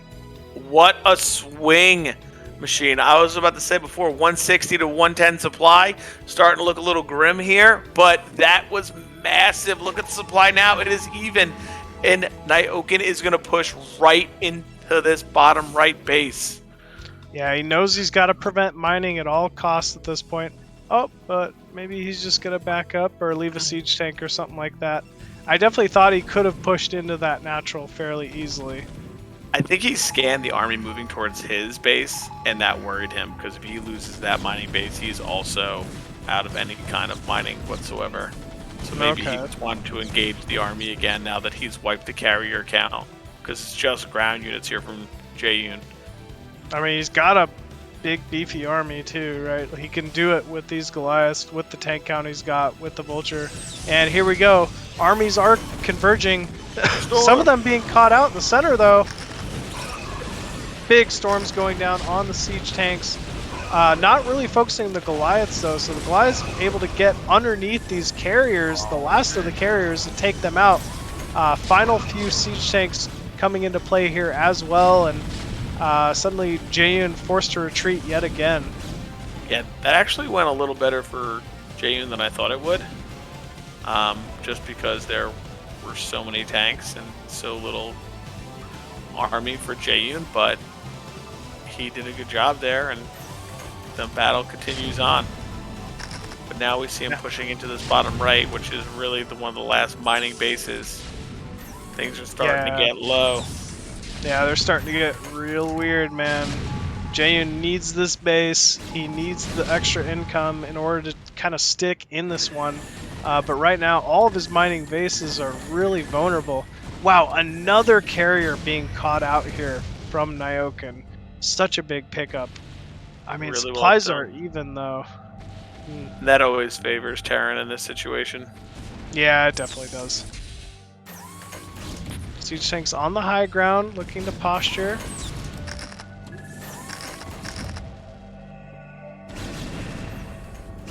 Alright, looks like Dragoons coming in here. Maybe trying to get some kind of an engagement, but every time he's just being forced to back up. Okay, here we go. Flanking down towards this force at the Oh, that mine! And yeah, that was big damage. Huge pickup here from Jaeyun, catching these units out of Nyoken, and suddenly I feel like this is it, man. Jaeyun's got one last timing. And it's now, man. And he's gotta do it and make it work, or this one's gonna be over. Yeah, I think we're gonna see Nyoken just try to push for that last base for the money there, and then in the 6 o'clock position. Actually, Jaeyun gonna mine his natural third over there. Oh no, don't start losing tanks for free here. Yeah. Oh my goodness, that mine! Oh no! Massive mine. Takes out so many siege tanks. Oh no! And suddenly these DTs just doing so much damage. Oh no! Unfortunate, man. That was way too many siege tanks getting caught out there, unfortunately. Oh my god. This! What? These mines just exploding all over. Is We this do the have real great- Dan or is this Artosis? That was like Artosis level clownery stuff right there. Oh my goodness. Man, This is incredible gonna be comeback. Really close. It really is. I mean, they're down to 19 supply. Oh man, there's not many siege tanks left here. Siege tanks once again sitting on top of mines. Oh no! Okay. Still though, siege tanks on top of mines coming up here, up the ramp. Dragoon's trying to focus down the final siege tanks. Wraith's coming in though and picking off the final carrier. But still, I mean, Jaeyun walking into mines, maybe if this keeps up, he's able to do something here. Command center forced to float away. He has no money, man. Jaeyun has no money. The double Wraith actually gonna prevent a little bit of mining from here. Ah, shoot. But the Wraiths are gonna be picked off and pushed out here. Yeah, I think now Nyoken is starting to experience the same thing. He needs to take every little bit that he can anywhere, because if Jaeyun is able to secure this 6 o'clock base, that will be just too much, I think, for Nyoken to be able to handle. Ooh, Jaeyun has been mining these 3 here. Look at that. Yeah, Maybe this is nice. The problem is, even if he takes that base, he can storm it from behind in his main. Yeah, it's not really a great base to take. I mean, if you put an eBay over it or something and put a bunch of siege tanks, yeah, but I don't know, man. Things are looking a little rough here for Nyoken, I gotta say. Yeah, I think it's going to be close. One last micro fight is going to be what it is. I think that base is about to be mined out in the top left as well. That EMP could be huge. Oh, that was a massive EMP. Hit the goons and the Arbiter. Yep, useless Arbiter now for a while, and oh no, I mean, so much shield damage being done. Okay, Jaeyun right now, opting to back up, looks like. Yeah, right now every unit counts so much, right? So bleeding off any tanks or any goons is a problem. Oh. Ooh, another goon going down, another DT as well. And Probe's actually being chased off the base. But here we go. Jaeyun moving in, big concave. EMP. But there's so many siege tanks. Has he done it? Gee. Oh my goodness. Man, incredible. That was a comeback. I thought Jaeyun kind of was coming back there towards the end, had enough eco, but holy crap, Nyoken pulling that one out, making it quite the scrappy game. But still, hats off to Jaeyun, despite playing without goon range for so long. That was really well done. Yeah, hopefully he can shake that off, because that's something that tilts you, knowing you were in such a good position. If you had that, you'd probably take the game. But really well played from both players. That was just back and forth, just slugging it out, punch for punch. I think Game 3 is going to be really exciting. Yeah, I'm wondering what the map pick's going to end up being, right? These guys obviously had to veto some maps to get here. If you're Nyoken, I don't think you pick any of the 2-player maps. I think you'd rather play on a 3 or 4-player map for sure. But Jaeyun, man, I don't know. We haven't seen him, play his PvT on any 2-player maps like so far. So kind of interesting to see how that could go.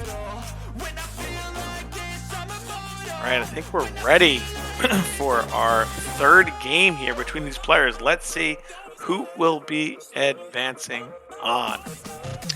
And it's Gladiator.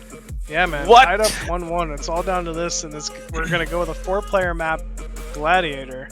Wow, I can't even remember the last time I saw a TVP on this map, so this one's gonna be pretty interesting. I got stuck Plague on this as well, and Nyoken and I talked about this yesterday. We both don't love this map, so.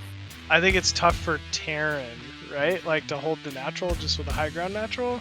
Well, I think there's a lot of shenanigans that can happen early, right? Like those old school 10-15 type of builds, a lot of heavy pressure. So we'll see what Jaeyun decides. Is he going to get aggressive early? Here we go for game 3 between Nyoken and Jaeyun.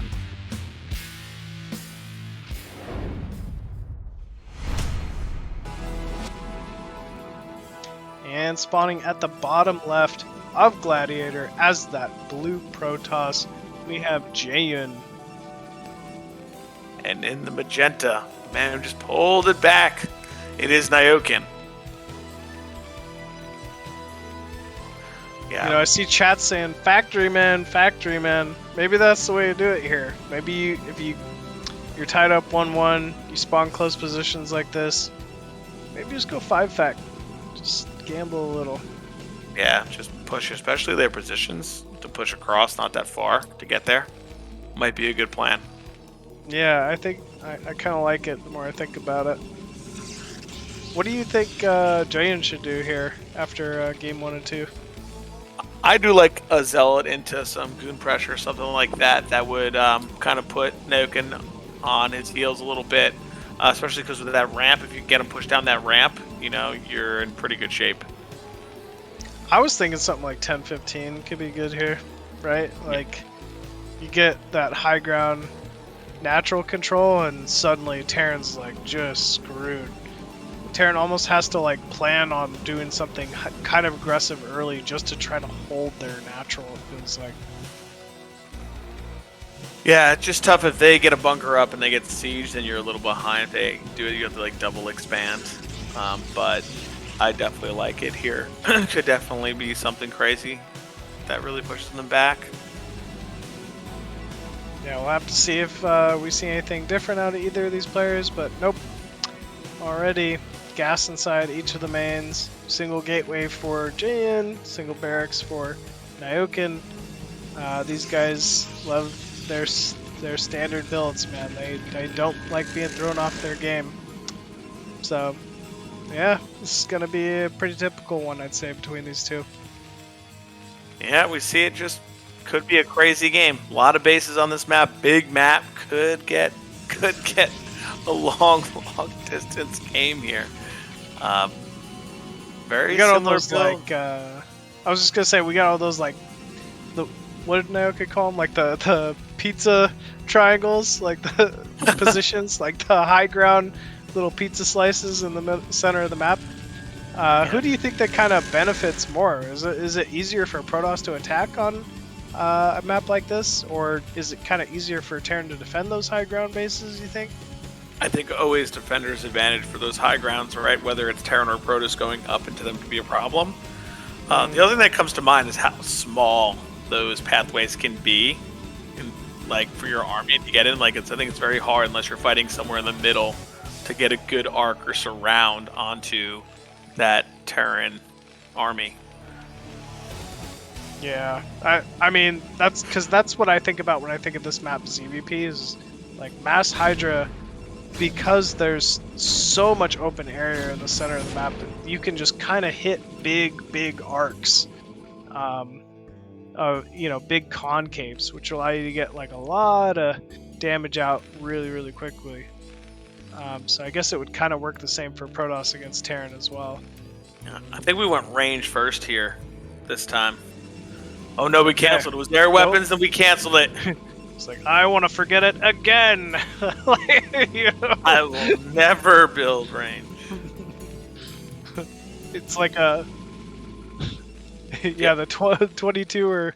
Was it 26 minutes they got range? It was unreal. 26-minute range timing. And he still made it a hell of a game. Oh, I know. It's incredible that it was that close without range. Robo facility down in the main. He's got the Nexus going at the natural, so pretty cookie cutter. Just you know, standard build here. He's not expecting anything crazy like a 2-gate out of Nyoken. He ends up scouting that natural command center. Meanwhile, Nyoken going with the eBay inside the main. He's not going to lose to any shenanigans, no DT play, you know, Reaver drop. Not in his game 3. Yeah, you don't want to lose to that, right? So I think you just play a little bit safer in terms of getting up that eBay on time. Make sure you don't miss it, just so you're ready to go. Look at this. Nyoken actually ahead in workers. 26 SCVs to even 27 now to 24 probes of Jaeyun. That's kind of astonishing. His command center did finish a little bit earlier on on location, so he was able to get them up. He beat the Nexus down. So still though, I mean, it's kind of impressive. You don't see Terrans with a worker lead nearly as often, I feel like. For sure, depending on the builds. I think you're definitely right. I'm a little worried again. I don't see that core spinning again, guys. Until I see it, I'm gonna... He's just doing it to make me sweat, I feel like. He's like, I don't need it right now. I'm gonna wait. I'm gonna take a third base again and not get it. I mean, it's kind of what he's saying. 5 health get a scout here. Ooh, he at least sees the probe going in there. But he's really got to watch out. Only 5 HP left on that guy. And he's dead. The Dragoons like to just run into things. Mines, SCV, whatever. Don't shoot at them. Just run into them. Maybe they'll blow up. Just headbutt them, man. Alright. Am I losing it here? I haven't... No, you haven't. I mean, I've been kind of, every time Zero clicks it, but checking it out. But I mean, you think that's the first thing you'd get after the last game, right? You're like, I will build this. I will build this. I mean, it's such a pivotal upgrade in the matchup. Citadel gets scanned at the natural. We were saying it, man. You don't hide anything from freaking Nyoken. He's Sherlock Holmes with his scanners. He's going to get to the bottom of it every time. That's just incredible that he's able to scan that and find it. I wonder if we're going to see some type of DT play, a drop or something, delayed drop, or if it's just going to be a really fast Arbiter. I would imagine it's just going to be the fast Arbiter. Yeah, I would imagine so too. I mean, it's kind of the way you can negate it being scanned is like, all right, he at least knows that the threat's there. He's probably going to be ready for DT drop. He's probably going to be ready for like DTs on the field. Let's just get the Arbiter out. You know, let's get my upgrades. Let's just do the other things we can do with this tech. I wonder if we're gonna. Oh, no, I was gonna say there's the Stargate. Maybe he was gonna look to do some kind of bust to the third here. I think the positive about this map, though, is that the third that is accessible to Terran right away is that mineral only. He's gonna probably want to have to push into that gas-based min right and kind of just push his tanks out. But it's a very big space to defend. Yeah, we were kind of talking about it before, man. Like those big pizza slices are not the easiest spots to defend. It goes from low ground to high ground very quickly. There's also just so much of an area to get a massive concave or an arc on this map towards the center. Fourth Nexus even going down here for Jaeyun. I don't know about taking the close fourth in this matchup. There's just no distance from mineral only to natural, it feels like. Yeah, don't love that decision, but maybe Jaeyun feels he can hold it with the amount of Dragoon stuff that he has. Going in here, gonna see right away that there are tanks ready. I don't know what to say here, Machine. I don't think there's range again. Like, it's gonna be a big deal. It's really gonna affect Jaeyun's series. Yeah, I mean, fool me once, shame on you, right? Fool me twice, shame on me. It's like, you should be paying attention to that a little bit. And who knows, maybe he does have it or something, and we just haven't been paying attention. Let's hope that's the case. I do. Would hate to see that be one of the major factors, because we all know that it is. Yeah. Cannon going down the main here at the mineral only. And Nyoken only like 10-15 supply back. Really not bad. The one thing I will say though is this mineral only that he's secured as a third. It's just got the 6 mineral patches at it. It's tiny. It doesn't have a whole lot of sustainability or staying force. Nyoken's just gonna have to crawl to a 4th from it, and we are seeing that. 4th command center already completed. Double armory coming up here soon, and factory count is exploding. So Nyoken has no plans to attack. We have a weapon attack upgrade going on at the forge here. So that will be his +1 for Jaeyun. Ooh, Nyoken sniping an observer, scouting all the tech inside the main. So good pickup there from him. Yeah, we see the gateway explosion as well from Jaeyun, which is good. He's going to have to match that production of Nyoken. I like these 9 factories almost going up here. Going to slowly push over and take this 3rd gas, which he's going to need. So well done from him. I'm sure once Jaeyun recognizes it, he'll be sending a probe to top left to Just start trying to do it. Take that 5th, you're saying?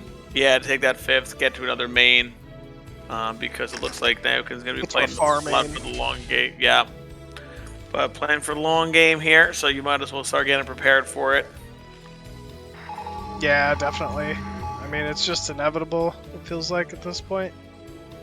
No 3rd gas being taken by Nyoken just yet. We remember how low gas count was really such a big factor in the prior game, so hopefully he's able to kind of rectify that this game. Recall being almost completed here soon, so looks like Jaeyun looking to most likely go for a recall into the main. I will say, fortunately though, with Nyoken taking such a quick 4th, he's kind of protected in the main on all sides here. So I don't know if, and wow, that's a lot of mines actually at the 4th too. So recall might not be as effective as Jaeyun's hoping, but there is nothing in the main, it looks like. No mines, couple turrets, no units. So maybe a recall, if it squeaks in there somewhere, could be devastating.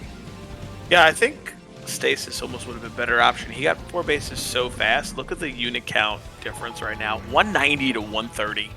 Whoa. If he was able to get a good stasis, I think he could bust him.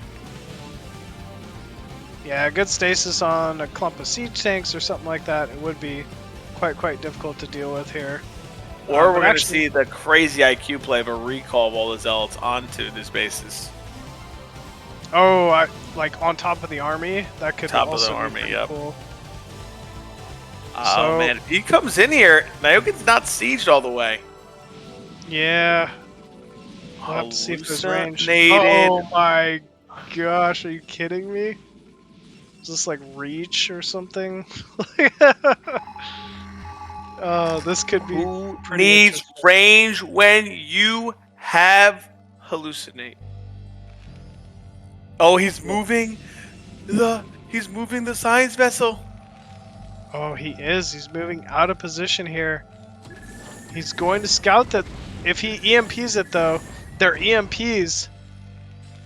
Oh shoot. They're He's not even moving gonna all get in. the units into the main. And Arbiter coming in here. Looks to recall on top. He does recall on top. But it looks like Jaeyun has, or Nyoken has the siege tank count he might need. I don't think that the Dragoons have range once again, so I mean somehow the trade just still going all right for Jaeyun though. He does clean the tank count up again. He has another Arbiter at home. He's taking his 5th and 6th bases. I mean, what does this remind you of? It reminds me of, I'm thinking I have a little deja vu here, Machine. Yeah, exactly. It's like literally like last game, except these baller hallucinated arbiters were here last game, but still, freaking cool. Yeah, but the recall on this base is going to mean death. Yeah, I mean, if it gets to the base. We'll see. Yep. How many units are at the 4th? Let me see. Well, the mines there are the units that it needs. Those cookies that those unranged Dragoons love to eat. He scans right on it again! That's it. Nyoken hacks. It's pretty clear. That's it. We're going to have to start, watch it the first person at the same time. My goodness! Here we go. Now, will Nyoken actually react to this, considering the last time it was a fake? He's got units in the main already set up, it looks like. Oh, I don't know why he's targeting his own turret down, but a good amount of Dragoon Zealot coming in here.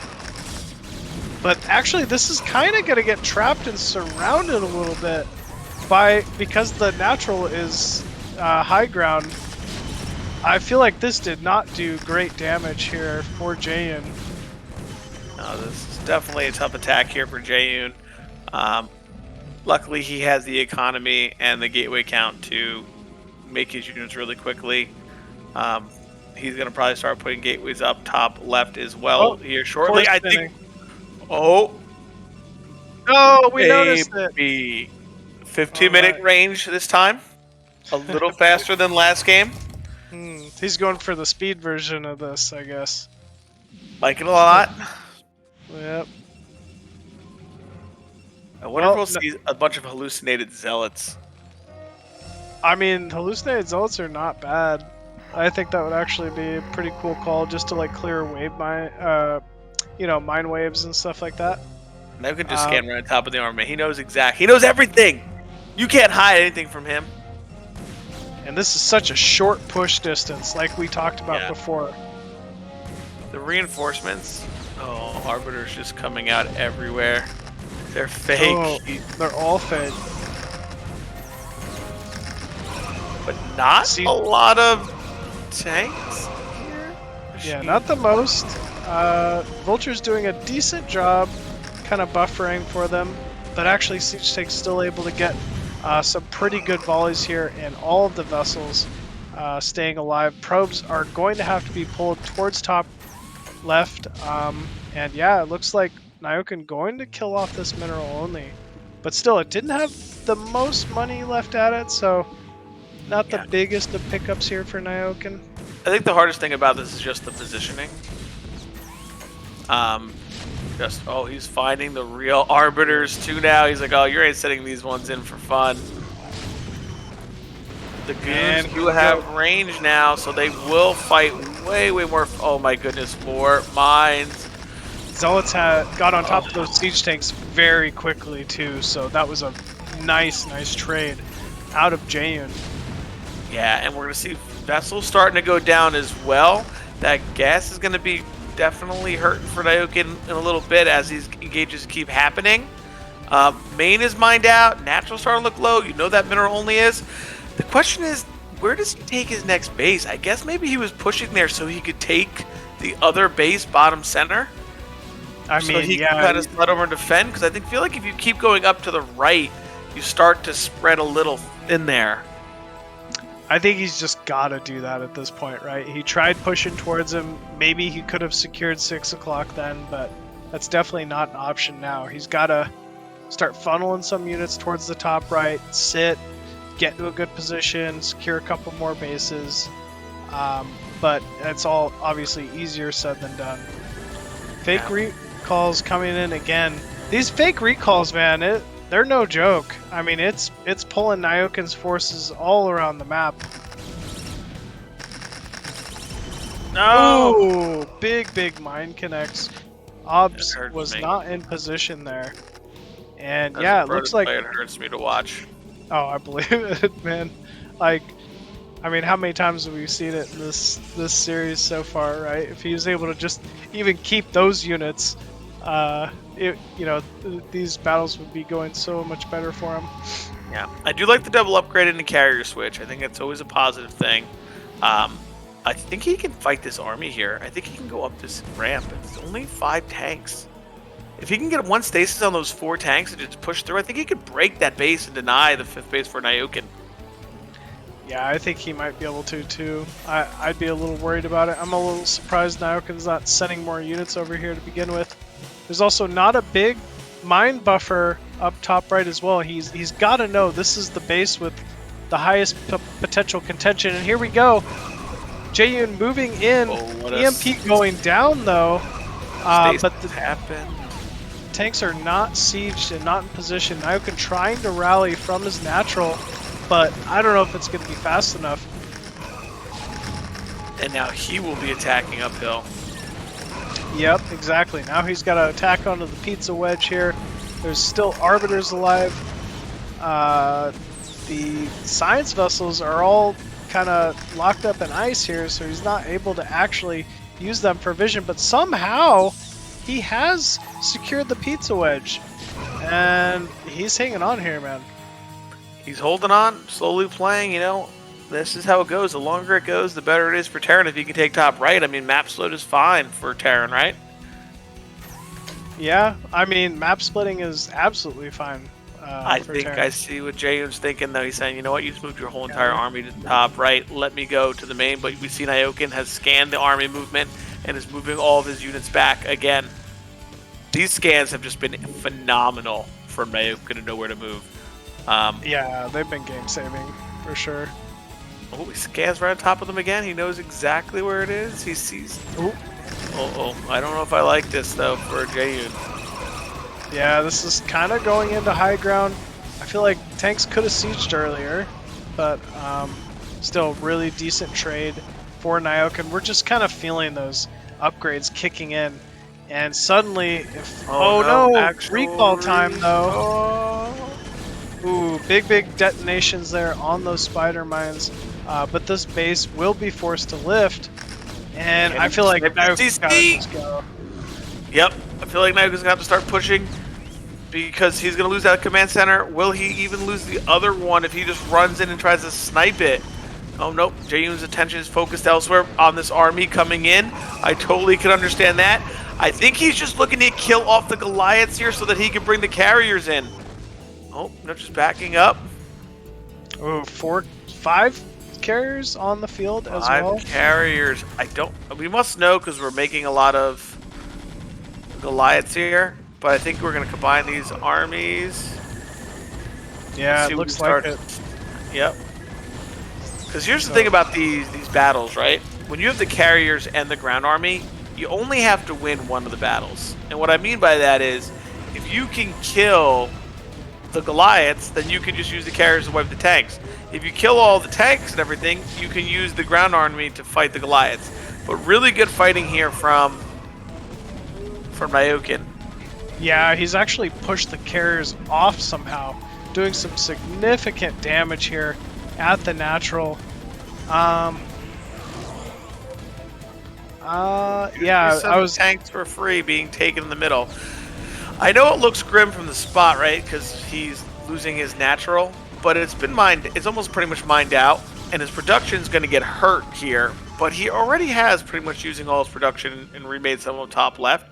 So I think it's okay as long as he can stop reinforcements from Nyoken. He might be able to clean this Terran army up. And then he just has to worry about dealing with top right. I think you're spot on. I think that's exactly what he's going to do here. And yes, we're seeing Nyoken's force just being completely swallowed here. Carriers trying to come in. Goliath's trying to target down I don't know here. And actually, yeah, it looks like it's just not enough, man. Nyoken is just doing a phenomenal job handling these carriers out of Jaeyun. And he's still holding on to this natural positioning. This has got to be very, very difficult to deal with if you're Jaeyun. Yeah, we see that. Oh, that 5th base is just being retaken now, so Nyoken's starting to mine out. Going to need that top right base. Jaeyun not out of it yet. As long as he can get, I don't know about putting these carriers back on the map, but as long as he can start to produce from top left, get some units going, he might be able to still hang on in this scan. I don't think it's quite done just yet. Yeah, I mean, he's got that 6 o'clock base secured now. Top left as well. Mid left is still mining. He's got plenty of income. I mean, that doesn't seem to be the issue, but actually, GG is called. GG's. Man, it looks like Nyoken is going to take that solid play out of Captain America there, but not without some big adversity being brought up by Jaeyun. That was an awesome series, man. Really good series. I'm sure Jaeyun is probably a little upset from those last 2 games, but he played really well. I think it could have went either way. There were some couple key moments that went both ways, and Nyoken just kind of edges it out. Yeah, he just kind of slowly started getting better and better trades. Those, upgrades were kicking in, and I mean, he did a great job, and he still, I feel like maybe was in a position where he could have, done something, but still, Nyoken will be moving on to the next round of BSL. So with that, I think that's it for Jaeyun this season, but I'm sure he'll be tuning in once again for BSL 16 next season, and looking forward to watching more of his games as well. Yeah, really solid games from him. So well done, but congrats to Nyoken for moving on. And I think that'll be us wrapping up our cast tonight. We really appreciate everyone tuning in, all the donations. We really, really appreciate it here. Thank you so much, guys. And we hope to see you back. Sure. Yeah, let's, before we take off, everyone, let's go ahead and thank our sponsors. First and foremost, OptiMonk for sponsoring BSL Season 15. That is this season, if you haven't been paying attention. OptiMonk has been doing a great job taking care of us here, continuing our love for Brood War, and really helping us make things happen. We'd also like to thank our Patreons. Those are our donators. At the general level, we have Starlover, $100 a month. Thank you so much, sir, for your contributions every month to help us out here at BSL. At the Colonel level, we'd like to thank Anthony Chen, Martin Harzmar, Striker, and Zero Sum. At the Major Plus level, $30 a month, we'd like to thank Robert Groot, Lizardo86, Cause, and Tupacalypse. And at the Major level, we'd like to thank Nicholas Schuler, Christian Eddington, LML, Ling Pump, Nientech, and KwarK. And also thank you to all the other Patreon donators. If you guys are looking to help support this season or future seasons of BSL, please check out our Patreon. Even a couple bucks, helps out towards prize pools and helping Zero make ends meet here at the day in and day out. So once again, Razz, it's always a pleasure, man. Thanks for joining me on today's cast. It was cool getting to watch you play earlier as well, man. And looking forward to seeing you on the next one. Thank you. Yeah, can't wait for it. It's going to be another fun cast tomorrow, so please tune in for the day 3 of the brackets for BSL NA. And a big thank you to Zero, as always, for making this happen for each and every one of us. Thank you, folks, for tuning in. Y'all are great. Can't wait to see you folks tomorrow. It's finals day, so we'll see y'all there.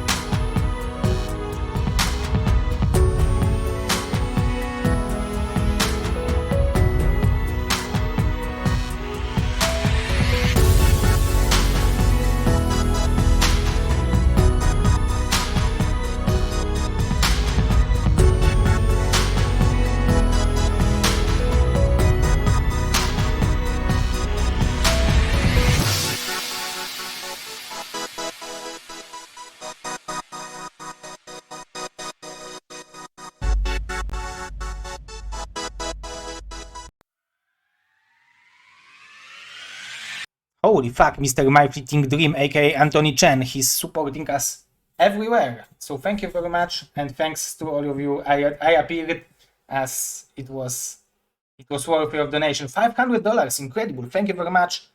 You are super gosu, and much love. And yeah, we see each other tomorrow on the finals.